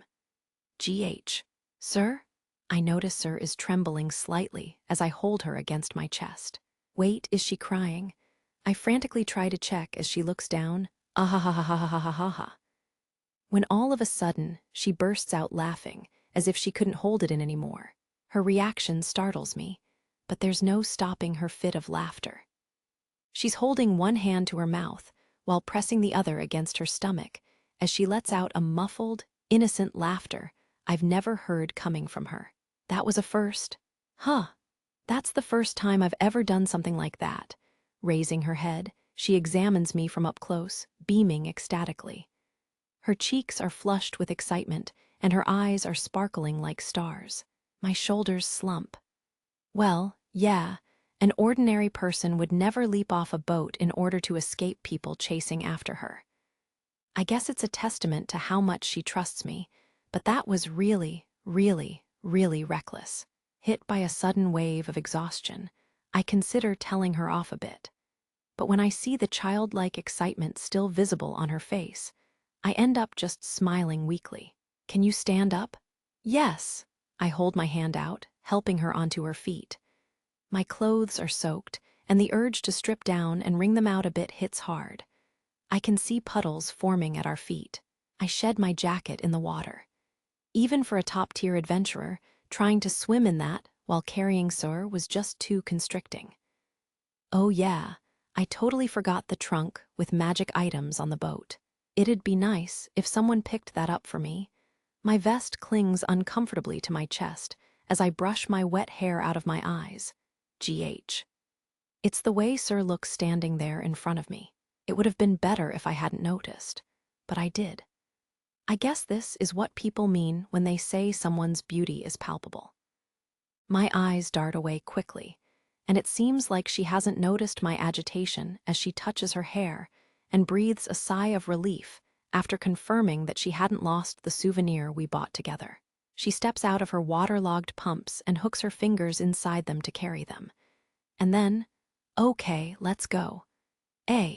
We should get away from here, to someplace no one will find us, she says, still enjoying her brief taste of freedom. We managed to escape after all, but at this rate, they'll catch up again sooner rather than later. There are plenty of things I'd like to say about that, but her basic point is definitely right. Surely not everyone who was following us charged onto the boat. And it feels like the ones on the boat are starting to get alarmed, as if they've noticed we aren't there anymore. Ag. At this point, there's no choice but to go. I arch my back and hop over the sloped embankment to chase after Sir. We leave the shore behind, slipping into darkness. The two of us are running along the street. We're searching for places where there won't be anyone else around, with no particular direction in mind. And as we move farther and farther away from the crowds, the streetlights around us naturally start to disappear. Somewhere along the way, the only things left lighting our way are the moon and stars above. Sir's footsteps ring out as she runs ahead like a child embarking on a grand adventure. You'll hurt yourself running barefoot, I shout from behind. If that happens, you can just give me a piggyback ride, she calls back delightedly. She spreads her arms, spinning around as she runs before looking back at me and breaking into a smile as I chase after her. She really is doing as she pleases, relishing the excitement of the moment, enjoying even the way her breathing turns ragged. There is no one to question her, no one to stop her, and the stars above seem to be blessing her freedom. She looks stunning, playing beneath the moonlight, almost like a spirit, or like a sweet, young goddess who has just been born. I keep running after her, as if I'm being drawn along by her presence. The two of us dash through a solitary moonlit world together, and finally, this is, as if waking from a dream, we stop when we see it. A giant stone bridge, over 60 meters long and 10 meters wide. The water burbles beneath as it passes through the arches supporting the bridge. Made from countless quarried stones, it looks like any ordinary bridge other than feeling a little bit old, if we ignore the 31 statues lining it. That is. These are all monuments to famous heroes. The Bridge of Heroes. It's called that out of respect by both adventurers and the residents of Arario. The legacy of great people from the ancient times who had continued to fight while risking life and limb in order to seal the dungeon. The statues lining this bridge were made in the likenesses of the greatest heroes who formed the cornerstones of the surface world's bulwark.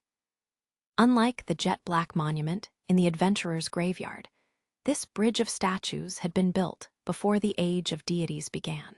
It has been broken and destroyed countless times by monster attacks, natural disasters, and conflicts between people.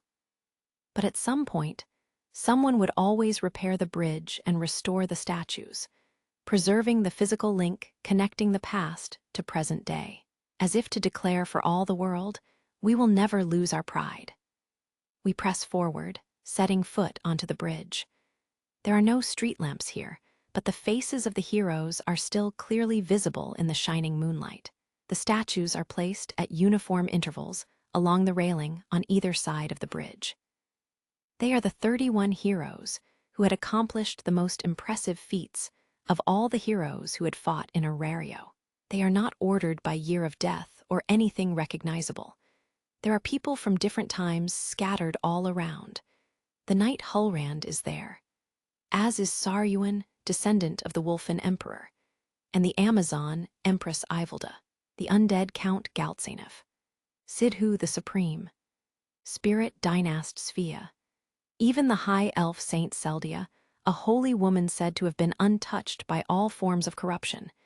Next to several of the heroes' statues are the great spirits who are said to have aided them in their accomplishments. The Bridge of Heroes, it's been a while since I came here. Have you been here before, Belle? Yes, many times, but it was always crowded when I came. Yes, I've never seen it so quiet before. The bridge is located quite a ways away from the busy shopping district and trading post. It's far removed from the main streets and the clamor of the festival as well. Viewed from the bridge, the sea of lights illuminating the rest of the city feels almost like a world apart. We are all alone, the world around us silent as we stand amid heroes. Neither of us speak as we continue forward, staring up at the figures until we reach the center of the bridge. Here we stop in front of the hero standing there. A single long sword, light armor, a long scarf. There is no spirit by his side. I look up at the face of the man hailed as the strongest hero in the long history of heroes. Albert the Great? I stare at the features of the hero, who I had started researching 6 days ago, looking for some connection with eyes. Albert the Great's feat was synonymous with the end of the ancient era. His death marked the beginning of the age of deities. His legend is indestructible, spoken of in the final chapter of the Dungeon Oratoria. His achievement was driving back the Black Dragon. The pitch-black calamity birthed from the Great Pit had seemed intent on destroying every person, every last thing in the land. And, fighting alone, Albert drove it away, at the cost of his life, after he stole an eye from the King of Dragons with his sword. The now one-eyed dragon gave a piercing screech that rocked the world as it flew off to the lands far to the north. Whether in honor of what he had accomplished, or perhaps sensing danger to itself, though the true reason hardly matters now, the embodiment of destruction had left Arario behind. And shortly after the Black Dragon was gone, the first of the deities descended to the mortal realm, raising the curtain on the age of the deities that was still ongoing. In other words, Albert had brought the ancient era to an end, advancing the fate of the mortal realm to a new stage. And because of that, he's recognized by everyone as the strongest hero. And yet, it isn't here, either on the pedestal with Albert's name, there is no trace of his other name, of the name Valdstegen. Who were you? What connection do you have to eyes? The statue has no answer for me. Interested in the great hero? Sir asks. Yes. There was something I had been trying to look up about him. I can't really explain it well when asked like that all of a sudden. She studies me closely. do you know why there isn't a statue across from Albert on the Bridge of Heroes? A. When I follow her gaze, I suddenly realize she's right. There is a gap in the uniforms spacing on the right side of the bridge. At the center, across from Albert's statue, is nothing besides empty space. As if there isn't yet anyone worthy of facing him. And just when I had that thought, the world wants a hero. It almost sounds like someone else's voice. They wait for the final hero, the one who will finally save the erario that Albert protected, and this entire mortal realm along with it. The final hero. When the final hero who defeats the ancient dragon takes their place in that empty space only, then will the Bridge of Heroes finally be complete. Now, I understand the meaning of the gap in front of the great hero, the counterpart to the hero who ended the ancient era and set the stage for the age of deities. The one qualified to stand before the greatest hero who protected the world can be none other than the one who fulfills his final wish, the final hero who saves the world. That is surely the aspiration and greatest wish of everyone in the line of heroes, stretching back to the very first. True peace. Overcoming the embodiment of destruction and thrusting the world into a brilliant future. The land of beginnings where the heroes fell and the promised land where heroes are born. My murmur fades into the breeze. I ponder those words, the thoughts I had during Elegia. After I stare at the statue for a while, Belle, do you think there are really heroes? Sir's question catches me off guard, and I turn to face her. Whenever I come here, I'm always filled with this mysterious feeling. I always wonder if a hero truly exists, one who would help me no matter what and save me from everything, a hero who could grant me my wish. Walking barefoot, she cuts into my field of view and turns to face me. I want to meet Otter, an irreplaceable hero all my own. Otter? Sir smiles as I murmur a word I hadn't ever heard before. Yes, an otter all my own. And even though it couldn't be, I can almost feel the loneliness hidden behind her smile. I always think how nice it would be if I could ever find him. Our gazes meet. Her blue-gray eyes are peering into mine. I suddenly find it hard to breathe. It's her eyes. They're practically pleading with me for something. I don't want to know what that something is. I desperately try to feign ignorance as my heart cries out. I can't move my legs. I can't move forward or backward. Time stops for just the two of us. I starts to move my lips, trying to force something out. The wind blows and then a cute sneeze echoes. Are you okay? Yes, I've just gotten a little cold, I guess. Of course you're cold, you're drenched. I dash over to her. I'm drenched, too, so I don't have any clothes to lend her. She's rubbing her arms, so I'm about to suggest we find a place to get changed when Sir notices something. Belle, hasn't it gotten noisy over there? Looking where she is pointing and listening closely with my enhanced ears, I can definitely hear it. Find lady, sir. They can't have gone far. That has to be the voices of our pursuers. Og. Let's get out of here. Okay. We stayed too long on the Bridge of Heroes. At this rate, we'll be discovered. We can't afford to take it easy here any longer. Taking Sir's hand, I start running across to the other side of the bridge. But where do we go? Is there anywhere we could change out of our wet clothes and hide away from Freya Familia? Is there really a place like that nearby? Leave it to me. It's almost like she can read my troubled thoughts. Turning around, I see Sir's reliable smile. I have an idea. Really? Yes. I put my faith in her and ask her to lead the way.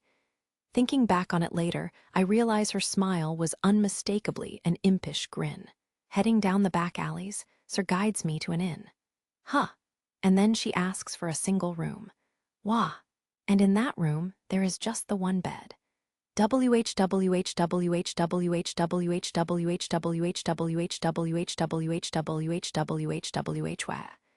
She holds her finger to her lips and shushes me as I start to shout. No, this is not the time for shushing. Did I miss it because I was focusing too much on our pursuers? Or should I just curse my indecisiveness for trusting her and not saying anything sooner? Either way, here we are, all alone together in an inn. We don't have any other choice, right? If we kept running the way we have been, they would have caught us, and we were definitely going to catch a cold no matter what. Still, I thought it was a really good idea myself. I doubt they would think we ducked into an inn, either. My eyes are practically bulging out of their sockets as she says it so matter-of-factly. She led us to a merchant lodge on the periphery of the trading post. It normally serves as a place for traveling merchants to stay the night. Thinking about it from a more regular point of view, it definitely isn't the sort of a place an adventurer or a regular city girl would ever use. A man and woman drenched to the bone. It's fairly obvious we're in a strange predicament, but the dwarf proprietor still lent us the room without any hesitation. According to him, there'd be no end to it if you tried to count the number of people dealing with strange situations in the labyrinth city. The room is built from wood. It's a simple construction, and there isn't much in the way of furnishings beyond a magic stone lamp on the lone table. But perhaps because it was intended for merchants, there is a small private shower room, and of course, the single bed up against the wall. I can't contain my agitation at the imposing presence this piece of furniture has. Were there really no other options? I just feel progressively more awkward until I notice her pointing out the window. I can see people from Freya Familia clad in black through the gap in the curtains. They are running past shouting, "Find them!" And they have to be around here. I swallow the cry welling up inside me as I slowly back away from the window. There's no choice but to accept the situation. A few more awkward moments pass before Sir speaks up.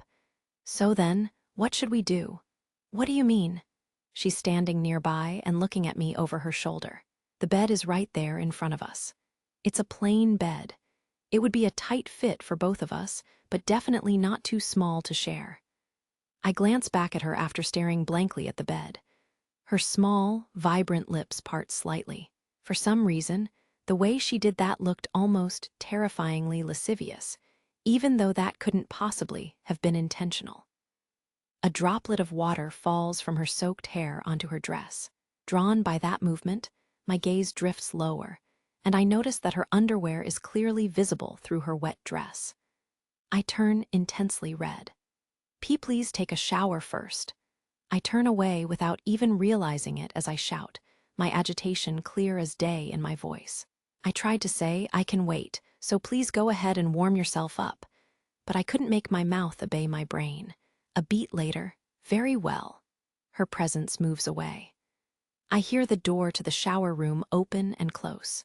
The tension in my shoulders subsides ever so slightly, but the audible rustling of clothes and the sound of the shower coming on soon after brings all of that tension rushing back.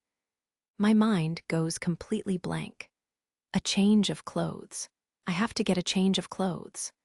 My mind refuses to move beyond that thought. Of course, I don't have any spare clothes arranged in advance. Even if Sir warms up in the shower, it'd be pointless without dry clothes to change into. Am I just going to curl up under the covers with her naked as the day we were born? Casting aside that foolish idea, I frantically run out of the room, not forgetting to lock the door behind me. Fortunately, this is a merchant lodge, so the doors do have locks. The last little fragment of calm remaining in my head breathes a mental sigh of relief at that small mercy. If someone managed to get into the room now, I'd never forgive myself. I head down to the counter silently. Even as I ring the bell, my focus is entirely on our room. If anyone tries to go near it, I've calculated it would be possible to get back within 2 seconds. I can do at least that much. I could become an animal, a supersonic rabbit. Finally, I negotiate for some loaner clothes from the proprietor. And when he looks annoyed by the request, I put all the money I have in my pocket down on the counter. The dwarf just takes that and brings out a change of clothes for 2 people without saying a word. Accepting the hemp garments, I dash back to the room. I unlock the door and immediately close it again after slipping inside. I can still hear the sound of the shower on the other side of the wall. I set the changes of clothes on the bed and then sit down in the chair even though I'm still wet. It feels like my body has been completely drained of strength. It didn't even take 3 minutes, but I feel more tired now than at any other point during the day. I naturally lean forward in the chair, my back to the shower door as I clasp my hands and look at the floor. I can't do anything but look at the floor. I am going to have to come to terms with the situation I'm currently in before long. Spending the night here with Sir? Blood starts rushing to my head all of a sudden. Is that really necessary? Couldn't I just wait for her to get out and get changed, and then say goodbye before heading out by myself? I consider that option for a moment, but for some reason I feel certain that if I did that, Master would actually roast me to death. We're talking about Master, after all. How long is the goddess festival date in effect anyway? Can I really just abandon Sir like that? Can I really disrespect her feelings when she's shown me a smile she's never revealed before? And it's a bit too late to realize this now. But will Hestia Familia, and I even have a future anymore after I spirited away someone under Freya Familia's protection? Is there any point in running anymore? I mean, today is the harvest festival, right? Mother Maria said that today is the day of the year when the most couples are blessed with children.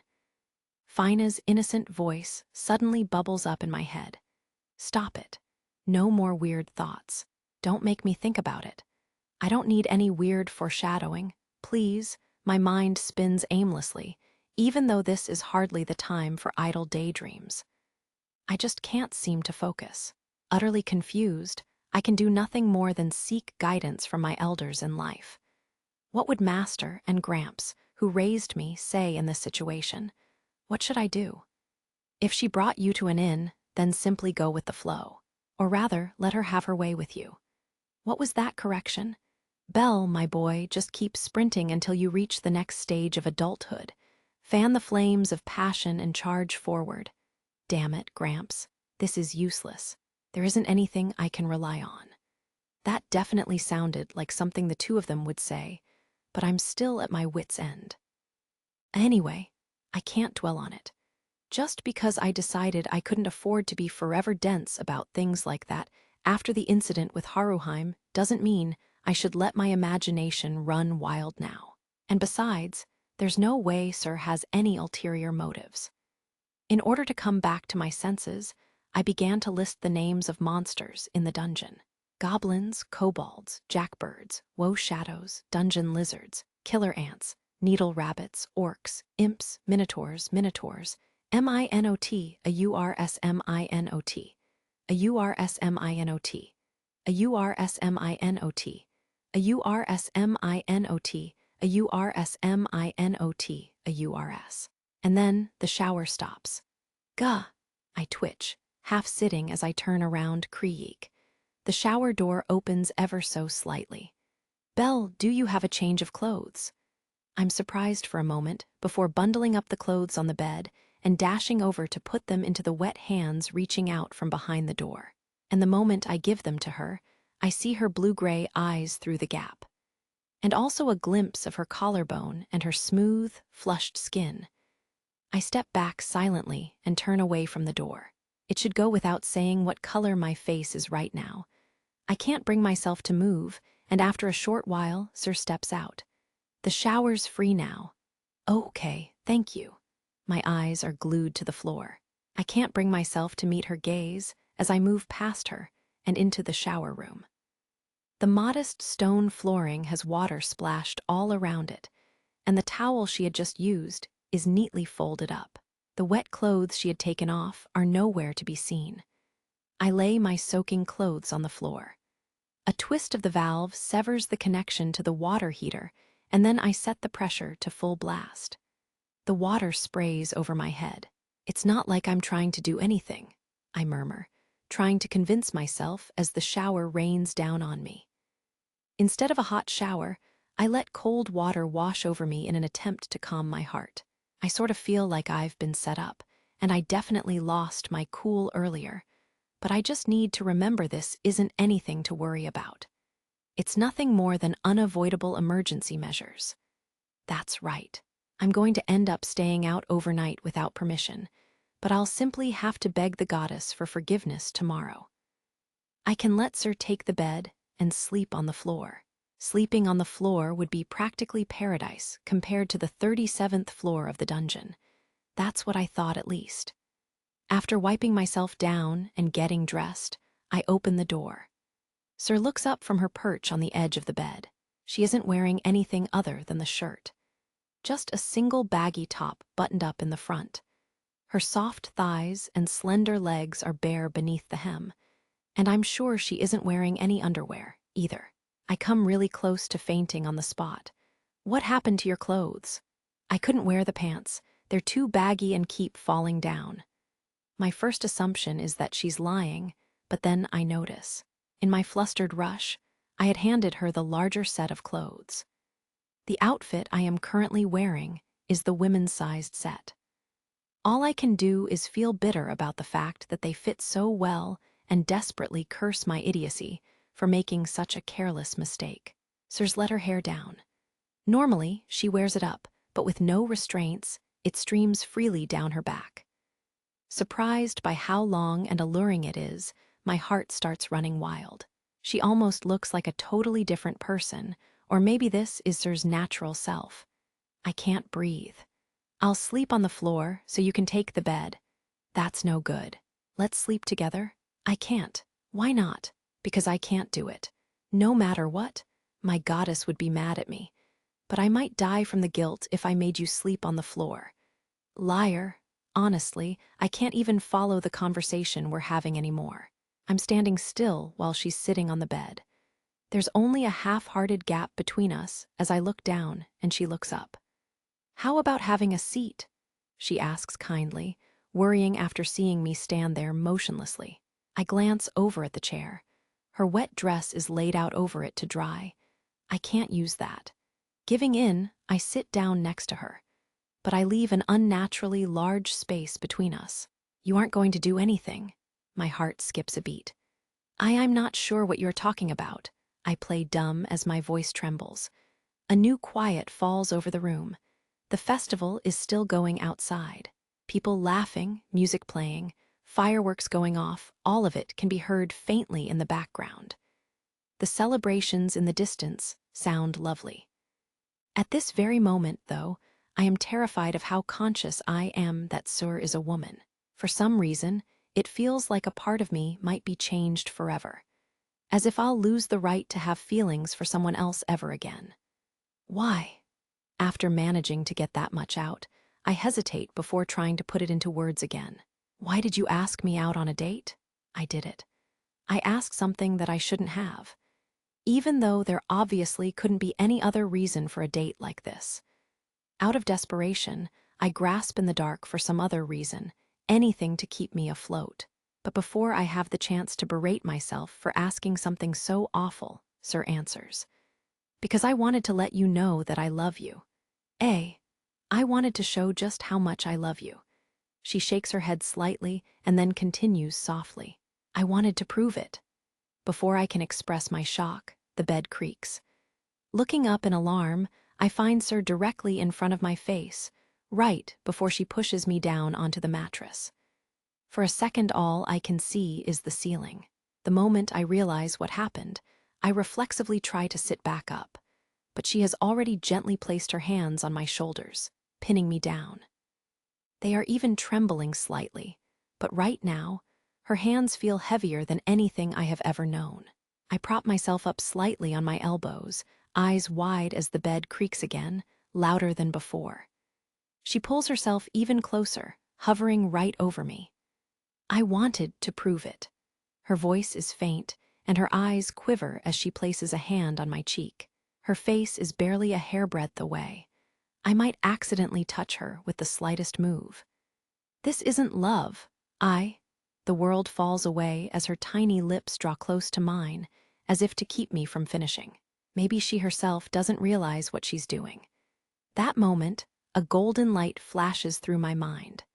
No, I grasp her by the shoulders, using just my abs to sit up and push her away from me. I can't just go with the flow. I can't let this just happen to me. I can't give up on my dream. If I don't stop this, we'll both end up suffering. Making that mistake now would surely destroy us both someday. It would end in tears. I gather my resolve to do what's needed, even if it means she'll never forgive me. It doesn't matter how much I'm hated for it. My face twists up with the realization that I'm about to hurt her right here and now, but I force myself to stop her. Her hair flutters, covering her eyes. She falls back, sitting atop my legs, looking down quietly. Hair hides her expression. There is a moment of silence that seems to last an eternity. She lifts her head. Don't refuse me. There's a silver gleam to her blue-gray eyes. Accept me? The moment I see that glimmer up close, my body convulses like it's breaking down. No, my heartbeat is running wild.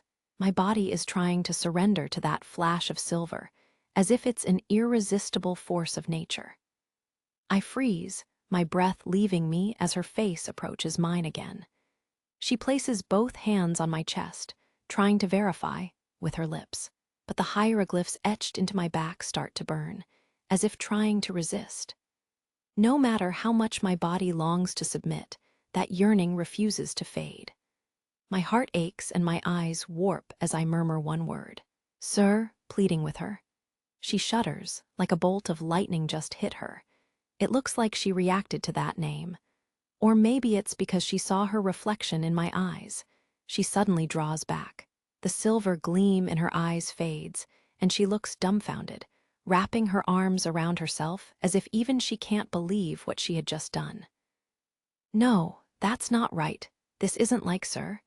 She is murmuring something, and then she moves farther from me and turns away. Sir, look away. Please don't look at me. Please. Her voice is barely audible. I glance at her back for a moment longer before turning away like she asked. I huddle against my knees and curl up on top of the bed. The sounds of the festival are still audible, but now it almost feels like the world outside is laughing at us. I don't know how much time passes after that. Belle, Sir slowly, gently breaks the silence. Yes. I promise I won't do anything you don't want me to, so could we please sleep together? Turning off the lamp, darkness fills the room. Flickering light from outside filters in through the window and past the curtains, giving off a soft glow. The two of us are lying on the small bed with our backs to each other. I can't sleep, obviously. Sir is literally right next to me. Her warmth is immediately to my side. I can basically sense her breathing and feel her heartbeat without even trying. Belle. Yes. Do you hate me now? No. I could never hate you. Even though I can't figure out why, it feels like I've just said something incredibly cruel. Do you not want to have a lover? Where did that come from? You know, the children at the orphanage want a mother and father. That doesn't answer the question. The mood is shattered in an instant. What was I feeling bad about before? You haven't reflected on what you did at all. As I shout both internally and out loud, I hear her rolling over. And then I feel her arms slip around my body. Sir presses her forehead against my back as I tense up reflexively. Don't look over here yet.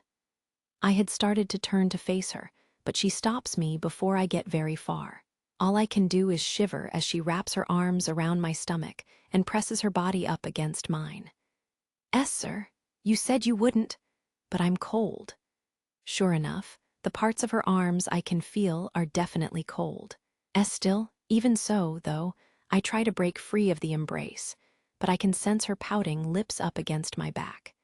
Even though you held Layu. The sort of groan every person ever caught doing something utters slips from my lips. Layu told you? No, no one told me anything. You just did, though. She's also been behaving oddly ever since returning from the dungeon.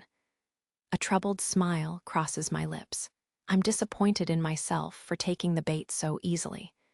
Even though Layu is a precious friend of mine, you did something lewd with her. I did nothing of the sort. It was maybe borderline risque, but I didn't do anything weird. Really? Yes. Then you won't do anything with me either? I would never. Why not? What do you mean, why not? I'm at a loss for how to respond. After a few moments collecting my thoughts, because you're you, I can't. There's no way that would be an acceptable answer. Sir's arms squeeze tightly around my body. Stupid, Belle. WH what? Stupid, stupid, stupid.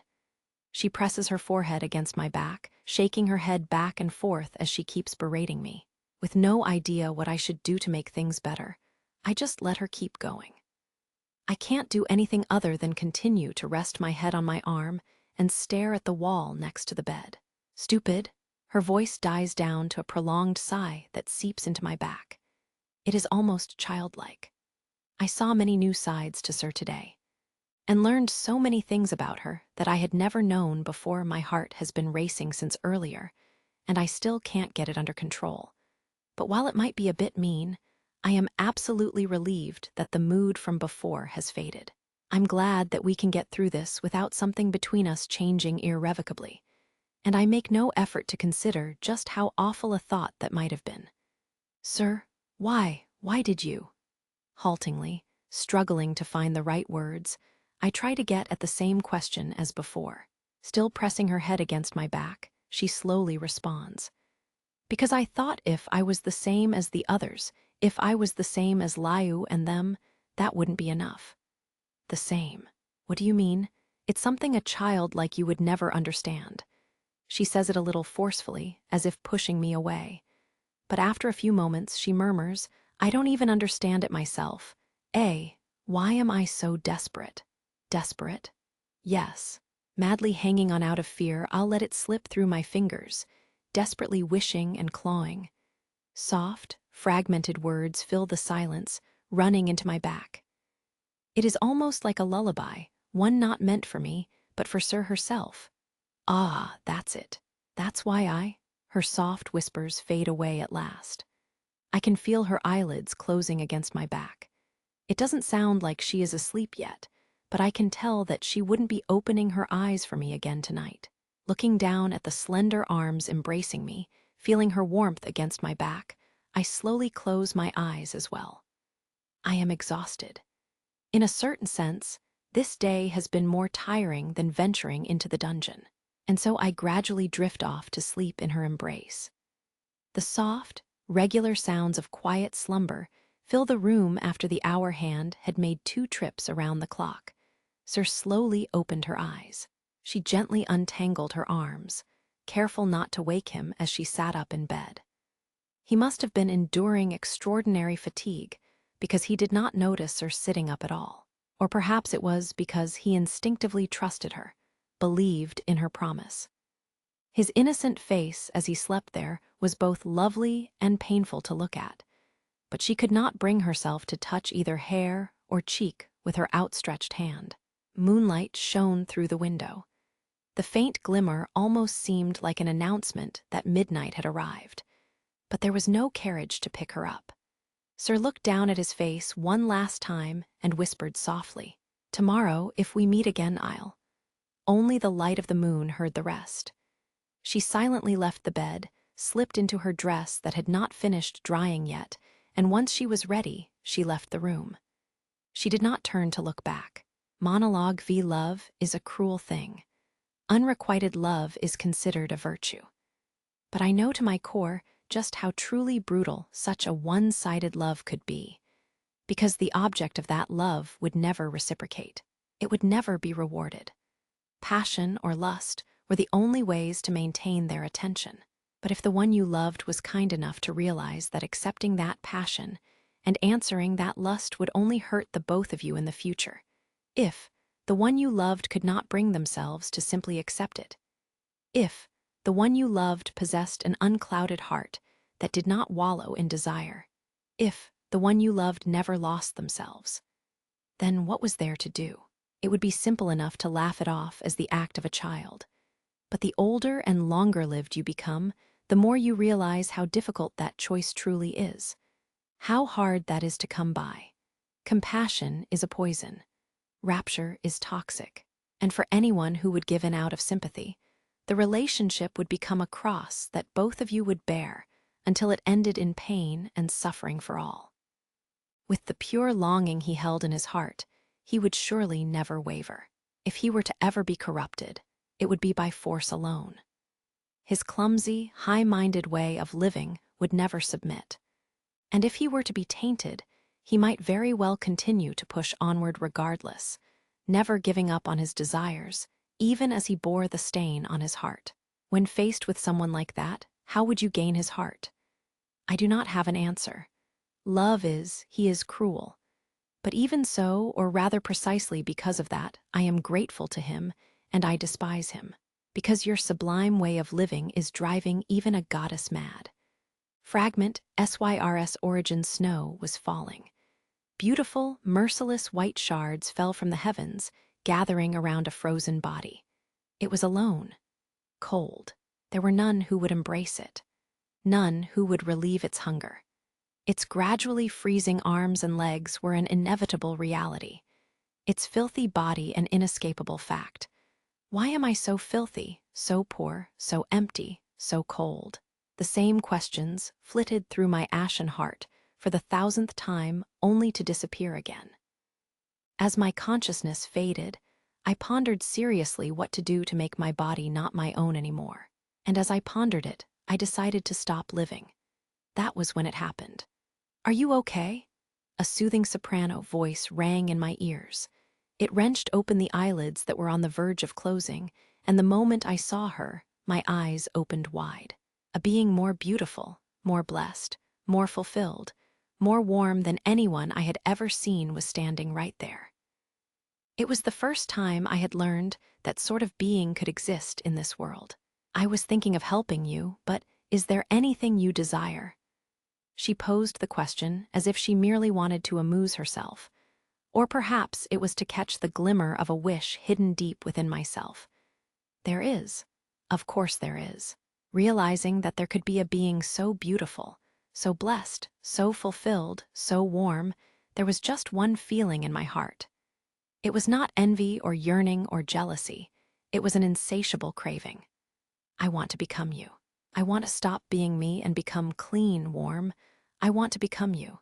She surely had not expected to hear that. She gazed in wonder before laughing aloud. "You want to become me? How ravenous can you be? There has never been a child who asked for that before." There were those who had been saved by her love, and those who had sworn fealty to her as well. But there had never been a person who had wanted to become her. She found this highly amusing. The silver-haired goddess continued to laugh, as if it was so funny that she could not help it, as if it had piqued her interest. "Then I shall give you. In exchange, you will give me, yes." I nodded weakly. And then, in that irredeemable slum, the goddess reached her hand out and asked, "What is your name?" My lips trembled. "Sir." That was an exchange of fates. From that moment on, my destiny was set in stone. But even so, I did not mind. As long as I could be set free from that frozen town. As long as I could be unshackled from that solitude and darkness. As long as I could become the being who was more beautiful, more blessed, more fulfilled, and more warm than anyone else. And so I changed. I was reborn as a goddess. Chapter 6. The wish cost. I can tell I'm waking from a deep sleep. Opening my eyes, an unfamiliar wooden wall and a window covered by cheap curtains greet me. The unfamiliar scent of the building is a vivid reminder of where I spent the night. It's morning gah, and also who I spent it with. "Sir." Only then do I finally realize that I am alone in bed. The person who was supposed to have been there beside me is gone. Sitting up to look around, I see that her clothes that had been set out on the chair are gone as well. She isn't in the shower, either. Did she leave on her own?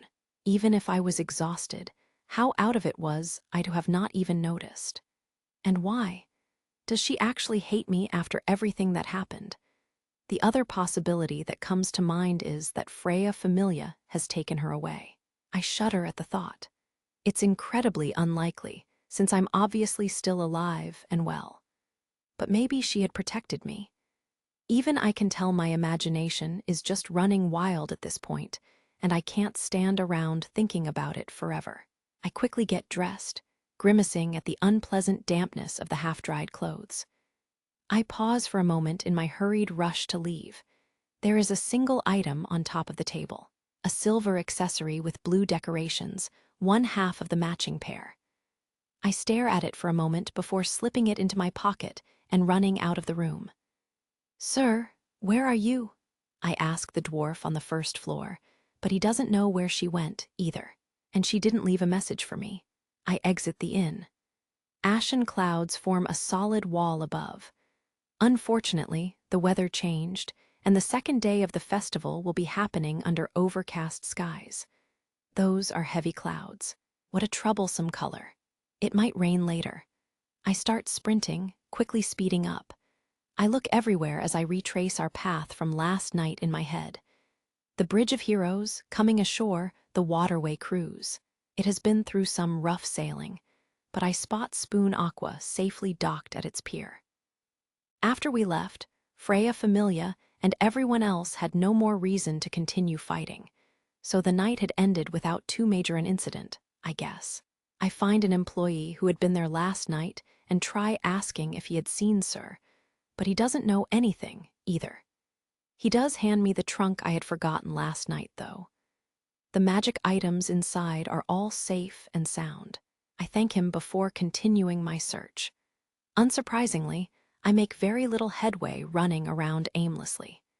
Did she go back to the benevolent mistress? I cling to that possibility as I angle toward West Main Street, even though I don't really believe it. It's early morning, but the taverns are still packed with patrons who have been partying through the night, and there are noticeably more people out on the street than usual. The festive mood has not faded at all, even with the dawn of a new day. Coming out on West Main Street, I see Welf dressed as a waiter, looking exhausted as he heads toward the benevolent mistress. "Welf, he turns around. "Wait, Belle, where the hell did you go yesterday?" He looks around frantically before running over to me. "We were worried when you didn't make it back, so did you spend the night with her last night?" It was a pain in the ass to stop Lil E from dashing out once she started shouting. And then I had to look after our fox, who just straight up fainted. He seems almost scared of what might happen if Lily finds out I'm here, but I cut him off. "I'm really sorry, but did Sir come back here? She disappeared and I can't find her." He blinks several times, and seeing how flustered I am, his expression turns serious. "Just calm down. Let's head over there, and I'll listen to what happened." In the narrow alley next to the benevolent mistress, Welf leans against the wall as I outline what had happened last night and this morning. "You were chased by Freya Familia, and when you woke up, she was gone." I'm worried that they might have taken her away somewhere." I can't shake my unease. Welf unfolds his arms. "Sorry, Belle, but I need to ask something first." He looks me straight in the eyes. "What are you going to do if you find her?" At first, I don't know what he means. What do you? It's not like I'm a genius when it comes to the finer points of understanding women, but there's no mistaking that that girl likes you. And not as a friend, as a man. I gulp as Welf's expression hardens and his tone grows fierce. "So tell me now, what are you going to do after you find her? Are you going to play dumb and just try to make everything go back to normal? Even I know it's cruel to not respond to her feelings. How could someone like me? How could she fall in love with someone like you? Are you really going to give me that?" Welf refuses to let me run away from reality. His eyes are clearly saying, "You've already realized it yourself, haven't you? If you're going to play dumb about it after everything that's happened, then you're definitely not the man I thought you were." My eyes flicker.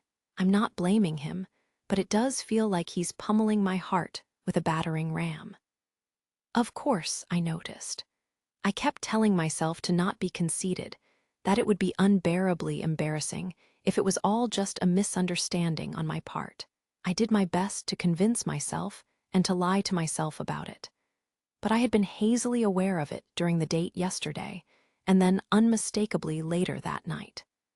I had learned how she truly felt. I heard her say that she loves me. There's no way to let it stay vague and ambiguous anymore. I have nothing to say as I look down. It's not a bad thing to be humble, and I can understand stopping dead in the water because you aren't sure of yourself. But don't lie to yourself, and don't leave her hanging like that. The most obvious reason for her being gone in the morning is that she's given up on you. It's pathetic, but I can't even respond. And having said that much, Welf slowly sighs. If you're like this now, it's gonna be rough for all the people who fall for you. A. I look up suddenly to see Welf covering his mouth as if he had let something slip. Ah, no, I just meant with you being a top-tier adventurer now, there will be a lot of people who will be interested in you, is all. Don't overthink it. He grins awkwardly, trying to backpedal. Now listen, I'm not saying you should get full of yourself instead. And if anything, I think it's more arrogant to expect someone to notice your feelings without ever trying to tell them how you feel yourself. As a guy, I definitely think there's some responsibility on the woman's side, too. But once someone has come out and confessed their feelings, don't you dare even think about running away. Besides, I want my partner to do things right. That's just my selfish opinion, though. Welf grins. Shame wells up inside me. The advice from our familia's older brother figure echoes loudly in my heart. If a time comes when I have to give my answer, it will be, made up your mind. Yep, I won't run away. Then I won't say any more. Sorry for bringing it up. No, I'm sorry, Welf, and thank you, I respond weakly. He just smiles.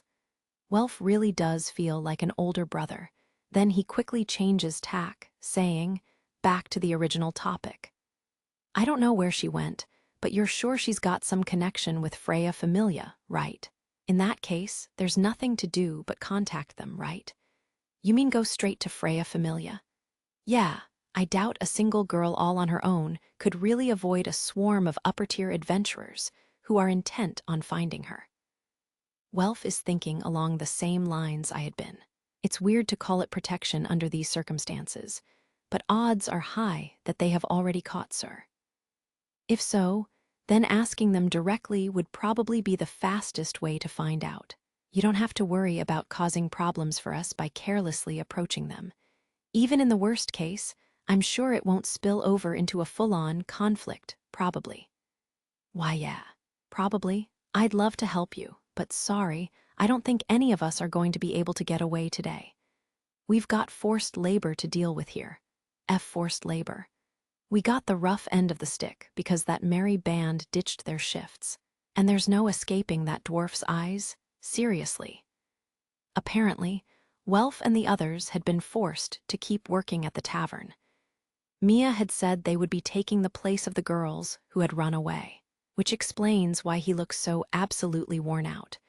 Oh right, Liu and the girls were on Spoon Aqua. Had they been tailing us? Did they not come back? Nope. And our goddess didn't either, Welf says with a shrug. I nod. In any case, my options are limited, so I have no choice but to try everything I can. I leave my trunk with Welf and get ready to go. But after a step, I turn around. Thank you, Welf. I'll be back soon. Yeah, go get 'em. I say my thanks one last time and dash out of the alley. Just when I thought he had grown as an adventurer, he's still just a kid when it comes to this stuff, huh? His partner had started to look different after the incident with the Xenos, but when it came to things other than adventuring, he still acted very much his age. If anything, he was too pure. But that's not so bad, Welf murmured with a laugh. Then his expression darkened. An employee of hers being guarded by Freya Familia, does that dwarf maybe know? He even began to wonder if this tavern was under the patronage of the goddess of beauty. Staring up at the benevolent mistress's signage out front, Welf was quickly closing in on the truth. I run through West Main Street, weaving my way through the crowd. There are lots of people from the guild lining the festively decorated street. Most of them are busy refilling the wooden crates that had been emptied the previous day with more food and flowers from the harvest. And the lines of stands are similarly getting ready for business. While taking stock of the morning preparations going on out of the corner of my eye, I think about how I should make contact with Freya Familia. That's when suddenly I notice something. No one's watching me. I can't sense any of the vigilant eyes that had been boring holes in me all throughout my date with Sir yesterday. Had they simply lost track of us after we stayed the night at the inn, or are they keeping track of me using a different method now? Is it possible they've stopped following me entirely? Making contact with Master, with Hedin would be ideal. But no, there is someone. Just one person. Whoever it is, they're still keeping an eye on me while hiding their presence frighteningly well. Unfortunately for them, I'm especially sensitive to other people's gazes. I stop for a moment, and the next instant start sprinting at full speed. I turn down an alleyway and head for the building where I know my watcher is standing. Sprinting to not give them any time to hide, I leap up, kicking off the wall opposite it, and land on the building's roof. The watcher makes no effort to run or hide. It's a single dark elf, his jet-black cloak swaying in the wind, one of Freya Familia's first-tier adventurers, someone who stands on the same level as Hedin. Realizing that, I gulp. But, it feels like he's intentionally not facing me for some strange reason. A white brute has come calling beneath the ashen heavens. The winds raise their lamentations. Why do you tarry here, O unwelcome visitor? This morn's heavens are in a foul mood.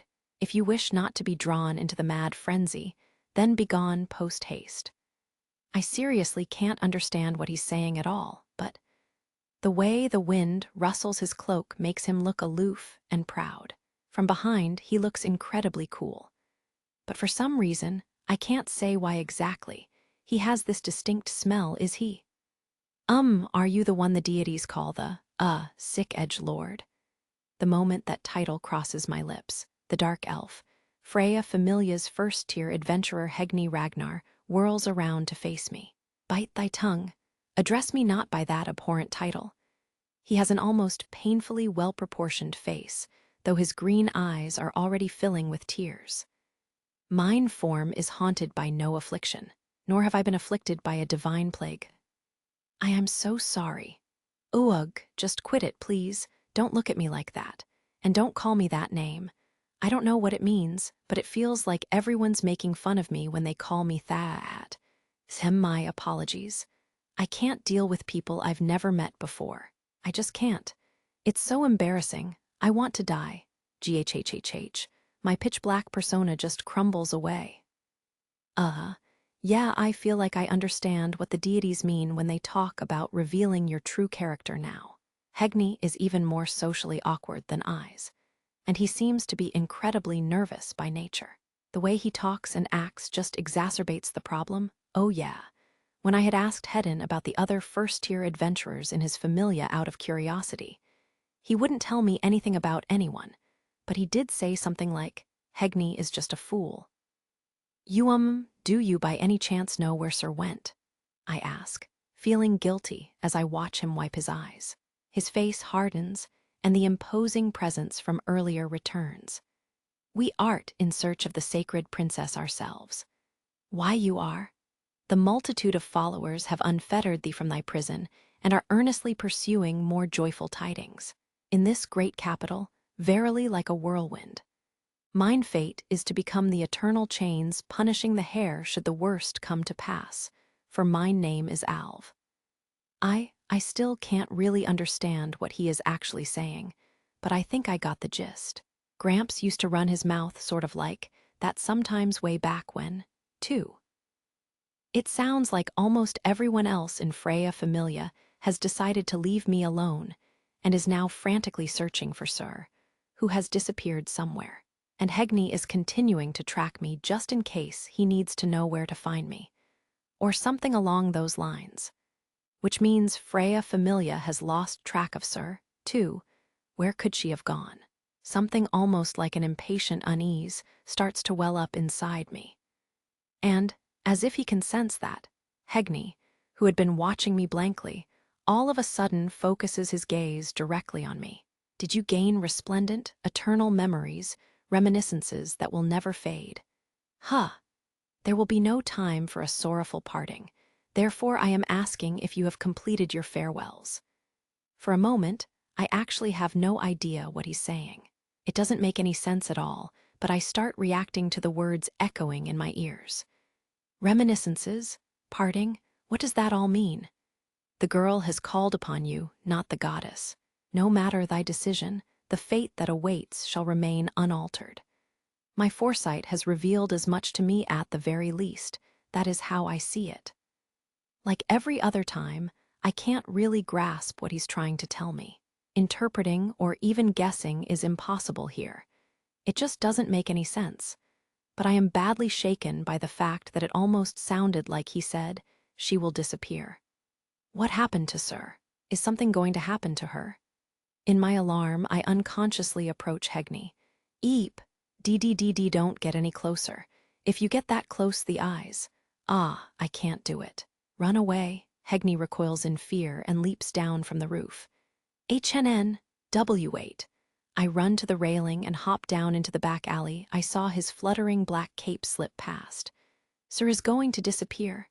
Farewell. What does that mean? What are you talking about? I desperately chase after him the moment I hit the ground. Following the cloak flickering in and out of view at the edge of my vision, I barrel through the web of complex intersections, at times asking passers-by if they've seen a dark elf. But he is unmistakably a first-tier adventurer. He has no trouble throwing me off his trail, and I quickly lose sight of him. Hiya, where'd he? I find myself at Central Park. The center of the city is already filled to the brim with people. Unaware of what's transpiring, the revelers are simply preparing to enjoy the second day of the festival. Did he blend into the crowd? Or is he not even in the plaza at all? My unease grows as I frantically scan my surroundings, and then I see the altars, the towers of plenty. The 4 stone stages constructed to honor the goddesses who symbolize this festival and the harvest season. Without even thinking about it, I look to the pillar in the north where I had seen Freya yesterday. My gaze is met by a lone Bose. The warrior with a form that seems like it was chiseled from a boulder. The city's strongest adventurer. He stares down at me with his silent gaze, and right when I start to feel like he might have been waiting for me, he slowly lifts his enormous arm, his finger pointing to the city's northeast. GHH, I don't know his intent or the real meaning behind the gesture, but it feels like he's telling me to go there. I stand in shock for a moment before looking in that direction. Not long after, I turn on my heels, like a ship guided by a lighthouse in the distance, or more like a boat that had no choice but to cling to the hope the lighthouse will guide me to safety. I'm not sure this is the right choice at all. I am uneasy, but even so, I have no choice but to trust my instincts. Slipping through the crowds, I leave Central Park, following my new lead. The city's northeast is the industrial district, where much of the magic stone item manufacturing takes place. It is a place where craftsmen and workers fill the streets, but a festive mood has taken root here, too. After changing direction several times because of all the turns, I approach the center of the industrial area. And then, "Sir," I spot her. She's at an abandoned stagecoach stop, sitting on a bench in the small, dilapidated gazebo. The waiting area is desolate and dirty, hidden behind dead angles from the buildings around it. If you aren't looking for it, it would be an easy place to miss, which is probably why it has been forgotten and unmaintained. "Belle." She starts in surprise when she hears my voice and jumps to her feet. She seems almost overcome with emotion, as if her wish has finally come true.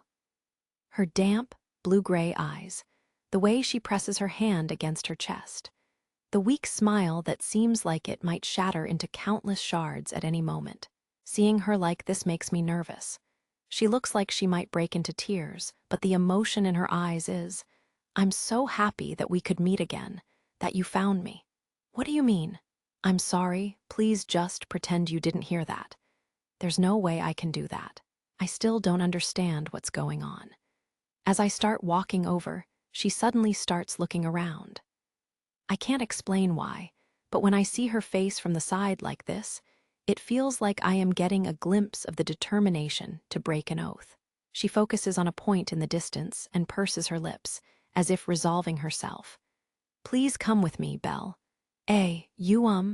I want to get away from here, or rather, there's a place I would like to go to. She takes my hand and tugs. She doesn't let me say anything or even seem to be listening to me. Her blue-gray hair flutters, and she brings her eyes around to meet mine as she flashes a smile. Since you so kindly brought me to the places you wanted to go yesterday, could we please go someplace I want today? Please, Belle. The way she asks makes it seem like this is a once-in-a-lifetime request. When the various people living in Arario looked up and saw the ashen clouds blotting out the sky above, they all had the same thought. It looked like it might rain. Some were disappointed, some lamented the weather, and some resolved themselves to enjoy the festival as much as possible before the rain started.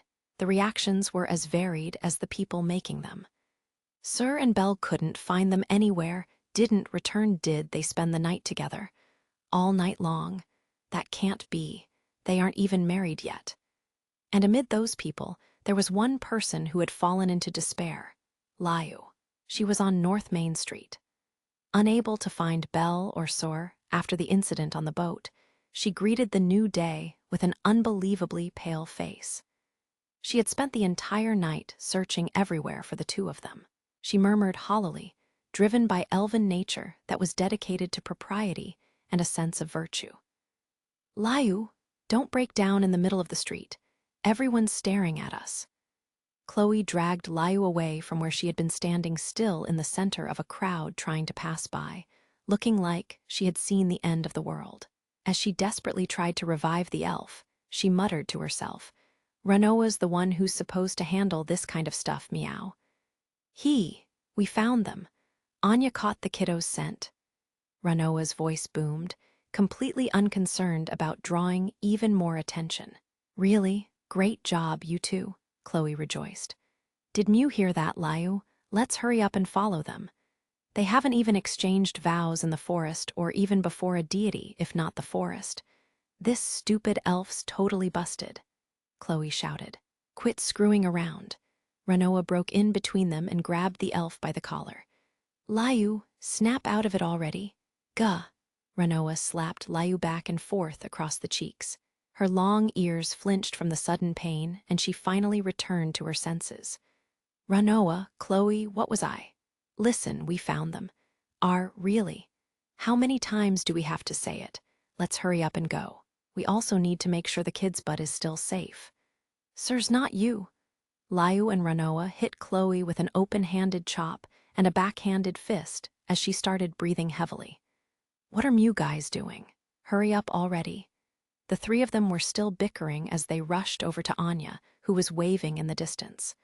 "I'm begging Yaowu, Hermes, please help me." "I said stop that. Don't tug at my clothes, Hestia." Around the same time, the girls from the tavern were on the move.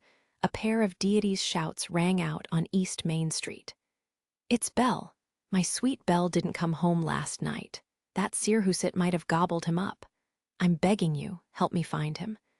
I already sent a Svi out looking for them, so let me go already." Hestia was sobbing as she clung to Hermes's waist with both hands, while he was desperately fighting to keep his pants from getting pulled down. Hestia and Eyes had been looking for Belle since early in the morning, only to run into Hermes instead a couple minutes ago. The Vestal goddess was in an ashen-faced panic, at least as severe as a certain elf, and had pounced on Hermes the moment she saw him, letting all of her emotions explosively spill out. Given how much she and Eyes had already searched without finding any trace of Belle, she had concluded that there was no choice but to rely on Hermes Familia's vast information network. The moment she heard that Asfi was already working on it, Hestia slumped to the stone pavement. Hermes breathed a heavy sigh of relief as Eyes, who had been watching from the sidelines, apologetically spoke up. "I'm sorry, Lord Hermes. We couldn't find Belle at all." "Ah, Eyes, it's no problem. Seeing how Hestia is willing to cooperate with you, this must be quite serious. Besides, I'm a bit curious about the two of them myself." Eyes patted Hestia's back as she lay collapsed against the ground, moaning, "Be-yellow," until she heard what Hermes said. "You are?" she asked, cocking her head in surprise. Well, more precisely, I'm curious about, sir. Eyes looked even more confused as the god's orange eyes narrowed. But Hermes simply looked toward Babel and did not explain himself further. A little while later, there was a momentary breeze as Isfi suddenly appeared out of thin air. Lord Hermes, I've found Bel Cranel. He and the girl are currently cutting through the 2nd district in the northeast of the city. Amazing work, Isfi. By using the magic items Teleria and Hades' head, she had been invisible to most people while conducting the search from the sky. The northeast 2nd district, that's where my Bel is. Yes, he's currently on the move together with Leon's co-worker, Sir Flover. We've finally found them. Let's go, Wallen What's-Your-Face. All right. Hestia leaped from the ground, dragging Eyes with her as she charged ahead with wild abandon. Isfi sighed as she watched them go. This was supposed to be my break, so how did I get saddled with new hassles, sir? I'm sorry. Please let me punch you in the face later. Isfi clenched her fist as her patron god had little response except flashing a big smile. Then she sighed one more time as they began following after Hestia and Eyes.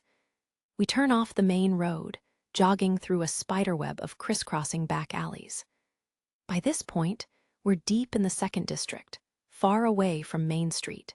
Even now, we just keep going, as if running away from something. I'm still being led along by the hand. Can you please explain what's going on? I'm sorry. For now, let's just keep going. As far away as we can get. Her dress flutters. It is the same one as yesterday. Her small handbag rattles. Her breathing is getting ragged, and then finally, her pumps stop moving as if she's reached her limits. Ha-ha! A wide set of stairs leading up, the arch of a bridge overhead, a nearby iron fence gate, wooden boxes and barrels strewn around. Sooty billboards that seem indistinguishable from the other ones we've run past on the way here. We've ventured deep into this district's back streets. It might as well be a labyrinth if you aren't familiar with the area. We stand alone in the alley, with only the sounds of her panting breaking the silence. I can't hide my consternation as I watch her. I touch my pocket quietly. After going back and forth on whether I should bring it up, I finally make up my mind. Here. Ah. I hold out the silver accessory I've brought from the inn. Seeing that, one half of the paired set, she freezes. She looks at it resting in my hand. It's like she's been confronted by something she had parted ways with once already. Finally, she slowly picks it up. I'm sorry, I must have forgotten it when I left the room. How awful, after asking me to buy it and all. Hee, I really am sorry. She slips it into her hair. It really does look just as stunning in her hair as yesterday. But her smile is still faint, fragile. And I could swear I heard the words, I thought it would be pointless to keep it, slip from her lips. Moments after, she leaps into my chest. Wah, please, Belle. This is my last request. I reflexively catch her as she looks down, her voice sounding weak and wrung out. I gulp as she stares up at me. Her cheeks are pink, as if she has a fever, and her eyes are glistening and damp. Few would doubt that this is what a young girl in love looks like, or perhaps a puppet in the thrall of an irresistible urge. Her blue-gray eyes are entirely focused on me. All I have is this moment right now. If I let it slip away, my wish will never be fulfilled. What are you? I struck a deal, a contract, and because of that, I will surely be pulled away from you. Her voice is heartbreakingly frail. She keeps looking up at me as she struggles to speak. She stands on her toes, bringing her face ever closer. I shudder in surprise, trying to hold her back a bit by pressing against her shoulders. Please don't reject me. This is different from last night. Sir had not been this desperate then. It feels like an inescapable deadline is closing in. As if she's trying to escape whatever looming fate awaits her. She might even be crying. Finally, her lips slowly draw near, slaughter all until the feast is finished. Just then, a chant echoes in the deserted alley. It happens in the space of an instant. Immediately after I sense the coming spell, time seems to slow down as I kick the ground on pure instinct. Daneslave. An intense flash appears. a jet black slash that cuts down everything in its path. It's a miracle that I managed to react to the overhead attack at all. A split second after I grabbed her and leaped wildly away, the stone pavement explodes. NGH? The aftershock batters us, throwing us across the ground before we finally come to a rolling stop. I raise my head. The spot where we had been standing a second ago is demolished. I break into a sweat seeing what looks like a dragon's claw marks etched into the ground. As I stare in shock, a single person is standing there in the swirling debris, a single dark elf. H. Hegney. His fluttering black cloak, the sinister black sword, the intense presence he naturally gives off. Had he kept shadowing me after giving me the slip, without ever turning his actual gaze on me? A person who's obviously powerful enough to be a first-tier adventurer of Freya Familia has just appeared where we should have been alone. Who? What? But his appearance is strange. Is he really the same dark elf I met before? The air about him is so different, I can't help wondering. I don't know what is going on, but either way, there is no mistaking the fact that a first-tier adventurer has turned his blade on me. No, wait, not me. His attack hadn't been aimed at me at all. It had been aimed at her. State thy intentions. His chilly voice hangs in the alley. It is a sharp command, the voice of someone obeying only their rage. He is glaring daggers right at the girl turning paler by the second in my arms. The white hair is an offering for the goddess. There is no right by which you may violate him, girl. Hair? Me? Goddess's offering? What are you talking about, Hegney? But I don't register in his eyes at all. The malice coming from him is overwhelming. I shall dispose of you. The blood drains from my face. My fingertips almost spasm. I frantically try to stand up as the girl beside me trembles. H. Hegney, I have no ears for thy prattle. I've borne witness to a reality that can brook no forgiveness. There is naught else to consider. Faced with an enraged first-tier adventurer, I reflexively draw the Hestian knife at my waist. The dark elf's gaze is just as harsh when he turns his eyes on me. Begone, hare. That girl hath broken her contract with the goddess in her spate of foolishness. There is naught but to cut her down. WH, what are you saying? I said I'm going to bury the being behind you. He's not bluffing. He's serious. Everything is for the sake of the goddess. Die, woman. His cloak flutters as he charges toward us, blade at the ready. He accelerates faster than my enhanced vision can track. I'm far too slow to react, so all I can do is put myself between her and his ultra-fast attack. Out of my way. Gah!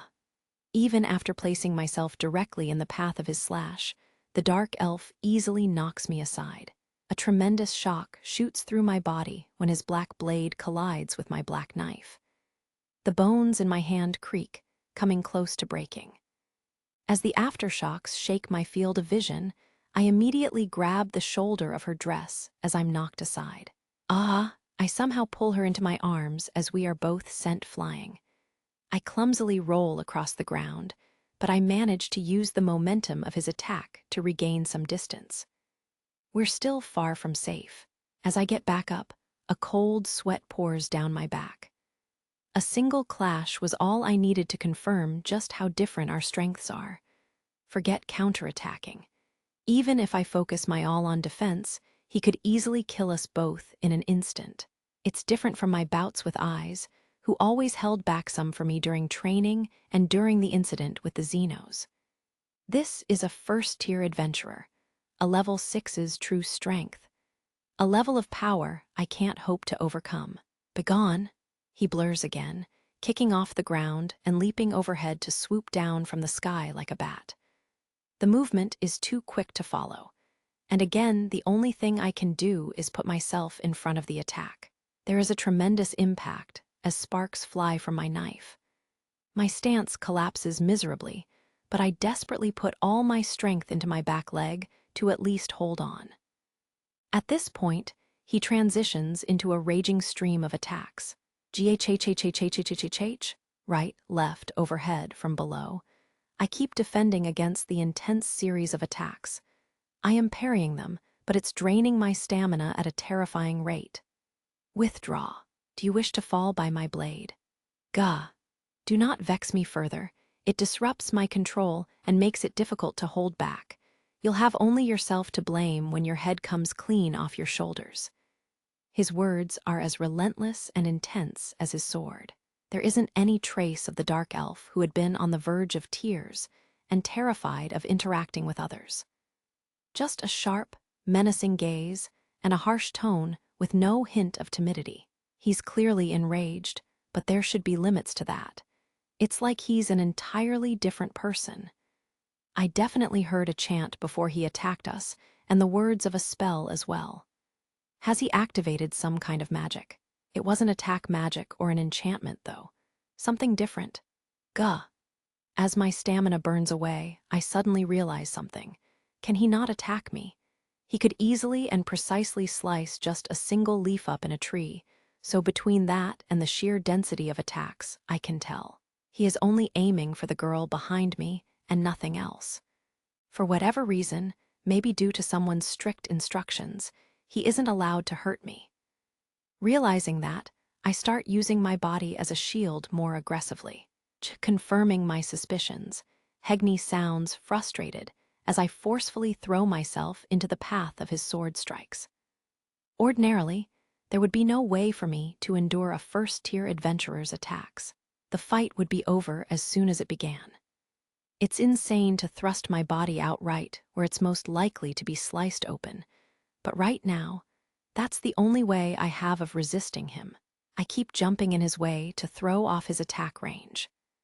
After I carefully watch his longsword lose momentum and manage to deflect it just barely with my knife a few times, he leaps backward, his cloak billowing in the wind. Ha ha ha.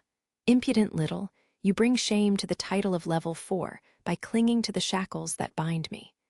Guth, you are one who must live up to the favor of the sublime goddess. You best not disappoint her, or else I really will kill you.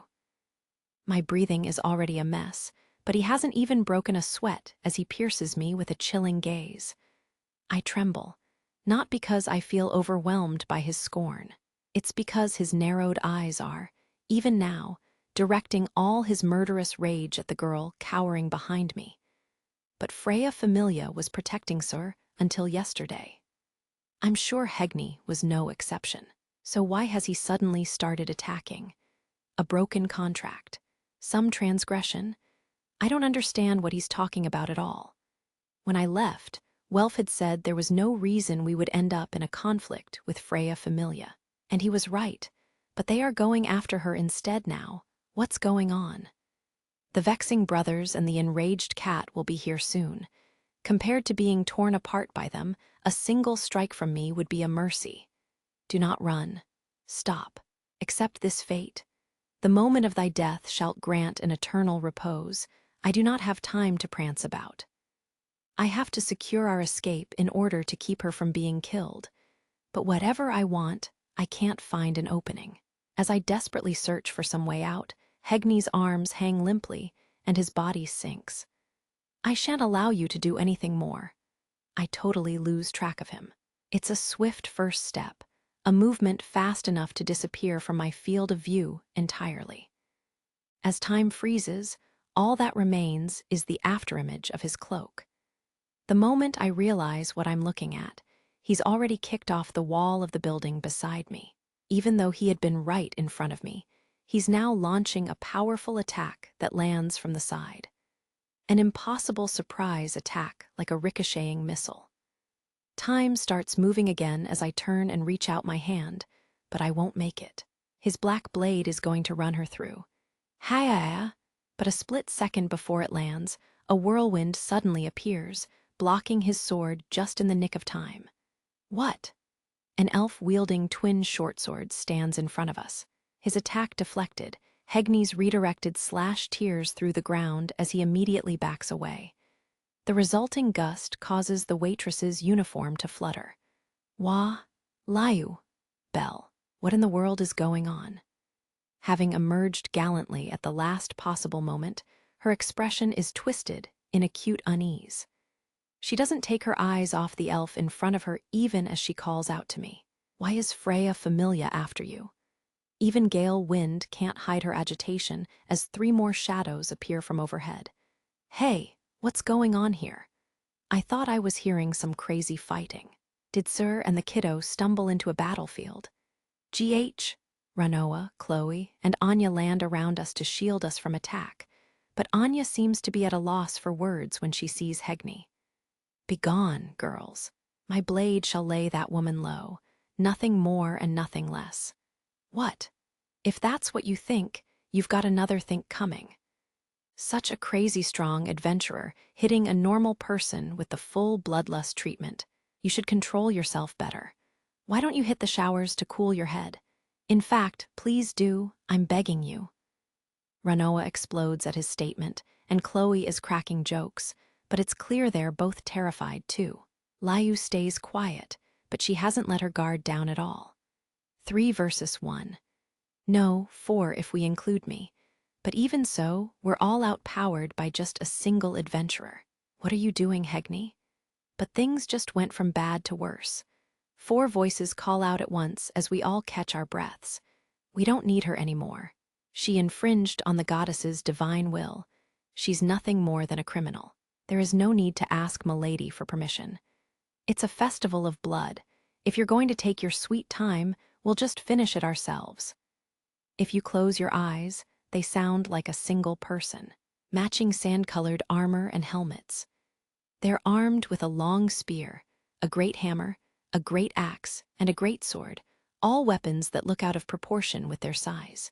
The 4 prums stand atop the surrounding buildings, looking down at us with cold glares. The Bringer, the Gulliver brothers. The color drains from Ranoa's face. She's always so bright and cheerful, but right now, she's showing a fear that I have never seen before. Ranoa bites her lip, fighting to control the tremors building in her arms and legs. Kiddo, take Sir and run. 1 minute, that's all we can hold out for. I'm at a loss. She doesn't even glance at me, but the look on her face makes it clear this isn't a discussion. It's as if she's silently screaming, just run. Hurry up and go. Run as far and as fast as you can. If you don't, we'll be totally destroyed in the blink of an eye. That is what it means to be surrounded by first-tier adventurers. Go! Thrust into motion by that cry, I can't do anything but start running. I can't afford even a moment of hesitation if I want to save her from that execution ground. Without any time to waste, I grab her hand. The moment I turn my back, I feel an overwhelming presence approach. Hegni's black cape flutters as he turns, and the 4 shadows drop down from above. Layu and the others launch themselves forward as the curtain rises on a one-sided rampage. A maelstrom of blows. Ordinarily, Layu would have retreated from that place of assured death, no matter what it took. But she had to remain. Because Ranoa, Chloe, and Anya were holding back the 4 terrifying prum warriors behind her. She had no choice but to face off against the dark elf standing before her. Hinder me not, fellow elf, or do you wish to have your ears trimmed for your pride? Daneslafe Hegni Ragnar, a level 6 adventurer. In other words, a being overwhelmingly more powerful than Gale Wind. Holding the twin short swords, Futaba, in her hands, the wind screeched as she wielded them at high speed. There was a metallic clash every time they met Hegni's black longsword, and she had no way to dampen the impacts that ran through her entire body. He's too fast, too strong, even with all the quick thinking, experience, insight, and every bit of strength she could muster. It took all she had just to maintain her defense. There was nothing to do besides focus on evasion and parry the heavy slashes that would cut her in half if she tried to block them head-on. She was being deprived of even the faintest hope of a counterattack. It was exactly the same as Bell before. Though Layu far surpassed him when it came to techniques and tactics, she was still little more than a child before Hegni. In fact, were it not for her wealth of experience, she would have reached her end almost immediately. Every second she extended the conflict was evidence of the unreasonable and absurd battles she had survived to date. But an absolute difference in status separated Liu and Hegni. She could not help shuddering at the gap that sat between the two of them. But at the same time, her spirit was bolstered by the belief that she needed to keep him from getting past her, no matter what. "I see, so you are one of her favorites too," Hegni said, his eyes narrowing as if realizing something. "What?" "Just like that hair, one my blade may not fell of my own discretion. Truly a vexing task." Hegni did not answer her question as he pressed the attack with even more force. The first strike was enough to numb Liu's hands when she deflected it, getting pushed back in the process as she used both her blades to keep her opponent from chasing after Belle. Her uniform was cut in a dozen places, and blood was welling up across her white skin as she continued to dance through the swirl of slashes. I can't grasp his real intent, but he started aiming for my limbs. He won't kill me. It's galling that he's holding back, but if that's the case, I might have a chance. Recognizing the shift in Hegni's swordsmanship, Liu was hoping for a more equal match after noticing his apparent limitations. If she could fix him in place just a little longer without falling, then Belle and Sir would be able to get away. But that didn't hold for long. Attacking up from the right, backstep, then dodge. Her plan was, the better their eyes, the more easily they fall prey to the abyss. Mercilessly shattered by Hegni's knockout blow, his sinister black longsword's blade leaped forward. The tip that Liu had calculated would just graze her clothes easily tore into her chest. His sword grew longer, as time slowed to a crawl and the decisive blow landed, Liu realized what had happened. The reach extended. The sword itself had not changed. Instead, the reach of the blade had grown, as if a razor-sharp vacuum had been created beyond the tip of the sword. A spray of blood spewed from her body as the true nature of the attack dawned on her. A cursed sword? A roundhouse kick immediately crashed into Liu as she shuddered from the slash to her chest. Hegni finished his sharp spin as the air around him settled down, and a single elf slammed against the wall. "Gaag, my beloved blade, Victim Abyss, is a sword specialized in destroying vanguards. It has slain countless sword fighters like you." Liu was filled with anguish as the impact knocked the air out of her lungs. Hegni swung once, removing her blood from the blade with a flick of his wrist. Victim Abyss, a superior weapon, a first-tier blade with a keen edge that a certain hexer had been involved in creating. As Liu guessed, it was a cursed sword that was specifically designed for defeating warriors who specialized in sword fighting. Having demonstrated the overwhelming difference in strength between the two of them, Hegni calmly took his leave. Liu could do nothing but soak in her own regret, unable to do anything about it as she lay there on the ground. "We've seen you before." Ranoa's face twisted as the four Prum's voices resounded. How many years ago was it? The dark ages when those evil's assholes were still around. There was a bounty hunter who didn't know her place and came after us. Never bothered remembering her face, but I do remember the way she fought with her fists. The voices sounded like they were laughing at her, and there was no doubt they were mocking her. Despite the fact that the battle had already begun, Ranoa's fists had hit nothing but air. The knuckle dusters on her fists were just whistling emptily as they tore through nothing. She couldn't land a single hit. Even with 4 targets, every swing was coming up empty. They were not moving particularly fast, and they were obviously holding back too. It was like their 4 simultaneous movements were messing up Ranoa's focus, her aim, everything. It was the same as back then. During the days when she had lost herself in the bloody work of being a bounty hunter, before she had been taken in by a benevolent tavern owner. She had accepted a bounty to take out the 4 Prum brothers only to be defeated laughably easily. They looked the same, their eyes were the same, everywhere she looked it was the same. Like a scene from a nightmare. The 4 sets of eyes watching her from behind those visors made her remember her past disgrace and terror.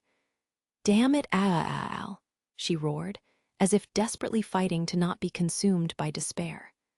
"Don't rush in. They're messing with your head." "No, Ranoa, those four are." Chloe's and Anya's words of caution fell on deaf ears. They tried to provide support, but their attacks were easily neutralized. Neither Chloe's agile assassin's blade nor the knife Anya had borrowed from Chloe were able to hit the Prums. Not even a scratch. In short order, the four Prums' weapons rang out. "That's enough," the elder brother, Ulfric, declared. "Stay your asses down." It was over in just the blink of an eye. Ulfric swung his spear, knocking back Ranoa's fists, Chloe's blade, and Anya's knife all at once. As time slowed to a crawl for the three of them, Gr's greatsword tore into Ranoa's chest, D. Valen's hammer slammed into Chloe's stomach, and Berling's axe swung down at Anya. The sounds of flesh tearing, bones breaking, and blood spraying echoed in the alley. Ranoa's eyes shot wide open, blood dripped from Chloe's mouth, and Anya was in complete shock as they were all sent flying in different directions. The human flew up into the air, before slamming into the ground, while the two catgirls were hurtled into a storage area containing stacks of empty barrels and boxes, sending up a cloud of dust. Synchronized interception, advance, and then attack. The three girls had only been granted 5 seconds of combat. "Damn it!" Ranoa trembled, barely raising just her head as she groaned in pain and regret as blood pooled around her on the pavement. The Gulliver brothers. Despite being only level 5, many considered them collectively to be the equals of any level 6 adventurer. The secret of their strength was their ability to act in unison without words or even glances, an instantaneous four-pronged attack. Their unparalleled coordination was hailed as the greatest teamwork in the city. Ranoa slipped into unconsciousness before the four Prum warriors, who refused to let their race's handicap stand in their way. Arg, her hand trembling, Anya managed to stand back up. She held her bleeding shoulder and staggered forward as the empty wooden crates and barrels collapsed around her.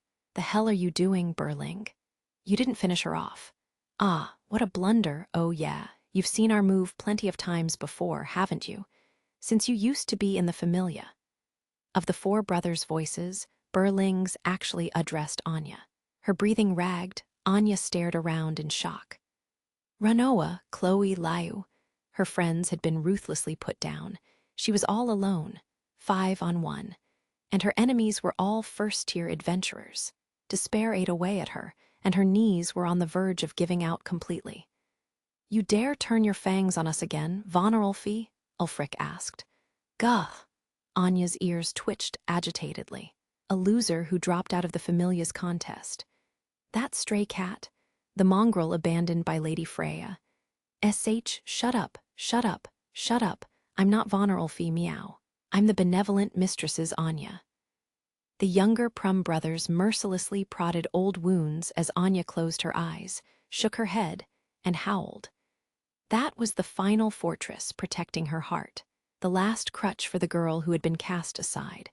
It was the very core of Anya Fromel's being. By happenstance, she was standing with her back to the alley Belle had fled down as she glared at the dark elf and Prums. "I'll protect them, meow. Protect, sir, protect my family." Unarmed, she flexed her fingers like a cat readying its claws. Fighting against the fear welling up inside her, she steeled herself with thoughts of her family. "But the hell are you doing, scum?" Her resolve crumbled the moment she heard that chilly voice. Anya froze as she turned. A single cat person who was harder for her to face than 5 first-tier adventurers. Be big brother, Anya Fromel's one and only blood relation. Her brother, Alan Fromel, the one with the alias Vana Freya. "Why are you?" On close inspection, they resembled each other quite a lot. The shape of their eyes, the faint golden irises, the lay of their fur, even if the color itself was different. They had too many similarities. "I'm the one asking questions here." "I am sorry, meow. I'm sorry, big brother." The bright, cheerful, easygoing girl from the tavern was nowhere to be found. Her voice and body trembled as she desperately tried not to further draw her brother's ire. She seemed little more than a pitiful, love-starved stray. We just wanted to protect Sir, meow.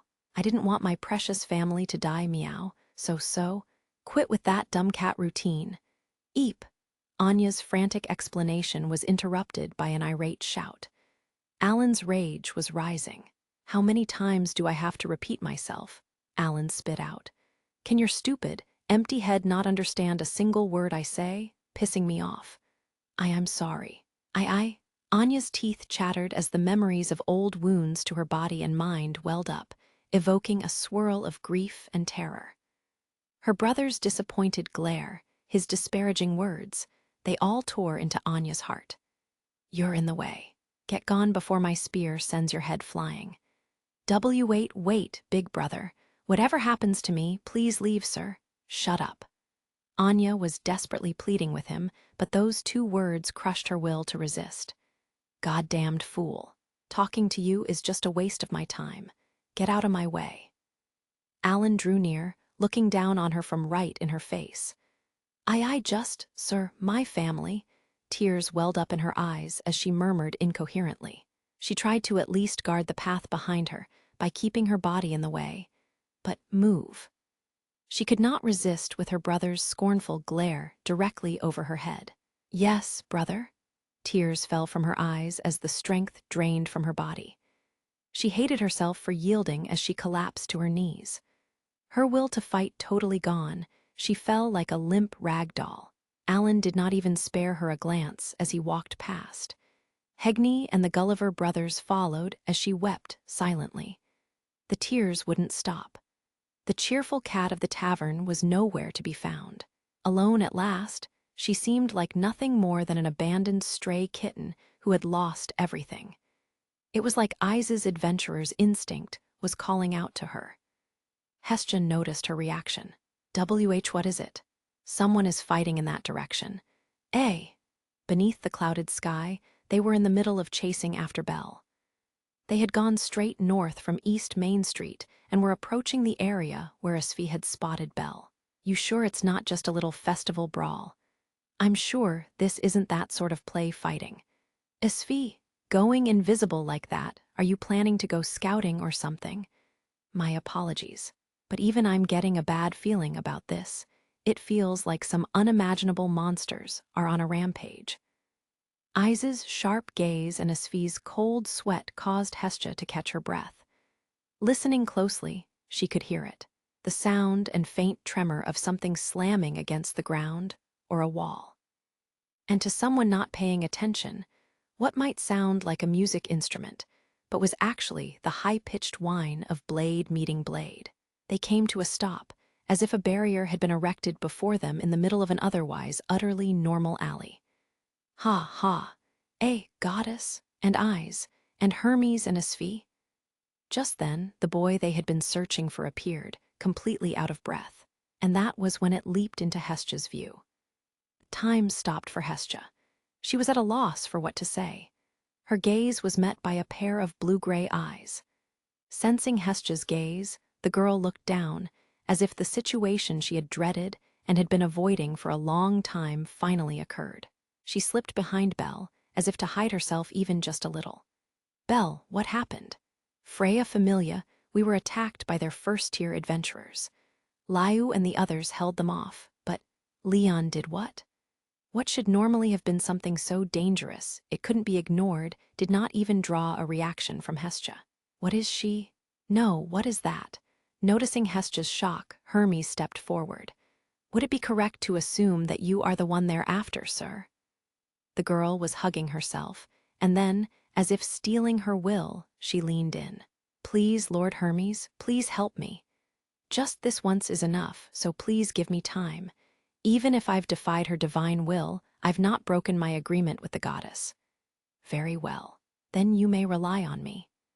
Hermes's expression was mysterious as he acceded to her request. Eyes, could you lend me your strength? Just holding off the first-tier adventurers is enough. I swear on my name I won't allow it to devolve into a conflict between Loki and Freya. Understood. Asfi, you support Eyes. Wait a minute, Lord Hermes. Don't go dragging me into a fight between first-tier adventurers. You're worried about Liu, too, aren't you? NGH, ag. Hermes patted Asfi's head apologetically as she conceded. She glared at him as she brushed his hand away and ran off after eyes. After watching them go, Hermes turned to face Belle, who was obviously confused by what had just transpired. Even if they are outnumbered, Eyes and Asfi should be able to hold them off a little while. Go, Belle, protect her.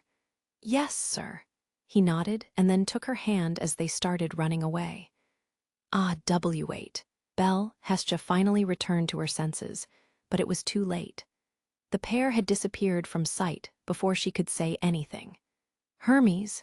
Yes, Hestia. As Hestia struggled to wrap her head around what was going on, Hermes turned to face her with a revoltingly calm expression. What is she? What was that? What the heck was that? Her trembling voice turned to a shout.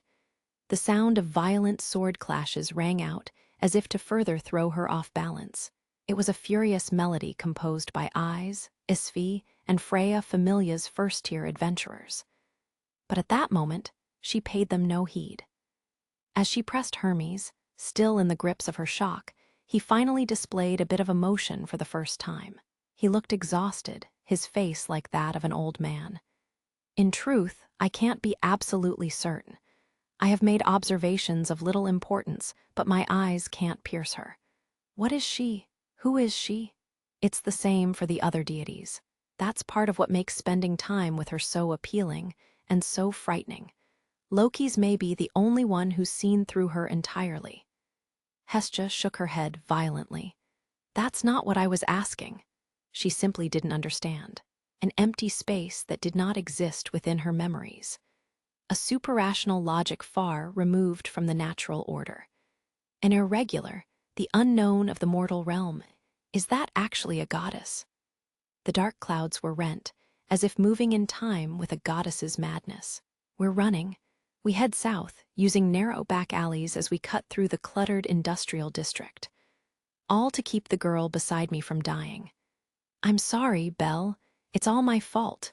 Her voice is weak and frail, filled with guilt. Glancing back, her blue-gray eyes are looking down pitifully. I don't want to hear Sir sound like that, to see Sir look like that, so I raise my voice.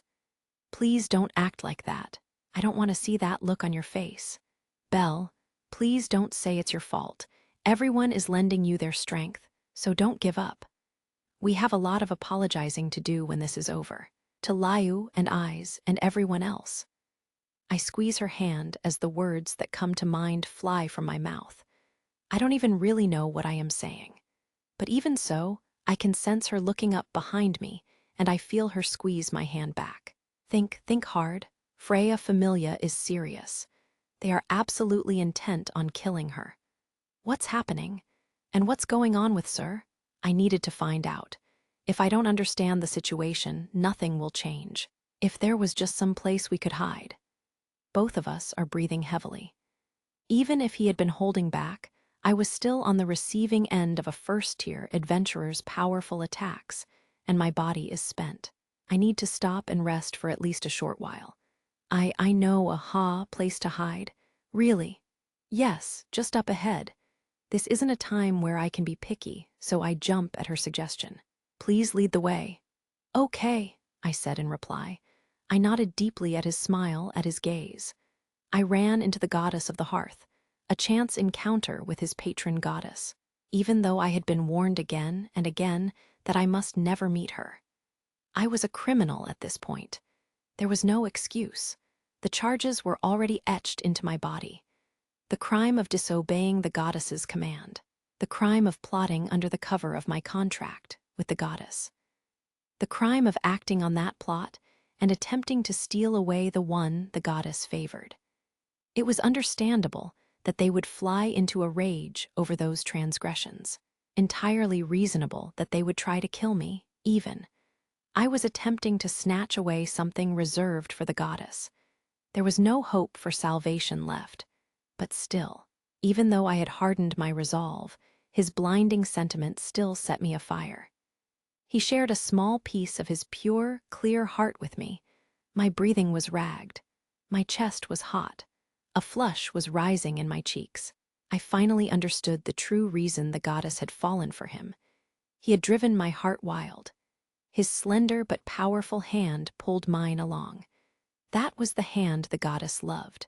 And at this moment, that hand and those fingers that should have belonged to the goddess were mine, and mine alone. I'm sorry, I'm sorry, I'm sorry. I apologized over and over in my heart, both to the goddess and to the followers who had sworn their loyalty to her. I won't ask for forgiveness, but please just let me finish this. My dream, my greatest sin. She guides us to an abandoned building on the outskirts of the industrial district. It looks like it had been some kind of factory or something, but the yawning box-like building is engulfed by green vines now. The doors have all been sealed shut, but there is one point where the wall has collapsed, hidden behind a waterfall of overgrowth. Yeah, once we're inside, there would be no way for people to notice us. I crouch down and slip through the small hole, which leads into a short passage, and then the passage opens out into the interior of the building. So big, this space could hold thousands of people easily. On the far side, the floor and walls are charred, as if there had been a fire here in the past. Metal pillars are bent, folding all the way back down to the ground. The trolley rails that had once crisscrossed the ground are almost entirely gone. Most of the equipment has been removed, and all that is left, shoved into corners, is trash that couldn't be reused. Looking up, the gray sky is visible. There are several holes in the ceiling. I found it one time when the children from the orphanage were begging to explore outside Daedalus Street. It was dangerous, though, so I only came that one time. I can believe that. It definitely has the feeling of a secret base, and I can see the children playing excitedly, but I shake my head. I turn to meet her gaze. Could you tell me why Freya Familia is after you? The reason is because the goddess, Lady Freya, has taken a liking to you. Me. Yes, that is why they are so mad. Despite knowing that you are the object of Lady Freya's affections, I attempted to steal you away. Cold air surrounds us. I am more than a little shaken by what she has said, but at the same time, I can't immediately deny it as impossible either. I love you, because I still remember what the silver-haired goddess had whispered. There are several things I haven't told you yet. I've told you little more than lies, but it was the truth when I said I was going to be separated from you. She pauses for a moment, I don't have anything beyond this moment. If I'm to achieve my wish, her voice trails off, so faint it might disappear at the slightest touch. Her blue-gray eyes look up at me. She draws closer, as if not wanting to lose even a second of the moment we are in. She stops right in front of me before continuing. I don't mind if it is just out of compassion or pity, but if you could please just accept me. She is pleading with me. There is no mistaking it. This is her ardent, heartfelt wish. Realizing that, I quietly close my eyes. She closes the remaining distance between us. There is a thud as her handbag falls to the ground. She reaches her arms around my back, and his eyes opened. My heart ached whenever I saw his red eyes. I remembered something the goddess had said long ago, that his red eyes and his pure, translucent soul were like beautiful jewels. It was all true. That was what attracted both the goddess and me. That was what drove both of us mad. As if being drawn in by his eyes, I closed the distance. Our lips drew near. My trembling chest drew close to his. I dropped my handbag that had served its purpose and slowly raised my arms. Why did the goddess have to meet you? If I had met you first, if I had known what would happen, it might have turned out so differently. The single wish burning away at my heart, the emotions welling up. I desperately tried to hold it in, murmuring to myself not to let it burst out. But I can't deny it. I've been enchanted by the boy before me since long ago, as if I was linked with the goddess, a reflection of the goddess. But that was exactly why. That was why I couldn't control this urge. I know it is a taboo that must never be embraced. It is nothing less than a betrayal of the goddess who saved me.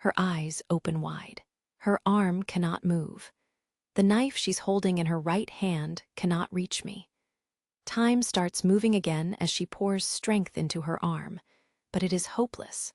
I have a grip on the inside of her elbow. The cold knife can't find its way to my heart. Here in this sealed-off, abandoned factory, no one would find us. In other words, there's no chance of interference. No one to save me. This abandoned factory is the grave she had prepared for me. What are you saying? Her lips and voice are trembling. I'm saying that you aren't Sir. This time, I put more force into my hands. Her face twists in pain as the knife drops to the ground with a loud clatter. When I release her, she clutches her arms and backs away from me. Her pumps knock aside the fallen handbag, where she had been hiding her knife, covering it in dust. How could you say that, Belle? I am me. You've been protecting me all day, haven't you? She desperately tries to paper it over with a smile. Yes, even though I didn't know what was going on, I did protect you, because I didn't want anyone to die, even if you aren't Sir. As she gasps, I point out, I haven't once called you Sir today. I had noticed it from the very start, from the moment I found her while I was searching for Sir. I knew something was off ever since I caught my breath after seeing her eyes and her face. She wasn't the girl who was always working at the benevolent mistress. She wasn't the one who always made lunches for me. Her smile wasn't the same as the one Sir always showed me. When we met, for just a single instant, her murderous intent showed itself. My suspicion turned to certainty when she refused to let go of her handbag throughout everything that happened. My enhanced hearing let me hear the metallic sound of something with a blade, probably a knife, hitting another piece of metal inside the bag. Because of the tenuous situation, Liu and the others from the tavern who came to help hadn't noticed. No, even without that, they might not have noticed. That was just how perfectly her figure, voice, gestures, and everything else matched Sir. That was why I had said, please don't act like that. I don't want to see that look on your face. Because even if her voice and face were the same, she wasn't Sir. You intended to kill me from the start. NGH, she recoils when I say it so calmly. She had surely known that I was being followed by Hegney. So she took a gamble. She had intentionally enraged them, drawing them all to us, and then attempted to break their surveillance in the process of escaping. All so that we could end up here, just the two of us.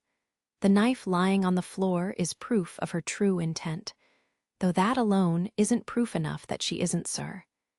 It is possible that Sir came to hate me enough to want to kill me. And if that were true, I would be sad, and of course, there's no way for me to know what lies in someone else's heart.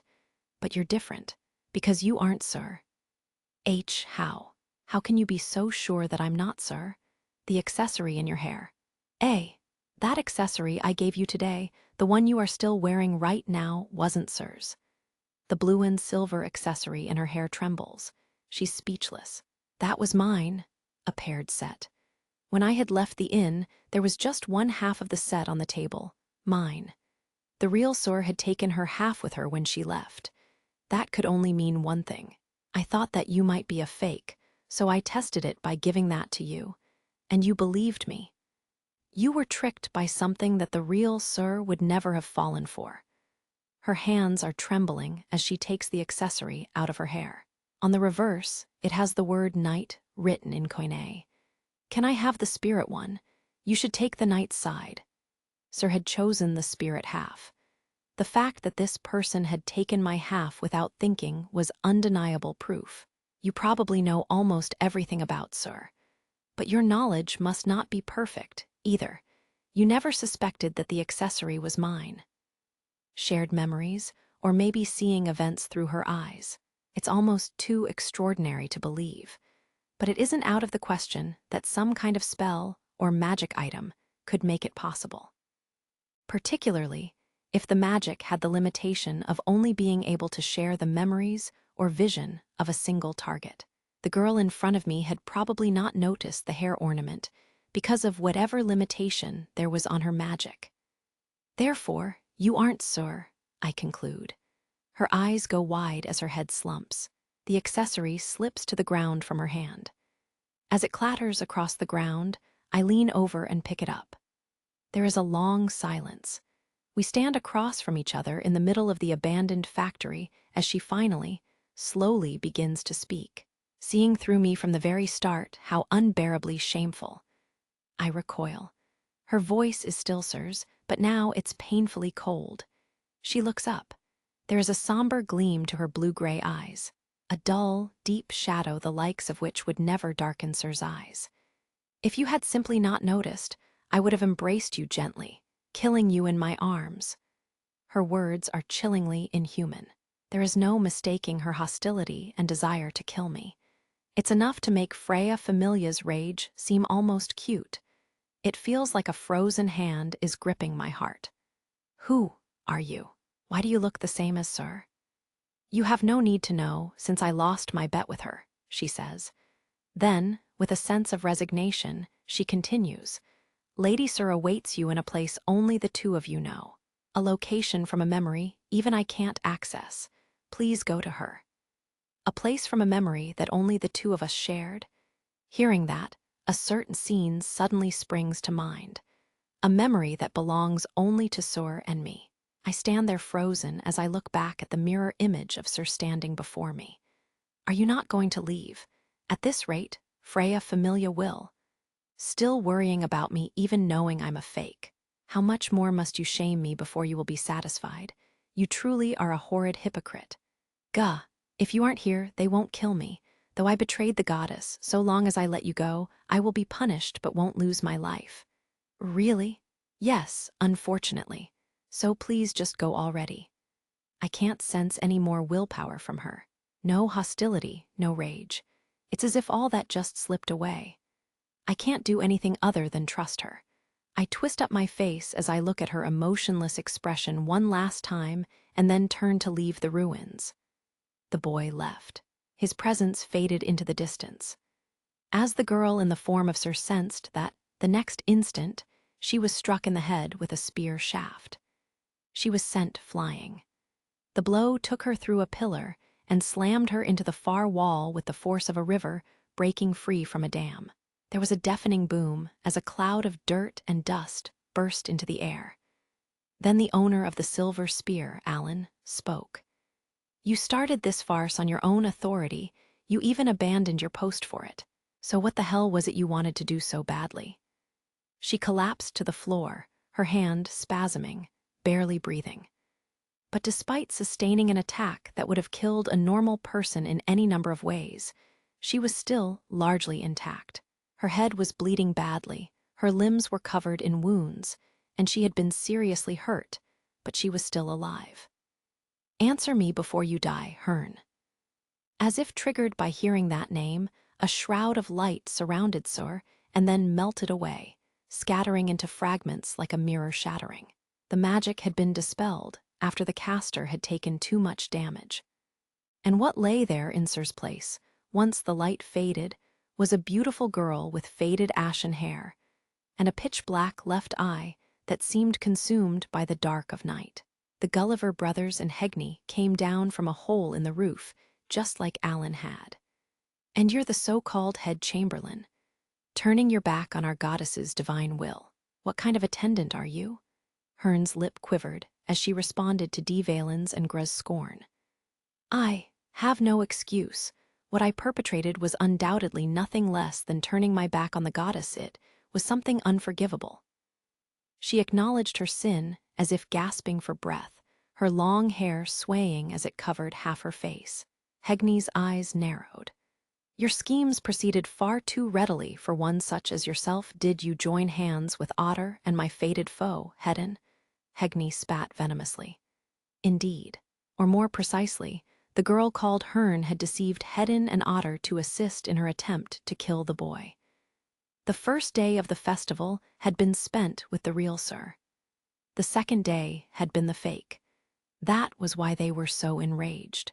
They were furious with Hearn, who had attempted to do something to the boy who was, by every right, the property of their goddess. If she had reached out to them for help in her plot, the plan would have failed then and there.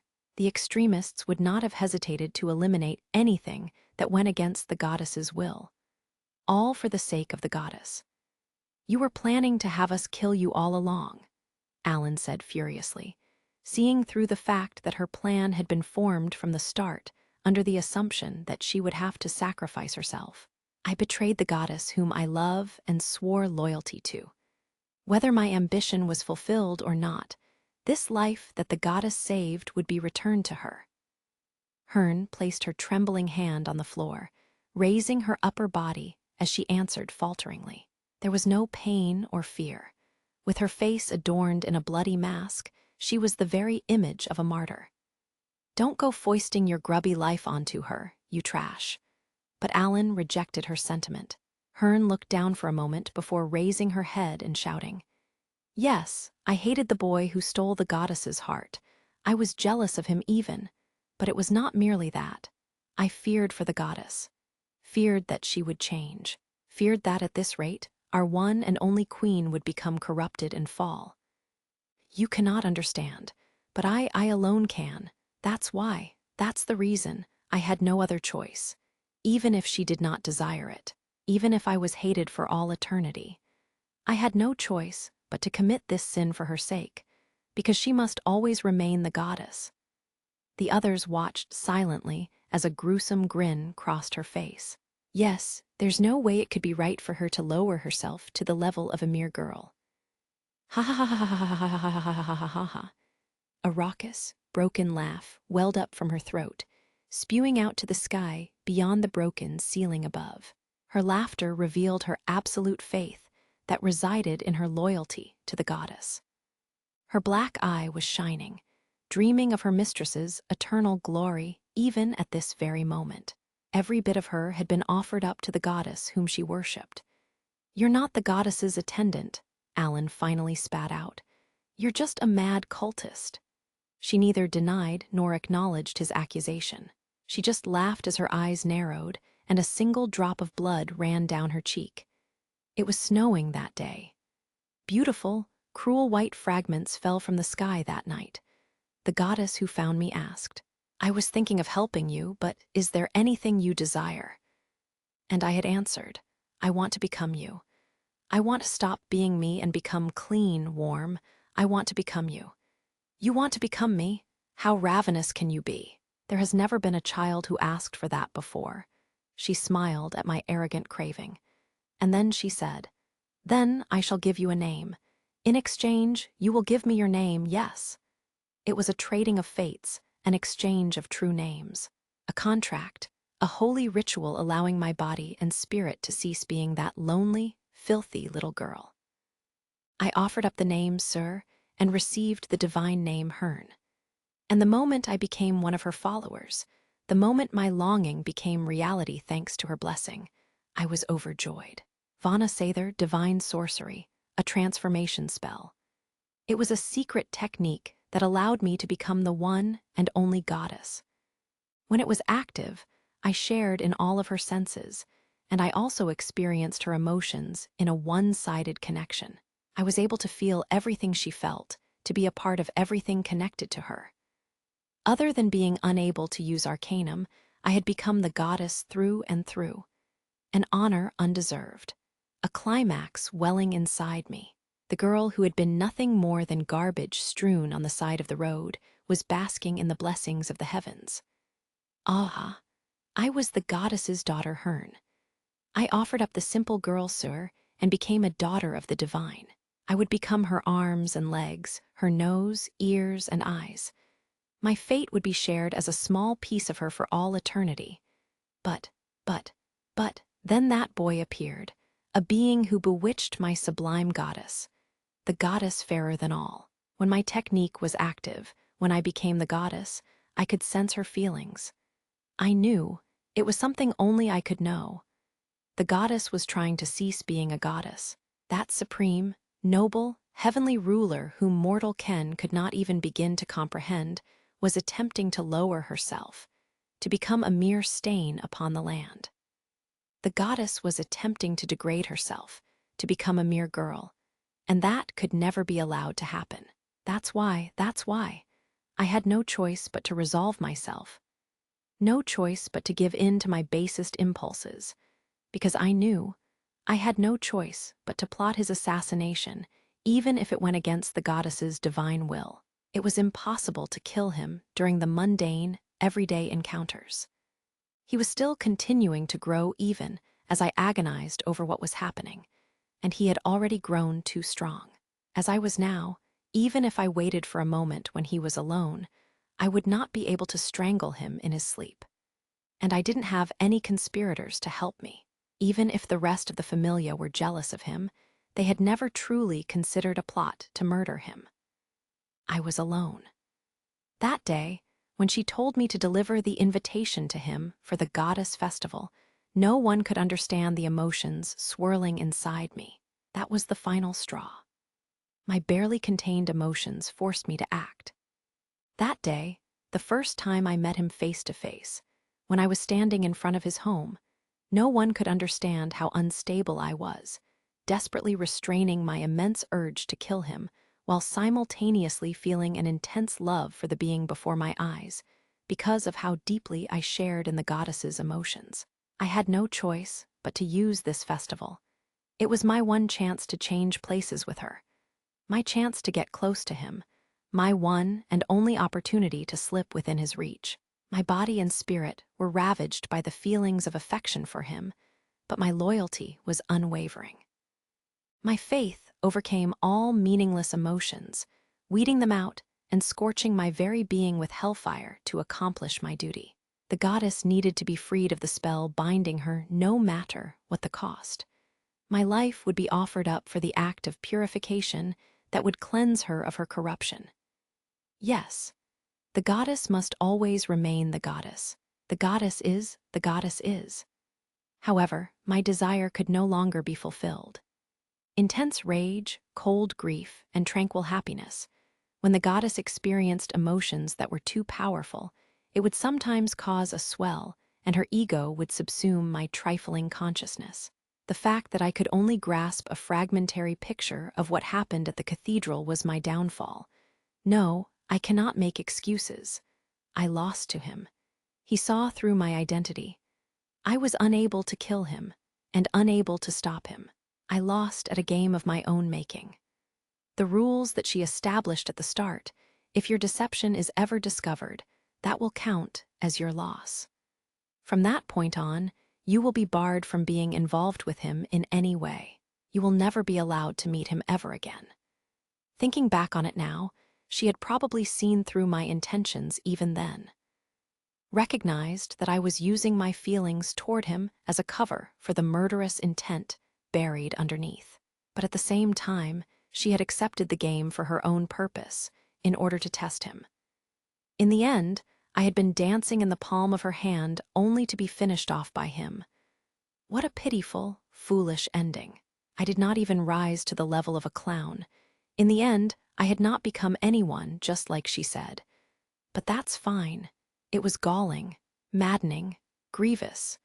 But there was still a way to wake her from her nightmare. I had taken my uncompromising path because I had not wanted her to be hurt. I had intended to bear my crimes and atone with my life. I had attempted that because I had not wanted that sublime goddess to experience even a single wound. But but that won't change the result. Do you know who his eyes are on? Do you know how steadfast and unwavering his unclouded feelings are? No matter how much she might desire it, no matter how maddening he is, the results will never change. With this, she'll finally be freed from the spell binding her, and by none other than the boy's own hand. Because of his purity, that boy will shatter the goddess's wish. I am satisfied even if I'm the only one who knows. Yes, I'm the only one who may know the true meaning of the tears running down my cheek. I don't stop. I'm trusting my memory, not really sure if it's right, but somehow still sure of myself. I keep running to the place that links just the two of us. As if to confirm my memories, the closer I get, the fewer people there are around. The hustle and bustle of the festival fades. The silence deepens. racing through the maze of roads, over a hilly rise, and down a walled-in valley. The ashen sky roils as the thick clouds begin to move when I finally reach a familiar little park. It is in the labyrinthine Daedalus Street neighborhood. She's sitting there on a brick bench, eyes closed, trusting that the one she is waiting for will come. Sir, this is the place where she had first said that she liked me, where she had rescued me when I had been starting to crack, when so much had happened and I didn't know what to do. I like how you always keep running. The cradle of our memories, a place only the two of us know, a place where our hearts had nestled close together. I pause at the entrance of the park and look up in surprise. Master Hedon is standing there atop the stone building. In position guarding, sir, he says nothing. He isn't forcing me to do anything. No orders. I can't begin to know what he is thinking as his coral-red eyes look at me. And then he turns away elegantly, as if to say his role in this is done. I watch him leave and then turn back to her. There is a gentle breeze. As if urged on by that, I set foot in the park. The small white flowers growing among the greenery rustle softly in the wind. She slowly opens her eyes, and seeing me, her lips curve into a gentle smile. You found me, Belle. Someone who looks just like you let me know. Arg. At times like this, you're supposed to say, I just had a feeling you would be here. Her voice is kind, like she is chiding a child, and not really serious at all. She stands up, and we face each other, as if drawn to the center of the park. She is wearing the same dress as yesterday. She is wearing the accessory I had given her in her blue-gray hair. The matching accessories symbolizing the fate of the night and spirit. Why? I ask. Why did you do something like this? Even though there are so many other things I want to ask, that's the first thing that came out. I said it last night, Sir says with a smile. I wanted to convey my feelings, and I wanted to confirm my feelings. She reaches up and touches the accessory in her hair. Even if there are other people who like you, if you still came to find me, I thought maybe I could afford to be a little conceited. Also, because I wanted to make the most of the here and now, because I hated the idea of time passing without doing anything. And more than anything, because I was scared. Scared that I, who despised boredom, found myself wishing for the current standstill to continue. It isn't an excuse or an explanation, nor a request for empathy, but I couldn't really understand it. It looks like she's searching for the real her in a sea of words. Right now, more than anything, I don't understand myself at all. She's wearing her familiar smile, and yet for some reason it feels like she's crying. Like a child frozen in place, not knowing what to do. Like she's caught between being one who loves and one who evokes love from others. But I finally realized that, most likely, no matter what I tried, the only way to escape this anguish was to confess everything. Now that's it come to this, I finally realize it. Her voice is trembling. She's putting on a brave front, summoning her courage even though she's afraid of what lays before her. For some reason, my knees start to tremble. My hands feel like they might start twitching at any moment. My teeth are on the verge of chattering. I've come to an inescapable fork in the road. There is no choice that will allow our relationship to simply continue like it has up until now. I love you, Belle. She holds both of her hands to her chest as she leans forward. I love you. I want to be with you forever. Please choose me. Her eyes are glistening. It's so painful. I want you to hold me. I don't want to have to worry about tomorrow coming anymore. She doesn't even know herself why tears are gathering in her eyes. Even though I never wanted to know this feeling right now, I still can't help wanting to know what lies beyond it. Her earnestness tears at my heart, and my whole body trembles. I love you, Belle. My heart quivers. I can't hear anything. I can't see anything but her. The rest of the world falls away, leaving just the two of us. The stillness is ear-splitting, and the moment's silence feels like it will last an eternity. The things she had wanted to hide. The things she had wanted to avoid. The things that scared her. She's laid them all bare before me. Trying to run away would be unforgivable. I have to respond in kind. I have to lay everything bare, too. My heart groans. I furrow my brow. I want to wrap my hand around my pounding heart and squeeze. I desperately want to just take the easy way out, to end the pain and just accept her feelings. But, but, but remember. Remember what Welf said. Check what actually lies in my heart. Ask who it is that I look up to, what I want, what I swore to chase after. Answer. Bell Cranel, natural-born fool, cannot tell a lie. A droplet hits my shoulder. The sky is on the verge of crying.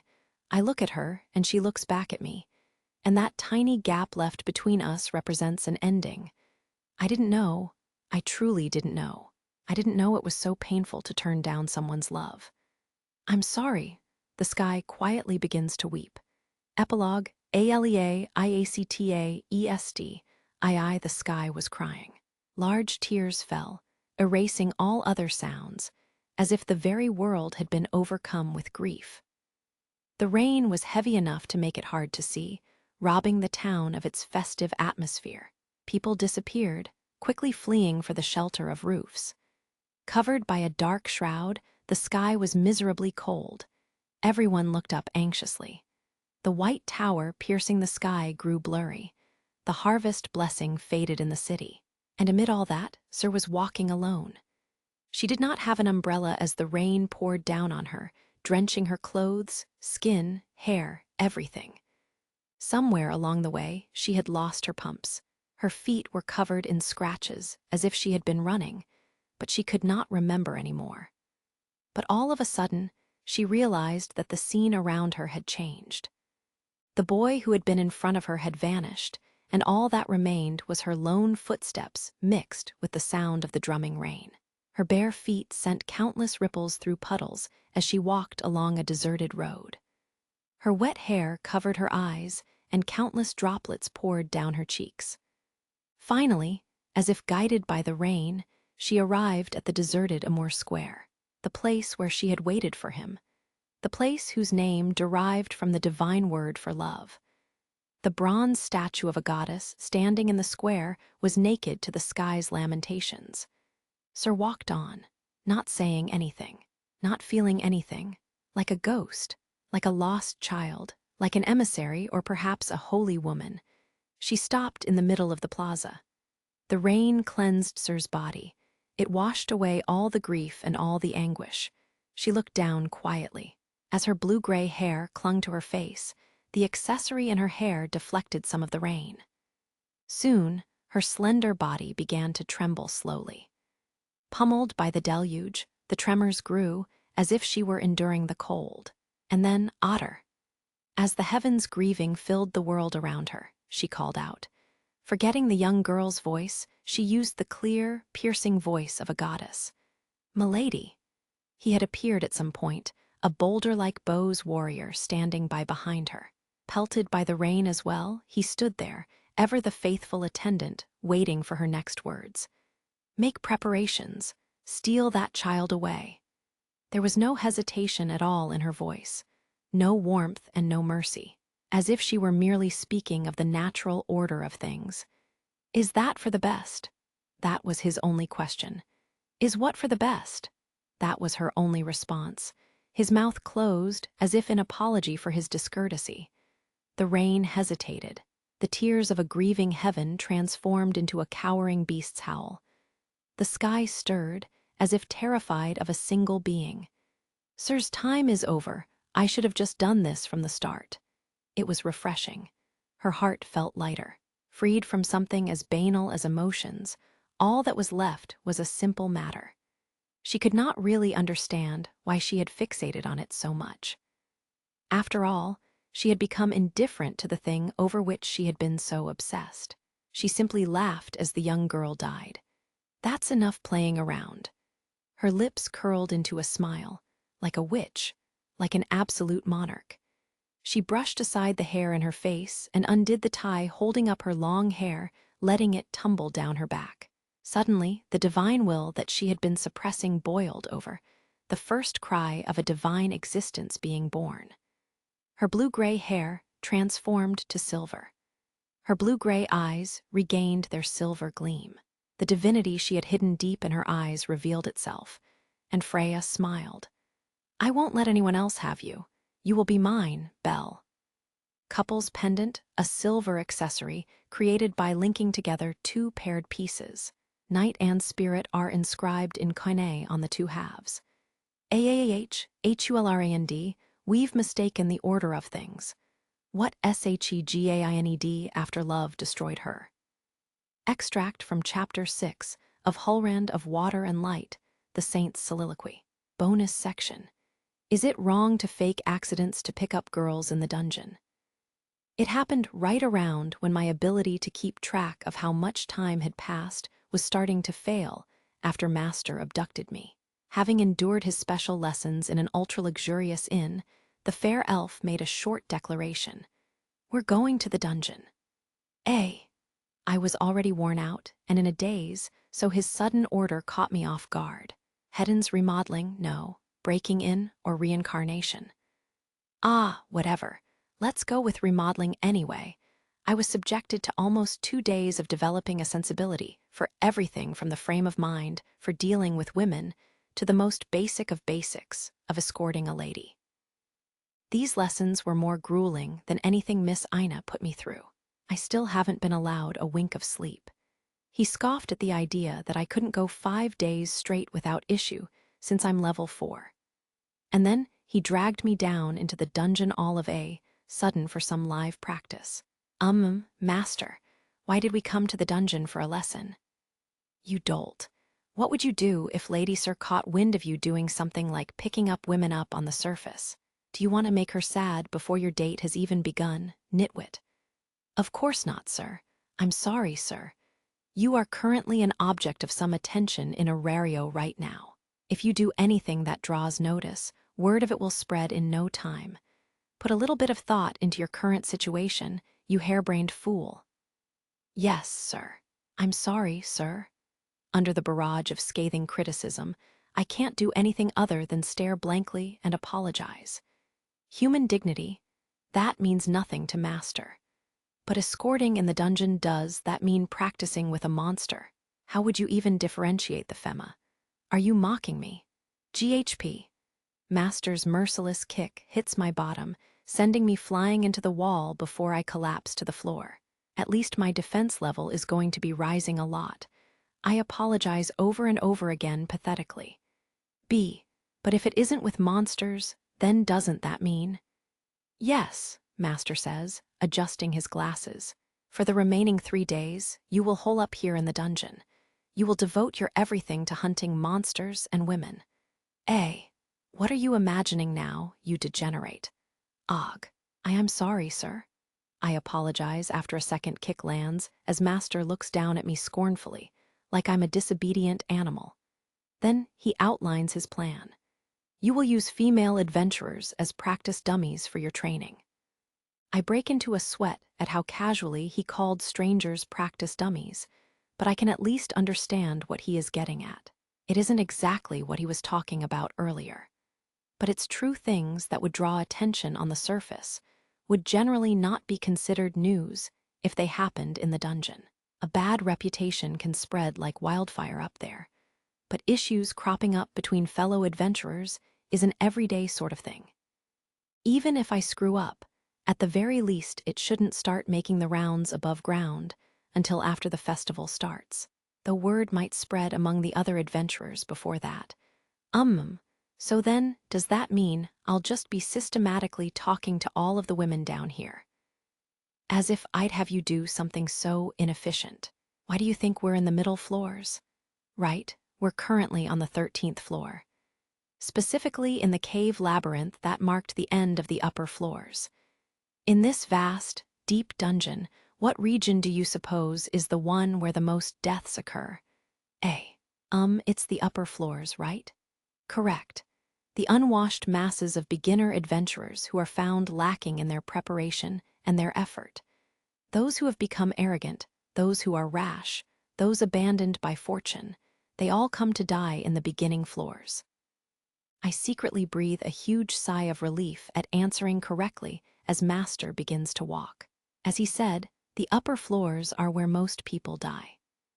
About half of Arario's adventurers are lower-tier adventurers, and the rate of accidents is highest in the region between the 1st and 12th floors.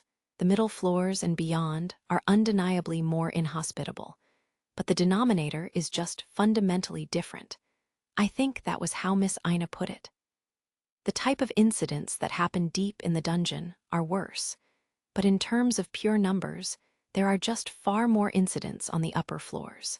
That's how I pictured it in my head at least. So then, other than those upper floors, on which floor is an incident most likely to occur? Here in the middle floors, right? I asked for a specific floor, not a general region, imbecile. He doesn't even glance back in my direction as he flicks a pebble that slams right into my forehead. WHIRG. I hold my forehead, groaning in pain as he ignores me.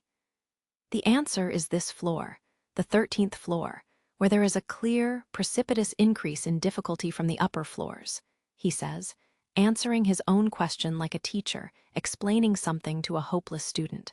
The people who will be your practice partners are the unfortunate adventurers who often encounter tragic accidents here. A.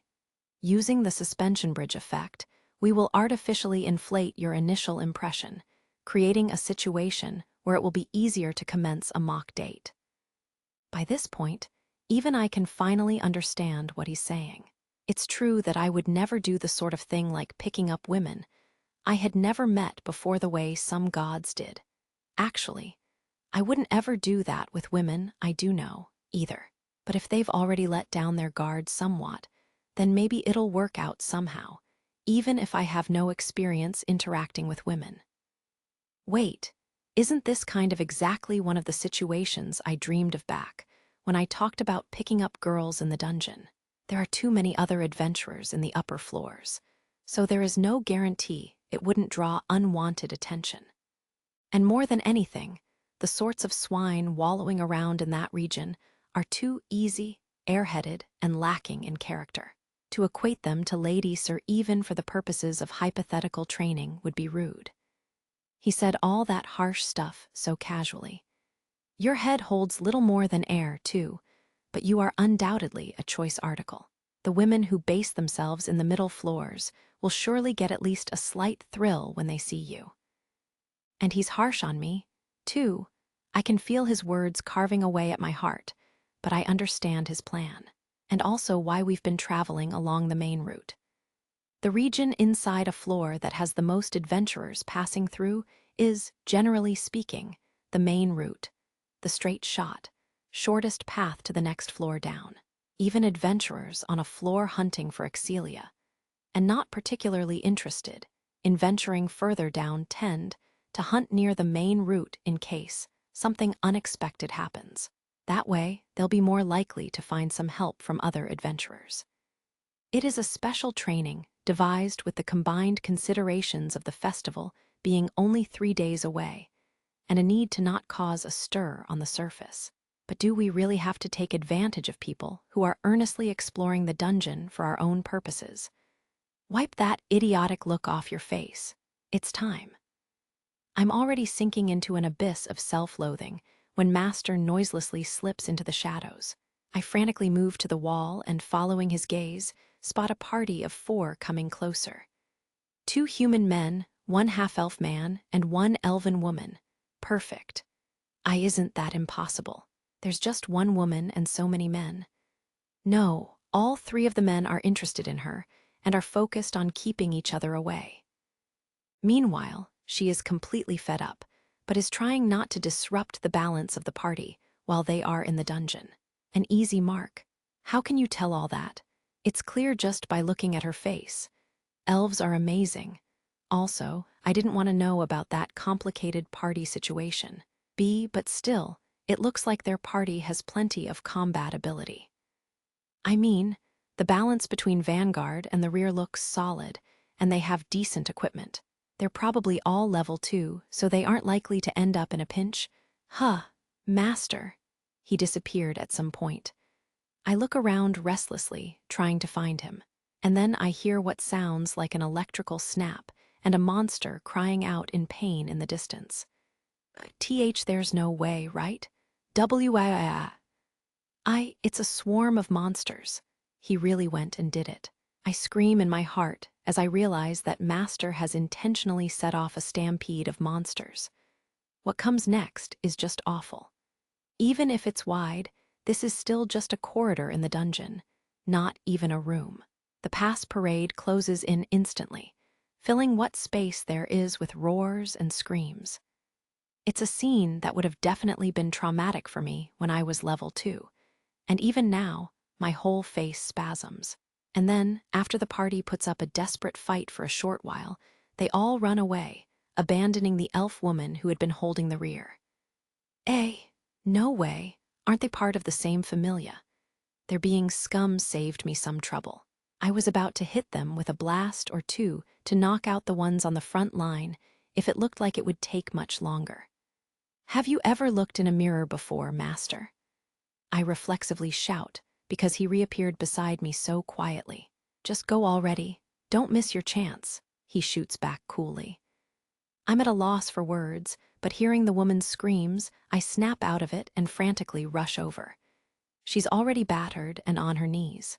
I can feel my body heat shoot up and my heart roar that I need to save her as I charge straight into the swarm of Almuredge and hellhounds. This is divine punishment. That was what Laurier, the elf girl, thought as the wall of monster fangs drew near. It had all started with her patron god's unreasonable request. Laurier, I want you to investigate the familia written on this memo. I need information on their inner workings. Work your way in by disguising yourself as a solo and get them to accompany you into the dungeon. Their familia is predominantly male adventurers, so with your looks, they'll probably spill their guts about whatever you ask. That's seduction? An elf like you can't do that. Hey, now, I'm Hermes. I know quite well what my cute little followers can and can't do. You're brilliant, and this mission will be a cakewalk for you. I just know it. She had been sent off without any chance to object, her god's shady smile on her back as she left.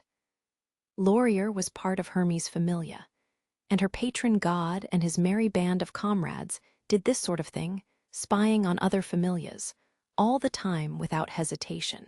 She knew from Hermes' teachings that information was more valuable than money. And she had been dispatched to spy again in order to sniff out anything suspicious or weaknesses in order to secure leverage for future negotiations. Sheesh, why does someone like me have to use my appearance like this? Laurier was a beautiful girl. Her long blonde hair was often worn tied up in the back, and her deep green eyes were quintessentially elven. Her face also had the look of someone just growing into their prime. All excellent features for capturing the interest of most men. There was no end to the number of adventurers who would have loved to share a drink with her. In terms of ability, she was a solid level 2 upper-tier adventurer. And yet in Aurario, she was relatively unknown. The reason for that was because she was generally tasked to deal with things occurring outside the city. Hermes' familia always had its ear to the ground for happenings throughout the entire mortal realm, and would often dispatch people to other countries and cities in order to gather information. And she had carried out covert missions or been forced to accompany Hermes on one of his jaunts plenty of times as well. A little over 2 months ago, in fact, it had been none other than Laurier who had snuck into the estate of a foreign aristocrat and discovered a monster that could speak, a Xenos, being held there. I understand that only those of us who take care of things outside the city can avoid the suspicion that comes with being a member of Hermes' familia, but ugh. In any case, that was how Laurier had ended up getting close to a party from a different familia. She had clung to a small hope that they might be suspicious of her and ruin the plan. But her wise patron god had been correct, and the overwhelmingly male familia had gladly, excitedly welcomed her. She had hid her cringe with a smile as she explored the dungeon with them while extracting information out of them, steeling herself for the overtime work that would come from having to let them treat her to a drink later that night. That was when divine punishment came for her. An unbelievable swarm of monsters had suddenly attacked, and the men had abandoned her as a decoy and run off. All alone, with no support. Unlike Asfi and the others, Laurier did not have as much experience in the dungeon, so she had no hope of escaping this disaster. And in the midst of such unelf-like insincerity, our great tree would never forgive such indecency, and I'll never forgive you, Lord Hermes. Battered and torn, down on a knee, she watched as the hellhounds approached with fangs bared. Laurier had accepted her fate with resignation, when, a white blur too fast to be seen rescued her from her fated death. The attacking hellhound groaned gruesomely as it was cut down. But before she could register what was happening, the white blur began to exterminate the rest of the monsters. With a single stroke, the jet-black knife dismembers the almer edge, and the giant liger fang that pounced from behind is handily dispatched with one slash, as if a dark shooting star cleaved it in two. The battle itself was moving too quickly for Laurier to follow, as the blur's shining red eyes etched themselves into her mind. Finally, the blur charred the hellhound mob that was preparing to spew fire using an outrageously fast chant, easily finishing off all of the monsters that had swarmed the passage. As sparks flew behind it, the blur, which turned out to be a boy even younger than Laurier, turned to face her. The moment his red eyes looked into hers, Laurier felt her heart race in a way she had never experienced before, just as a single elf who adjusted his glasses in the shadows had anticipated.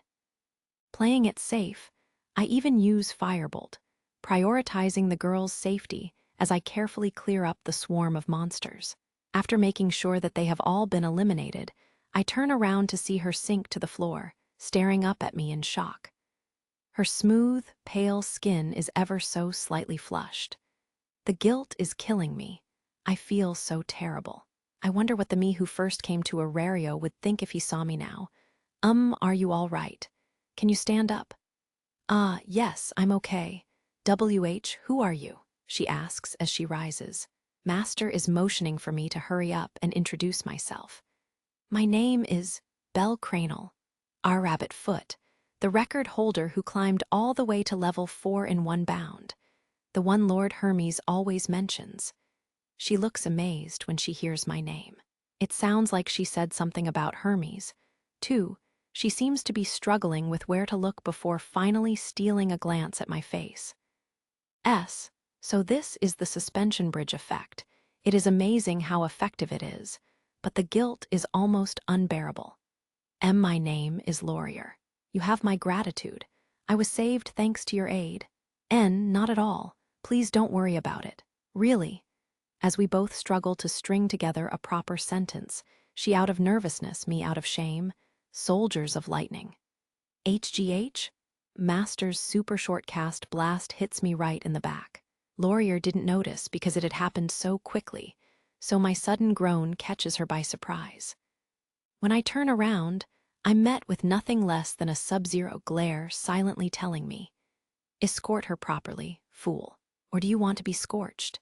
Even though I already got scorched, I turn pale as I hurriedly redirect my attention back to Laurier. Laurier, your clothes and equipment have gotten rather beaten up, so please take my coat. Taking care not to scare her, I waste no time taking the coat that Master had given me for some reason before setting out to the dungeon and placing it on her shoulders. He's so kind. Badump, Laurier's heart raced. Her face turned redder as she felt the coat settle on her shoulders. Laurier, I don't know your situation at all, really, truly, but moving alone through the middle floors is quite dangerous. If you'd like, I can accompany you back to the upper floors. No, I couldn't possibly trouble a stranger so. It would be no trouble at all. Really, given the situation and also the danger you might face, I can't just leave you here. Why, you can't. On the receiving end of Belle's earnest gaze, and the intense feelings of someone who was at that very moment being targeted by magic, and could not flee, Laurier became incredibly flustered. Putting a hand to her cheek that was growing hotter by the minute, her eyes flitted back and forth. Laurier had no experience when it came to romance. Or more precisely, she did not know how to act when it came to engaging in a pure, uncalculating relationship between men and women. Being a part of Hermes' familia, she was capable of using her appearance to get closer to her targets. But in her heart, she had a very low opinion of men in general. As an elf, a race considered attractive by many other races, she was scornful of the vulgar sorts who often approached her and had developed a bit of a bias. She was the embodiment of strict elven chastity, and in that innocent state, having never experienced her first love, she was suddenly faced with this extreme situation. After being gallantly rescued from imminent danger, she received immediate and solicitous concern for her well-being and found herself the subject of an intense set of eyes, paying no heed to appearances. It came through clear as day just how much he wanted to protect her and his own life. Laurier was confused. She couldn't understand the heat rising within her. And put bluntly, though she did not know it herself yet, a younger human with white hair, red eyes, and an attentive nature fit her tastes perfectly. In that case, I guess I'll take you up on your kind offer. Her face was still red, and she nervously rubbed her hands together, assenting in a quiet voice. With Hedin watching over them still, she and Belle formed a temporary party, which gave Belle a chance to breathe a little sigh of relief, though Laurier never noticed. We walked together, keeping an eye out for monsters as we chat.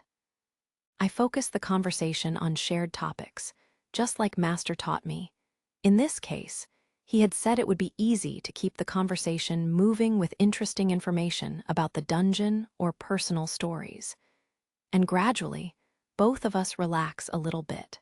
That party was a gathering of miserable cowards, running their eyes all over me, trying to build a rapport with me, and then abandoning me and running when push came to shove. Ah ha ha, it seems like you're very popular. Papu, don't sweet-talk me. Everyone simply makes too much of the fact that I'm an elf. I don't have any special allure. But from talking with you, I get the feeling that you are actually a really kind person.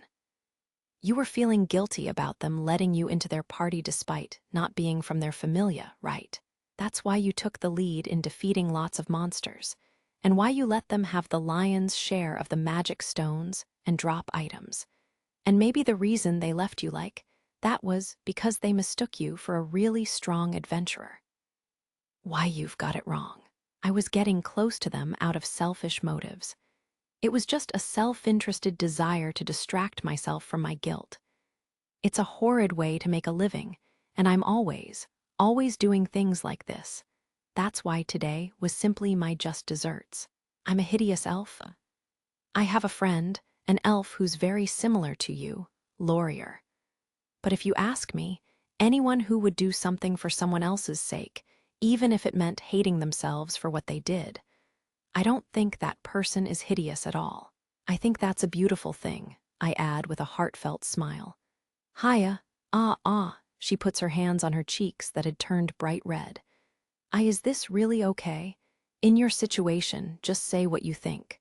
If you notice something good about them, go ahead and praise them. That's sufficient. If your compatibility is high, you will evoke their desire to protect and something. I'm staying true to Master's teachings, and Laurier is gradually getting redder and redder and honestly starting to behave a little oddly. It sort of feels familiar, like I've seen something similar recently. Oh yeah, Liu's been acting just like this. Anyway, with all that, I spend some time dealing with monsters we come across, making sure to protect Laurier, who's still injured. Taking the most direct path back, the passage leading to the upper floors gradually comes into view. And with that, this is mission accomplished. My battle will continue, but for now, I can rest easy knowing I've completed my first escort. Just then, though, Laurier, whose eyes had been pointedly focusing on the ground, suddenly looks up as if she has just made up her mind. Our rabbit foot, no, Belle. Thank you for helping me, but it would be a stain on my honor as an elf to not do anything to repay you. It's fine, really. You don't need to trouble yourself over it. I guess it's because we're about to go our separate ways. Her face is still red as she stands there looking very serious. But honestly, as the person who's responsible for the problem in the first place, so I could have an opportunity to rush in and save you, I really don't want you to feel obligated. If anything, the guilt I already feel is still threatening to crush me. Please, I insist. So, if you don't mind, could we perhaps meet again sometime? Meet. Some other time is fine. Whenever you want is fine. I'll always be waiting. Though of course I'd be happy if it happened soon, but anyway, I want to repay you somehow when we meet again. So, maybe get you a sword or armor or something, and maybe just walk around the town a little bit. Ah, so like that time with Miss Ina then. Equipment is essential for any adventurer, so giving weapons and stuff when someone helps you, maybe that's just one of the unwritten norms of adventurers that I'm not familiar with yet. Maybe it's like how dividing up drop items when exploring the dungeon just sort of happens based on mutual understanding. So, if you don't mind. She keeps looking down and then mustering up the courage to sneak a glance at me. I just naturally smile back, thinking how nice she is and how very elf-like her strong sense of duty seems to be. Of course not, that would be nice. As I say that, her face blooms beautifully. But just then, soldiers of lightning. FGH? Less than a second after I open my mouth, lightning strikes. Why? As I start to slump from the shock, which naturally startles Laurier, Master comes to retrieve me faster than I can follow with my eyes. I'm still crackling and charred as he lifts me over his shoulder and forcibly pulls me out of my encounter with Laurier. Why did you do that? Making arrangements for an encounter. Are you looking down on your date with Lady Sir, you harebrained fool? I'm sorry. Also, I suspect if you interact with that elf any further, things will only become even more complicated. See complicated. I can't speak or move because the numbness from the shock hasn't totally worn off, but I am a little confused by that. Put simply, there are few beings more troublesome than an elf whose feelings have awakened. Master says nothing more, leaving it at that. I guess I'll never find out. On to your next target. Your live practice will continue with a new woman. And with that, he carries me off to the next battlefield. My battle isn't over yet. What happened? Bell had suddenly collapsed, and then what seemed like a shadow ran by in an instant, and then he was gone. Laurier stood there dumbstruck, questioning whether she had hallucinated at all. No, it can't have just been my imagination. Confirming she still had his coat draped over her shoulders, a slight smile crossed her lips. She hugged the coat gently, as if it still held his warmth, her cheeks adorned in a light shade of red. Ah, Belle, I wonder when we can meet again. The elven face that was normally severe and cool had melted into bliss. This was the birth of another of the White Rabbit's most ardent fans. Hermes finding out later that one of his followers had fallen madly in love with Belle when her mission went sour. And the gods falling over backward in shock is a story for another day.